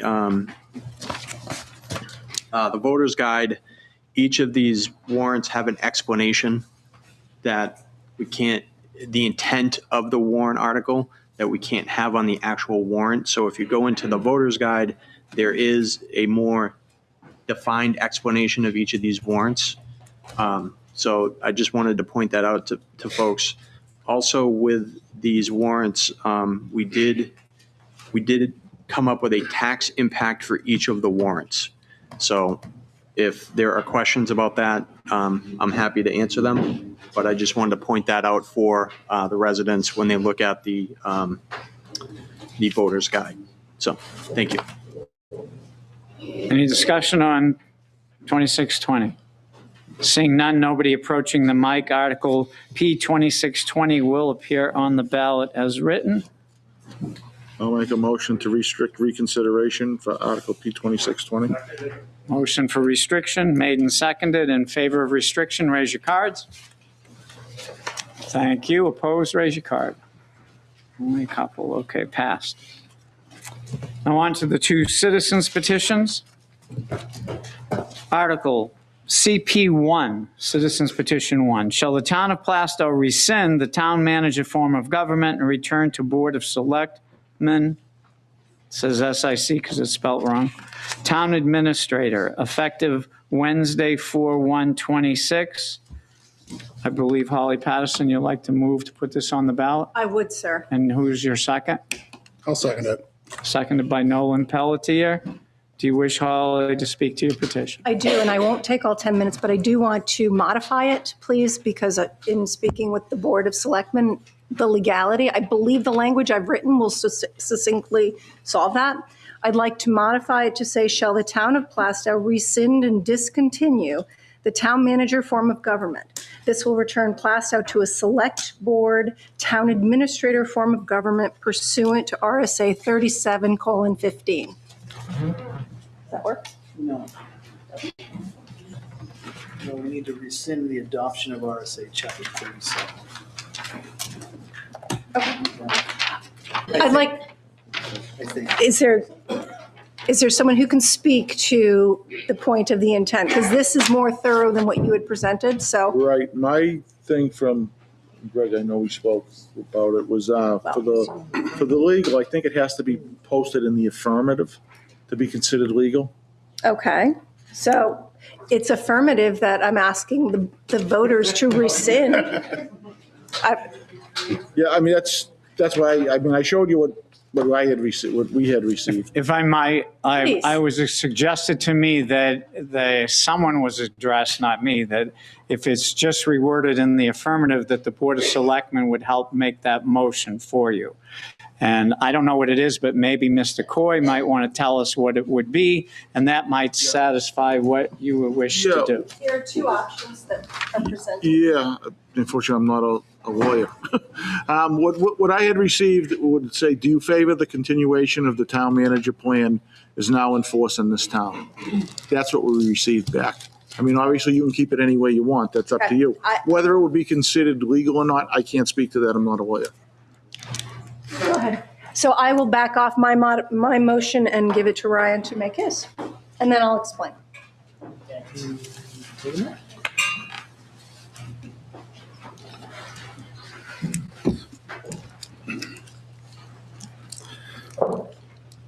I don't know when we adopted the town manager form of government. I believe to adopt the town manager form of government, you need to adopt RSA Chapter 37, which dictates. I believe 1988. 1988. Okay. So the intent is to rescind that adoption and go back to what we were before 1988. So how we best word that, I'm not sure. I think the original says it in words just fine. It doesn't mention RSA Chapter 37, which is why my amendment was just to add that in there. Shall the town of Plastow rescind the adoption of RSA Chapter 37 and revert to a Board of Selectmen / town administrator effective Wednesday, 4/1/2026. You making that motion? I believe it's very clear. But I can't speak to the positive or negative or what you're trying to convey. Do we have guidance from the? I had read it. What I had received. That's from legal? Yes. What's this? Oh, yeah. No, so we found, I found some guidance from other towns that have done this. This one's from, I believe, town of Northampton. And, can a town vote to discontinue the town manager form of government? Yes, the legislative body may vote to discontinue the town manager form of government in the same manner that it adopted it. The question must be placed on a warrant and voted on in the same way as balloting for town officers. If the voters decide to discontinue the town manager form of government, the revocation will become effective on the second Tuesday, blah, blah, blah, blah, for RSA 3715.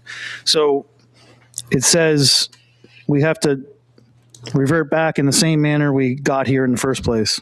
So the manner we got here in the first place was to adopt RSA Chapter 37, I believe, which forms the town manager form of government.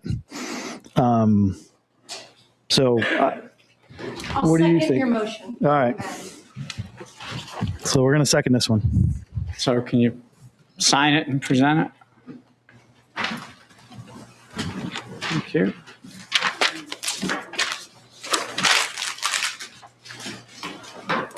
Thank you. The motion is, shall the town of Plastow rescind the adoption of RSA Chapter 37 and revert to a Board of Selectmen town administrator effective Wednesday, 4/1/2006. 26. 2026. 4/1, same date, 4/1/2026. We have a motion made and seconded on the. Can I speak now? Okay. on the motion. So thank you very much. So the reason I brought this article forward, back in 1988, the voters decided to try something different. It was a board of 5, I believe at the time, to make decisions who were voters here responsible to the taxpayers. If they didn't like something that the select board was doing in running the prudential affairs of the town, they could be voted out. When the modification was made to go to a town administrator form of government, all of the, excuse me? When town meeting, yep, made the decision to make the change by a vote, all of the control went to one person who, present company accepted, it doesn't matter who that person is, they are not required to be a resident of the town. We have heard several examples here today about how negotiations happen for collective bargaining agreements, how the contracts are being rendered, who's making suggestions for articles on the warrant that even the Board of Selectmen didn't present. I am looking to have the town go back where it is 5 people governing this community, not 1. Even on the contracts that are negotiated, there might be 1 Board of Selectmen that's present. That's still not a group of 5. There are many communities who used to have, as an example, 3 select board members. Those communities didn't think that that was sufficient disparate conversations about the things that were happening in the town. We need to go back to a time when there are 5 people running the government, there are 5 people accountable to the voters here, and the 5 people who are put in the seats as Board of Selectmen will decide on the contracts that we can afford. They'll decide whether or not we can eat 21% increases in insurance and collective bargaining agreements. They will decide to put a $100,000 warrant article on the ballot or not. That is the only thing I have to say about that. Oh, well, hang on. I will tell you that in my research in the state of New Hampshire, there are only 6 communities that have this form of government. They are Bow, which is where our current town manager comes from, I believe, Town of Conway, Exeter, Plastow, Raymond, and Wolfboro. That's it. I think we will do well to have 5 people making decisions of how our town should be run. Darrell? Darrell Britton, 203 Oak Ridge, Plastow. I have the unenviable position of saying that I've served long enough so that I was on boards before town managers and, after town managers. I'm probably in town the only one still alive that served at both. And that's not a nice thought. But I can tell you, I was on the board in 1988 when we went to a town manager form of government. And we did it because we felt as though, while all of us had good intentions and really felt as though that we liked being able to have the time to run the town, we found that the town was getting more complicated, it was getting more involved, and it took more time than we had to give, each of us. But beyond that, the expertise, we had an administrative assistant there at the time, and it was beyond the administrative assistant for writing grants and getting monies and taking care of all the clerical that had to be done that was on a technical nature. That's only quadrupled in size since I was on the board in '88. I feel as though that regardless of who's here or who isn't here, you need a person at the helm that can take and handle the day-to-day operations, and it's not 5 selectmen, not in this day and age. There are towns that can do it, and I take my hat off to them, but as I look around at the selectmen that are here, each of them have a job I know when I was on the board with you guys, there's times when you're away, the workload is just too much for that position. So I'm in favor of keeping a town manager form of government.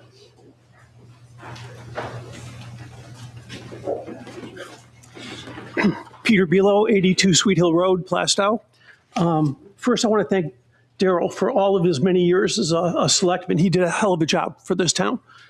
But I also want to address one of the things that the petitioner stated numerous times about putting one person in, or not having one person in charge, and the selectmen basically should be in charge. Well, they're in charge now. Greg reports to the selectmen.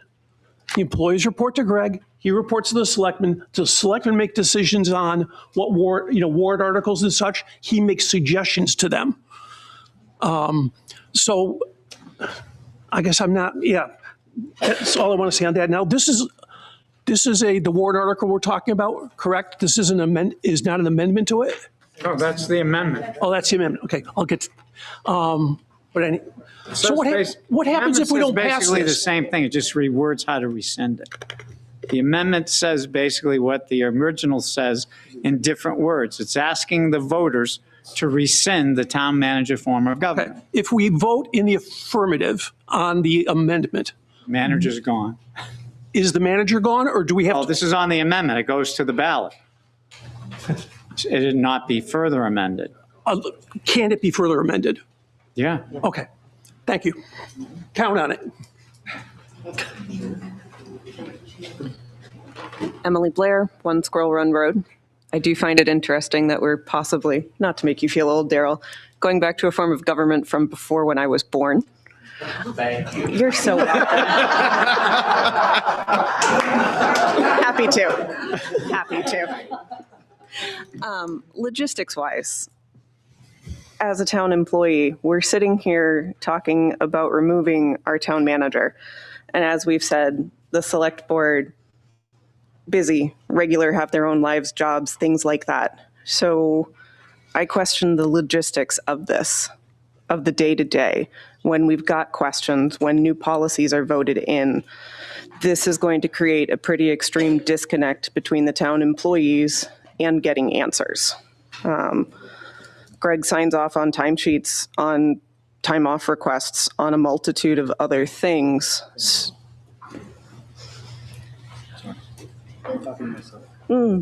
Obviously. It's who would we turn to then as the entirety of the select board? Point of order, Sarah. Okay. I just, if I could, it's not just the select board, there's a town administrator. It's not meant that everything fall, and that's what the motion clearly states.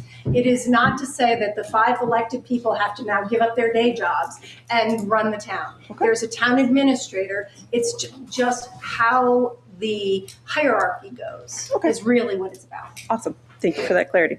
All right. Thank you. Margot Collins, Old County Road.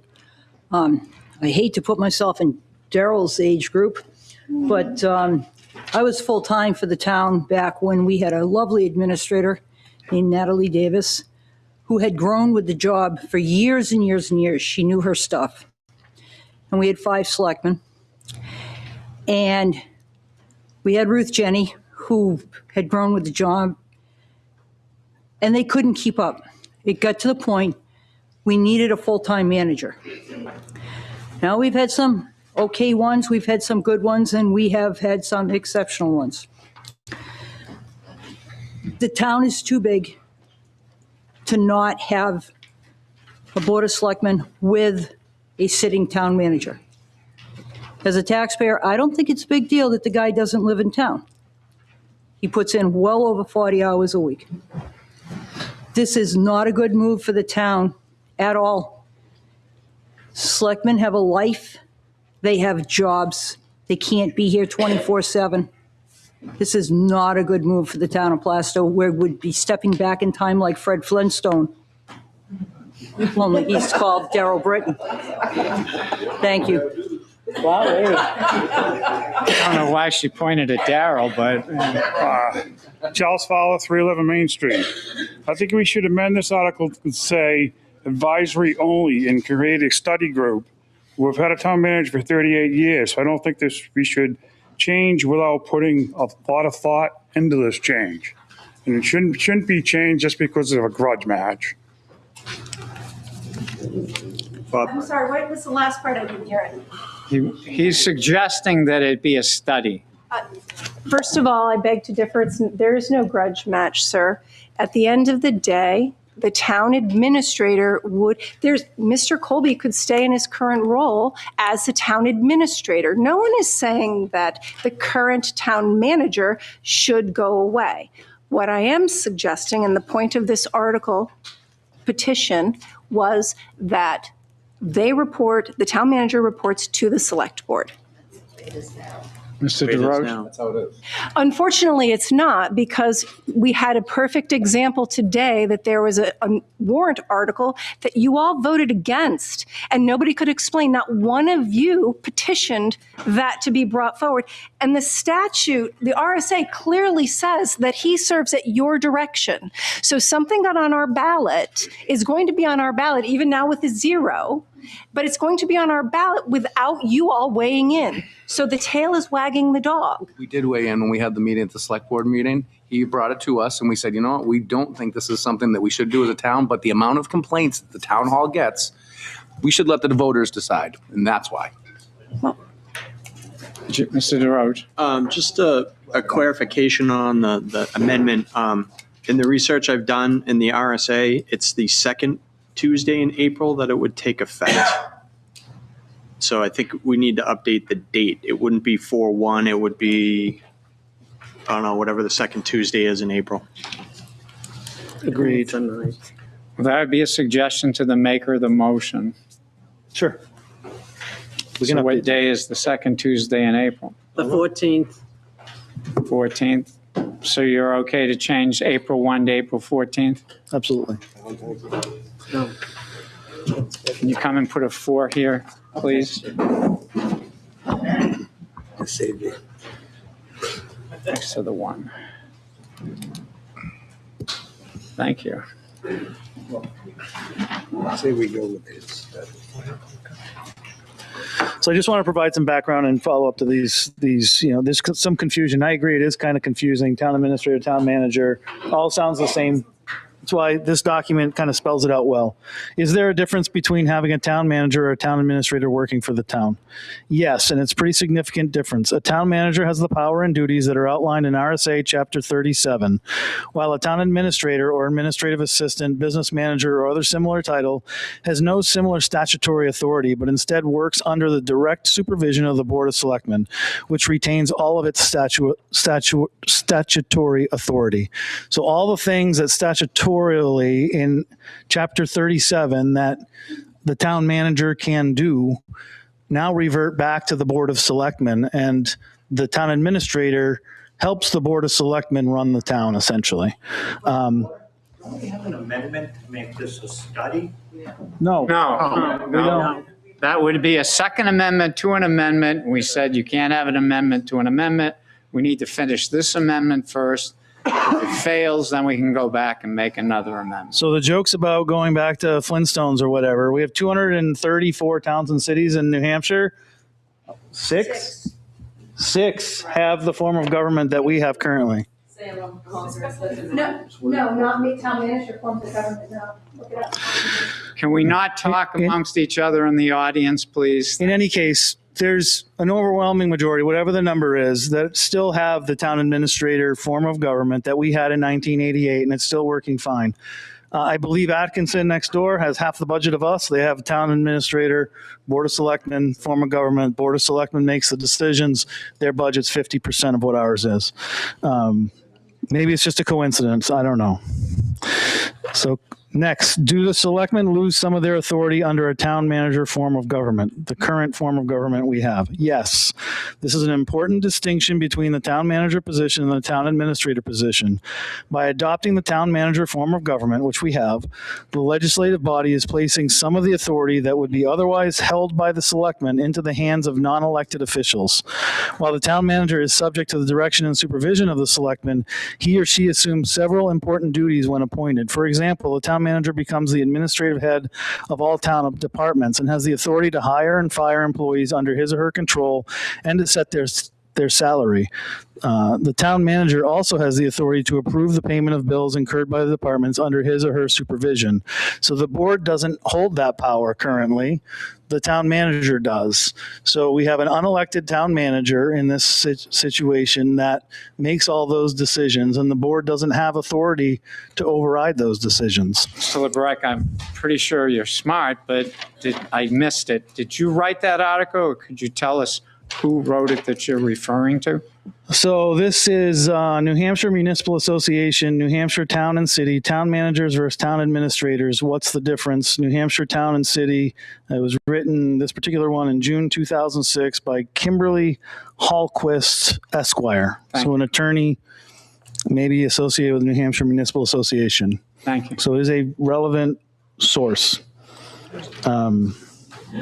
So there are very distinct and differences with this. And what this does is it creates some additional work for the Board of Selectmen. It honestly makes them put the work in a little more than now. But other towns all around us are doing this. And again, we're like Holly said, we would be reverting to a group of people democratically deciding on these costs and agreeing to these things that we're currently delegating to a town manager who is non-elected and not a member of this town, quite frankly, currently. Could be eventually. Thank you. Mr. Bealow. Thank you. I'm still Peter Bealow at Sweet Hill Road. What happens if this fails? The amendment fails? Then it We go back to the original article, warrant article, and we discuss it. Okay. And see if there's another amendment. We've already heard there may be another amendment. Thank you. Can you reiterate this amendment? Shall the town of Plastow rescind the adoption of RSA Chapter 37 and revert to a Board of Selectmen / Town Administrator effective Wednesday that's probably not Wednesday, right?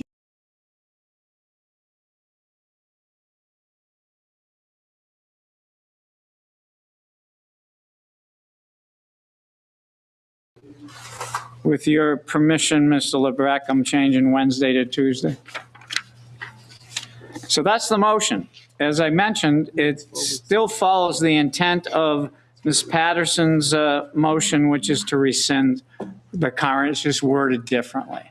And remember, this, even if it goes with this motion, it goes to the ballot, the voters have to say yes or no.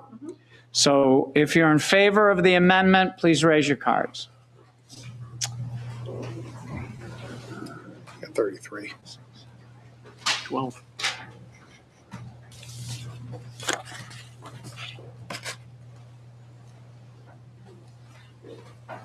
Have 14. 14.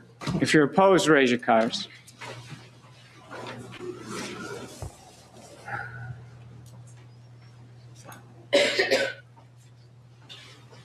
I have over 30, so we'll say that motion failed. Now, is there any other motion? See Mr. Bealow approaching the mic. I would like to make an amendment, offer an amendment. A very simple one. Just add two extra words to this. Advisory only. Is there a second? Second. Thank you. So, Mr. Bealow, before you pass that in,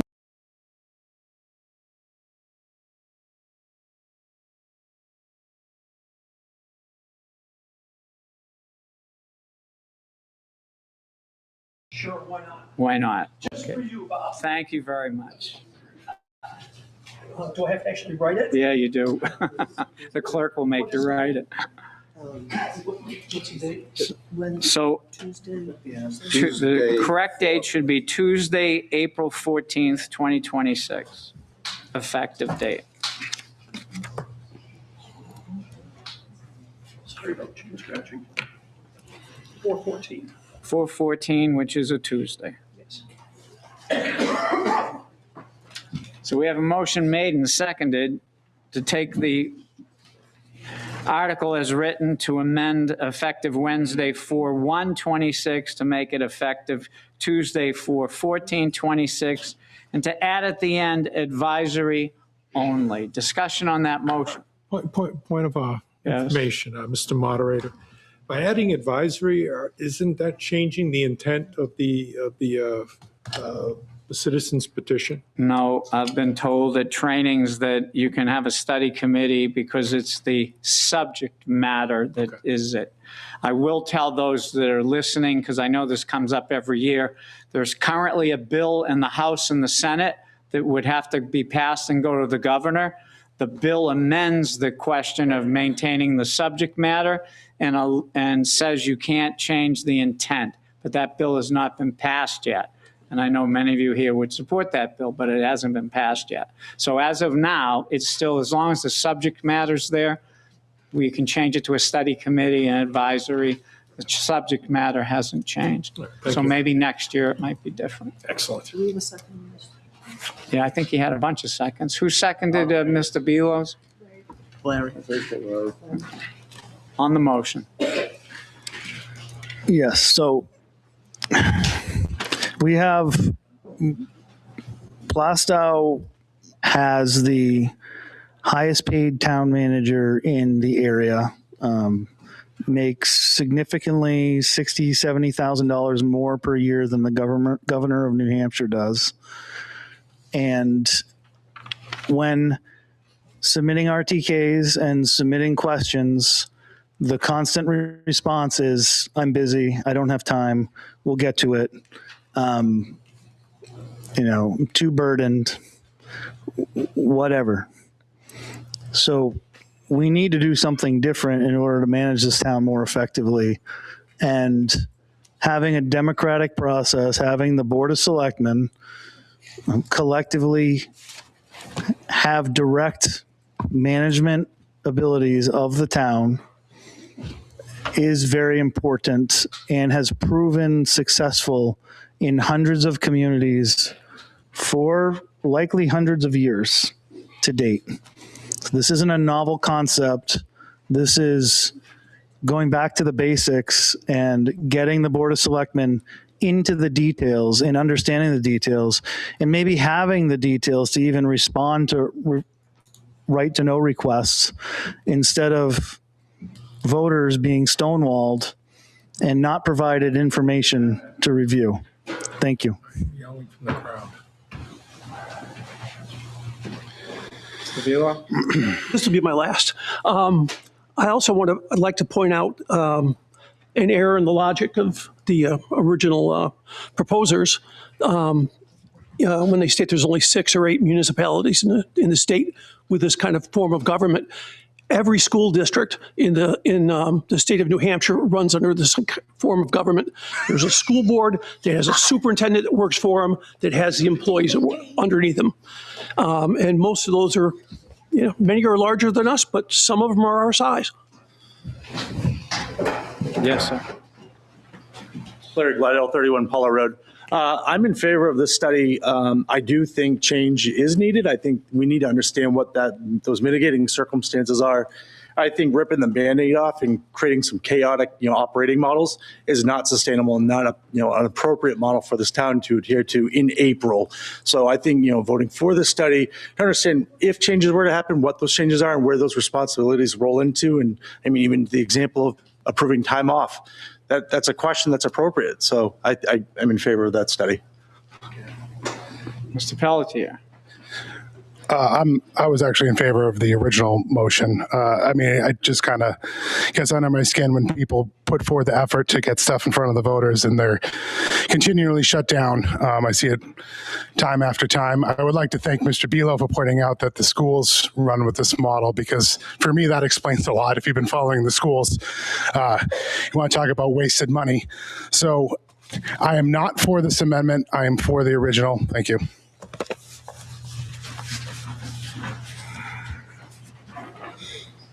Maxanne Dobson, 5 Nicholas Road. This is eerily familiar to 2017 when a citizen's petition was changed. The intent was changed, and I'm just going to read something from the actual minutes. Selectman Steve Ranlett submitted an amendment with a second from Selectman John Sherman. Amendment, do you favor a study by a committee formed by the Board of Selectmen to continue the town manager plan as now in force in the town? Also to strike the rest of the verbiage. There was some discussion as to whether this change totally changed the intent of the petition, and moderator Bob Hart said that it was legal. A motion to vote on the amendment was made with a result of 22 yes and 15 no. The amendment passed, but then Bob Hart said that he had researched his decision and found that he was wrong. We cannot change to the above amendment. He then asked Steve and John if they would withdraw their amendment, which they both agreed to do. History repeats itself. Clearly changes the intent. Anyone else to speak on the motion? And his motion says advisory only. It doesn't say study committee. Change it to advisory only. What does Mr. Moderator have for response to? Well, I don't know who Mr. Hart Evidence. was that she kept talking about. Okay, it sounded like you said Hart. I'd have to go back and see the motion and see what was made, but this is just to add advisory. If the members here don't want to add it, just vote against it. Understood. But I think, like she said, history does repeat itself. And there's a reason why this keeps coming back up. It's because this method of government has failed multiple times. The predecessor to our current town manager was fired and walked away with a couple $100,000 that we had to pay for, because I don't even remember the reason. I wasn't around at the time. I assume he wasn't doing his job. Our current town manager worked for that gentleman, and you know, we've moved forward. We've expanded the responsibilities of the role over and over, and we're not getting the results that we need. So we need to change. If you're against the motion, well, we have to take a vote for the motion first. The motion is to add advisory only and change the effective date to Tuesday, 4/14/26. Rest of the article to remain the same. Mr. Moderator, changing the spelling errors. You didn't rewrite the whole thing. The question the clerk's asking is, there's a spelling error about selectmen. I can assume that Mr. Belo would go along with the correcting the spelling of the My job words. is not to correct the petitioner's errors, but you would agree with it.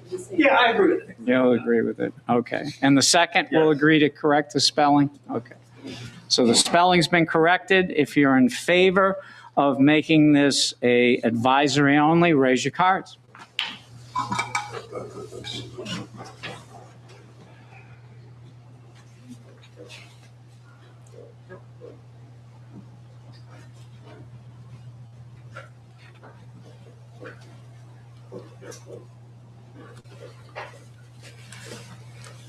You have a majority.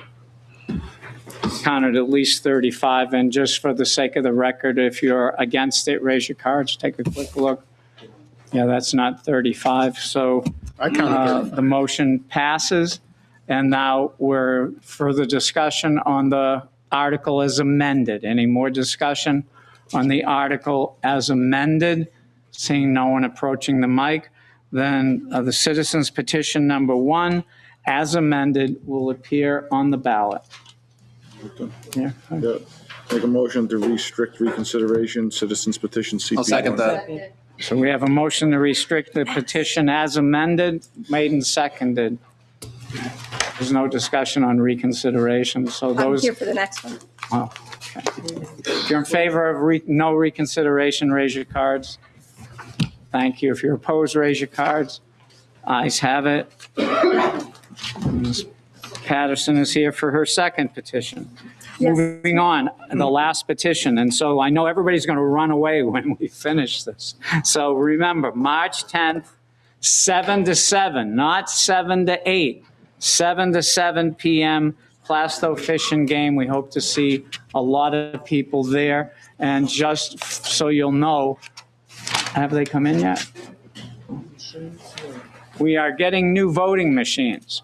They are supposed to be here for us to work with them, be educated and trained on them. That we've already gone to a bunch of trainings. So when you come to the election, you'll see a new voting machine. I will tell you, it is slower. So I'm told we're probably going to have 6-7 pages to fit through. We will be running 3 new machines. They just take a little longer. Not a long time longer, but they're not as fast. These new machines will PDF every ballot in the machine.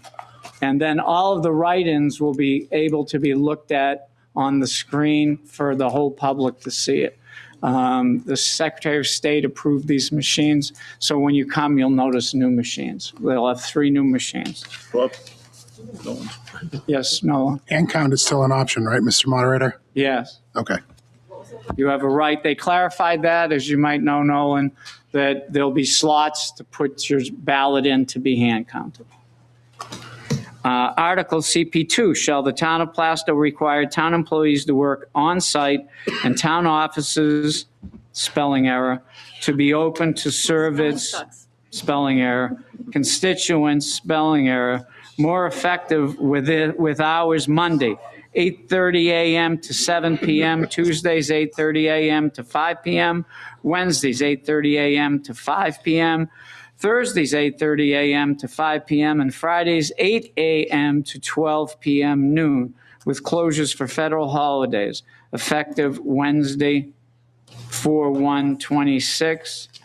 I believe Ms. Patterson's going to move her article. Yes, please, In sir. a second. Thank you, Nolan. Speak on your article, Ms. First, I'll apologize for my numerous spelling errors because Excel, as I'm doing a spreadsheet so our constituents can have a place to sign, doesn't do the spell check as well as Word. So, and I'm really a lot smarter than you give me credit for, sir. The purpose of this article, petition, and I thank those people who helped me scramble to get the required signatures for somebody who works full-time. It's not an easy thing to do. 25 doesn't sound like a lot, but it is. So, numerous times over the 3 years, 2.5, whatever the number is that I've lived in Plasto, there have been times when I needed to get to town hall. I work in Boston, and the hours that are there are not convenient for me to get to town hall to do the business that I need to do. These hours were copied from various other local communities in our area so that we have differing hours that allow for people who may work in the mornings. That's why there's one evening. And then it still allows the town employees to leave midday on Friday. But there are so many times when people on a Friday, they might work from home and the town offices are closed. Every time I try to make a call to the town offices, it's a Friday. Maybe it's just the way it works out. But the purpose of this is to give our taxpayers more access. That's it. So, Ms. Patterson, if you don't mind, I know you didn't mention it, but just so we can correct things immediately before we keep going, would you consider writing a very quick amendment that says you wish to correct the spelling errors and change the effective date to Tuesday, 4/14? I will do that right now. Which is what we were told the effective date should be. Well, the 414 is specific to the town manager, rescinding the town manager form of government. Has nothing to do with this. Has nothing to do with this. So we're good. So your effective date can stay the same. Just suggest that we change. We could do it ourselves, but I think it's more appropriate.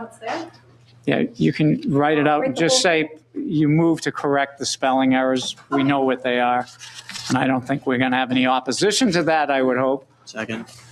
But for the record and the clerk, we'll have that it's allowed to correct the spelling errors.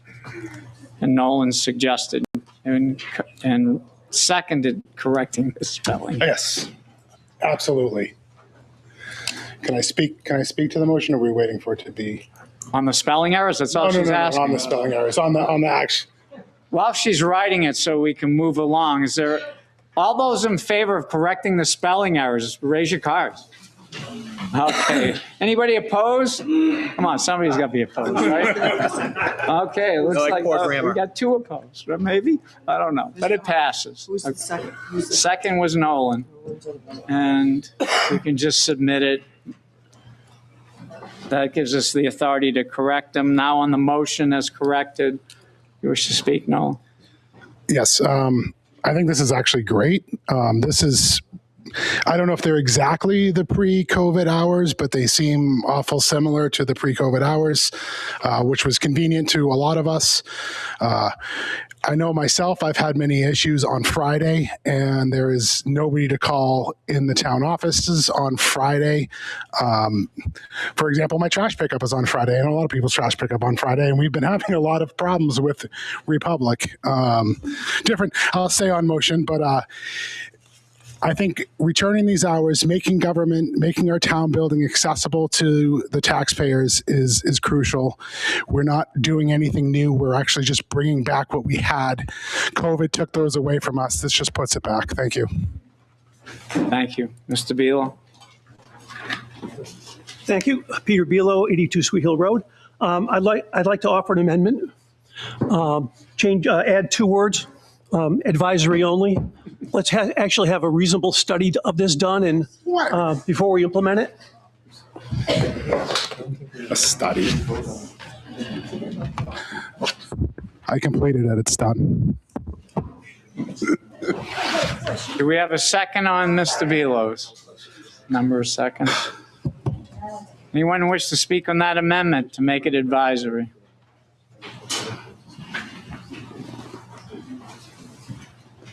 Jessica Pelletier, 24 North Ave. The study is that we did it already. We already had these hours. Like, what are we studying? I don't understand. People want to be able to get to town hall. Was that funny? No. Oh, I didn't know. Okay. People want to be able to get to town hall to do their business. People are working. Having one day open late is reasonable. And being able to leave at noon on Fridays seems reasonable. So I'm not sure exactly what we're studying. Again, the motion was advisory, then the select board could take it into consideration, but they're not going to have a study. They don't have to have a study. It's just advisory. Then it's you're recommending to the board. Dennis Heffernan, 4 Secluded Circle. Just looking at this. So on Mondays, town clerk is currently open at 7 a.m. So that would change that morning time. I think I'd be more in, and the other thing is we're moving it to 8:30 as opposed to 8 a.m., which it currently is open. So to me, those people that are leaving town early that can get there at, say, 7 a.m., I just think that changes totally. Not saying I'm in disagreement with it, but it certainly does change the hours quite a bit that we currently have. Thank you, sir. Mr. Moderator, just point of clarification. Does the town clerk, I believe, makes her own hours, doesn't she? She's not. You wouldn't be bound by this. No. You're open when you want to be open, correct? That is correct. All right. So that speaks to what was just said, is that the town clerk does what the town clerk wants to do. So does the tax collector. yeah, all right. So that's a good piece of information. Lisa Sverker, 11 Danville Road. This is just with the making it advisory or having a study done for this. Have we thought about what changing these hours or opening an additional day is going to do to the budget? Because then we're going to have more hours for the employees to work those hours. The heat, electricity, things like that for the building. That's going to put more, we're going to need more money in the budget to keep town hall open additional hours. Thank you. No. If I can ask the petitioner a question, does that work out to 40 hours? I didn't run the numbers, but I'm sure it's. I haven't done it. I was just curious. Yes, ma'am. So this is kind of a question so we can better educate ourselves. Some of the people that work downstairs are within the confines of town hall. Is it in their contract that it's a 4-day work week from this time to this time? Just, I know there's some new contracts that have been written. We do have employees that were hired and interviewed based on the 4 10-hour days. And the reason I'm asking is I don't want to see a lawsuit because somebody was hired under this agreement and now the voters are trying to change it. So that was a question I wanted to ask. It's also my understanding, and please somebody correct me if I'm wrong, when all the changes came about that town hall was open 4 days, the people would be putting in longer hours, et cetera, et cetera. It's my understanding that it's 3 days a week we're not heating the building to a certain temperature. It's 3 days a week we're not dropping the temperature for air conditioning, less cleaning and maintenance. Am I right? Those were some of the reasons why it went to a 4-day work week. Anybody? Daryl, you've been around since Fred Flintstone. Back in the day, it was different. Okay. So is that a factor on the financial end? Thank you, John. I think it becomes a thing too, of hiring capabilities. You know, it's not, we've never been known.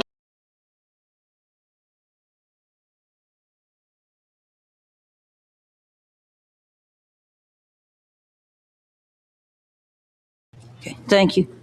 Point of information again. Yes, ma'am. This particular schedule that we're basically under right now, am I wrong in pointing out that it was a direct result of COVID and none of these ancillary considerations? I mean, that's how I remember. That's how I remember. Things came about. That COVID happened, the schedule happened, and then we didn't go back to what we did before. Not because of all these other reasons. It was pretty much COVID. I'd say partially that is partially responsible for it. Also, when we were open on Friday mornings, we did not get any visitors. There was not a rush of people that came in on Friday mornings. Yes, ma'am. Julie Lebrecht, 174 Main Street. I just find this whole political process ironic that enough people complain about the medians that a whole warrant article gets put forth to us to vote on because people don't like that there's weeds in the medians, but yet you have all these people, 25 people who sign a petition who say we want more hours at town hall, yet people are arguing and saying, oh, that's not important, but yet we're getting put forth a vote on mowing medians. And I just think this is absolutely crazy. Thank you. Anyone else to speak on the motion to amend, add advisory only? Mr. LeBrecq. So local government exists to serve the people. This building exists to serve the people, and everybody in it exists to serve the people. When you accept that job, your job is to serve the people, and I think many people do it very well. But the building needs to be open and access needs to be provided for people to be able to do the business that they need to do. It's required by the town. We don't want to register our vehicles. We don't want to pay property taxes. We don't want to do any of this stuff. The least you can do is make it convenient for us to pay the ransom to keep the business going. And, you know, it's people work. I'm not arguing for me. I work from home. I have a very flexible job. I can get here whenever I want. But I'm not normal, and I'm an outlier. Most people have to go to work in the morning, come back at night, they're commuting. They need time to access. And to make statements like, well, a lot of people didn't come. All right, well, provide the data. Show us the data Monday, Tuesday, Wednesday, Thursday, Friday, previous to changing this. I'm sure it doesn't exist. We're just making, but even if it's 10 people that can't make it any other day, then that's worth it. Or if there's 20 people on a Monday night that get here to do business, that's worth it. We need to be flexible, and y'all exist speaking to the town, to serve the taxpayer. Whether we like that or not, that's the job, that's the agreement. Be open and serve the taxpayer. Thank you. Thank you, Mr. LeBrecq.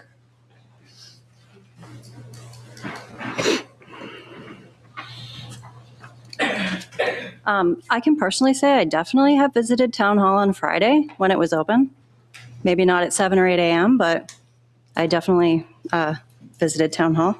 And I think it's silly to not put this out to the town. I agree with what Julie said. There's public outcry on town about the traffic, about the weeds. We immediately address that. But something like this that also has public outcry on social media and just between residents and the selectmen, that, we have to downplay this. But citizens are interested in this, and I think it should go on the ballot as written. Thank you. Anyone else to speak on the amendment to add advisory only? I would agree with the advisory only as normal, or let's say regular hours for working people are 8:30, 9 o'clock to 5:30. These new hours petition make less availability for the town hall. One of them 7 p.m. If you start work at 8:30 and you have a half hour commute to work, roughly, let's say average, right? That means you're leaving your house at 8. So there is no time that you can go in the mornings. The only time you would be able to go would be Monday evening when you're getting home at, say, 6 o'clock. So that gives you 1 hour span for the whole week to be able to go for a regular job. It's lessening the amount of time. But for If those you of wish to us, speak, come to the mic. Thank you. right now, the hours that the town hall keeps don't serve a lot of people as they stand. So at least there would be an evening and a Friday. We have that morning on Mondays where they open at 7 a.m. I'm on a train going into Boston. No. Doesn't work for me. I'm here on Fridays often because I'm now stated by a lot of mandated people to here go. that they work and that they can't. And then the other thing was So stated, then I can be home have to go made for it 7 easy at for night. people, as you can register your car online. You can pay your property taxes online. So we did try to make it So easier then we for shouldn't have anybody in town hall. No, I'm not saying that at all, but it was addressed and said that they want it to be easier. We've done that. No, it needs to be accessible. That's the Accessible comment. online. Online isn't accessible for everyone, sir. Mr. Moderator. Sorry. Nolan? I can't tell you how many times I've had, it's happened several times. I've had an issue on Friday and I call that phone and nobody's here. So even if it's a smaller window on Friday, we're still open and we're still serving our community because this has happened multiple times and I go on Monday and it's like, is this happening or is this not happening? Opening later. I'm not opposed to the 5 days. I just don't think this hour structure is correct. Well, you're speaking to it, but we're not even talking about, we're talking about amendment to make it advisory. Right, so I think it should be studied of what should be the correct hours that we should do this. So I think the study is a good way to go about this. Would you be opposed to amend your, I guess we have to close this amendment. I'm out of order, so. Yes, we have to close the motion on the floor, which is to add advisory only. Then we can come back. If someone wants to make another motion, they're entitled to do that. So I don't see anybody at the mic. Oh, yes, Mr. Duro. I appreciate the sense of this. And we do, I believe Monday we're open till 7, right, Martha? I open at 7, I close at 5. Close at 5. So you're open an hour later on Mondays. So you're open 10 hours. That's the majority of the business that comes in for town hall. Yes, there's a building department. But I will say this, I don't think this citizen's petition, if it passes the way it's written, even if the advisory is on it or not, it's not enforceable. It's more of a referendum. So we would take it under advisement and look at it, but it's not going to force us to open town office hours on April 1st, 2026. Not saying that we won't if it passes. I'm just saying it's the way this citizen's petition is written, it's unenforceable. And it goes back to the town manager form of government. He's in charge of the employees and the hours of operation, and we will work to look at this. But I just want to put that out there that as it's written, it's more of a referendum than actually enforcing the town to set those hours.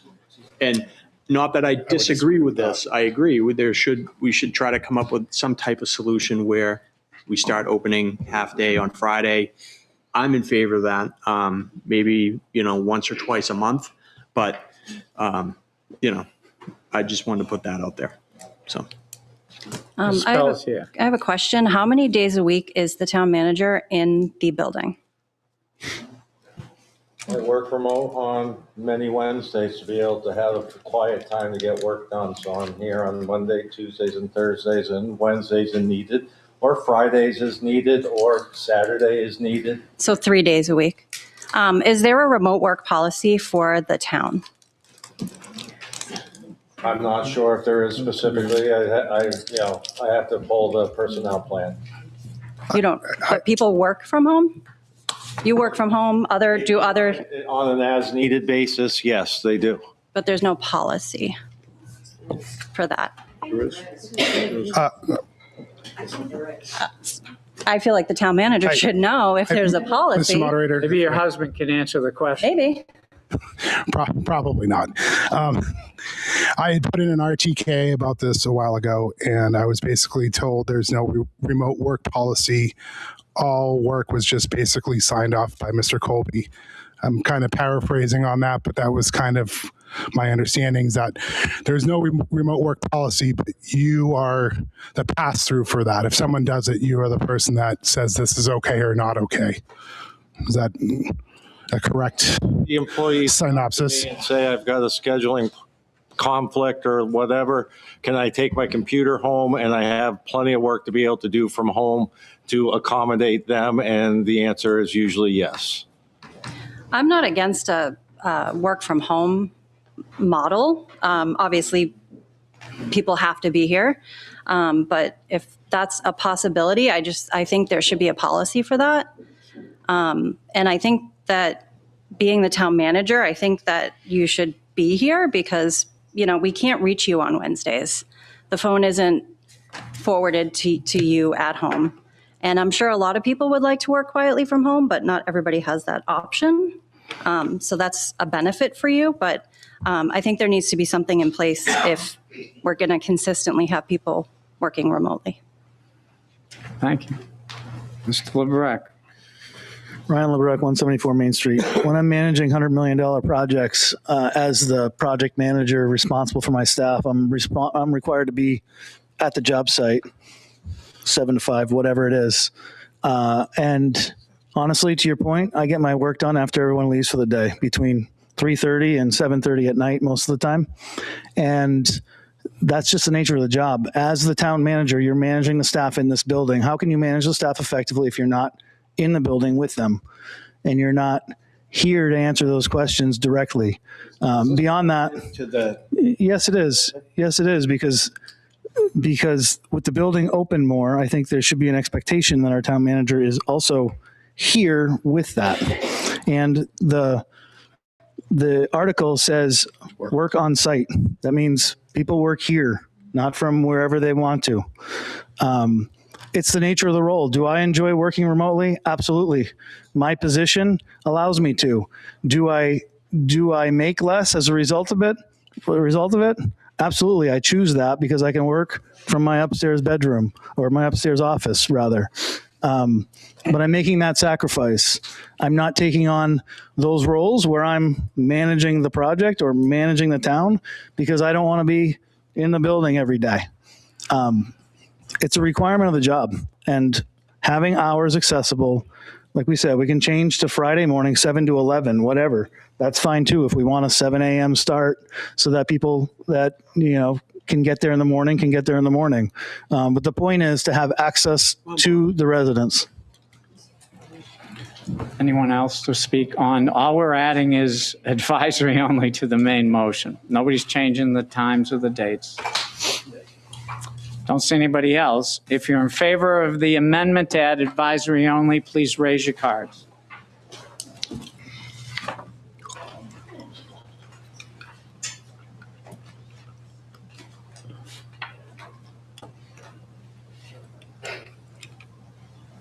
We've got a majority.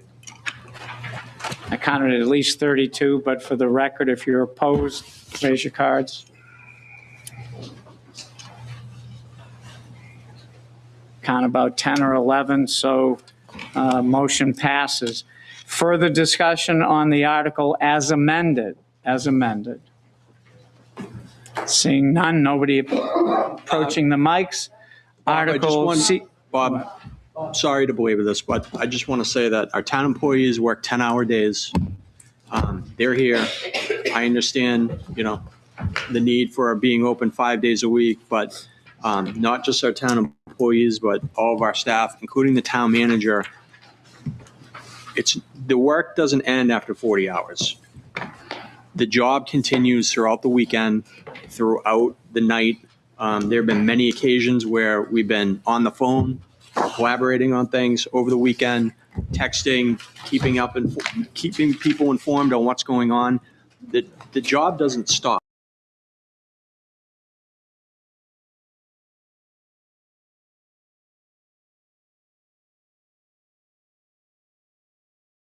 Try to accommodate some type of different hours at some point, but I just want to point out that, the town staff does an amazing job with this. Thank you. There, as you can tell from the warrant posted, there are at least 10 zoning articles. Those have been debated and discussed at planning and zoning meetings. So they're not amendable at this meeting, but they're there.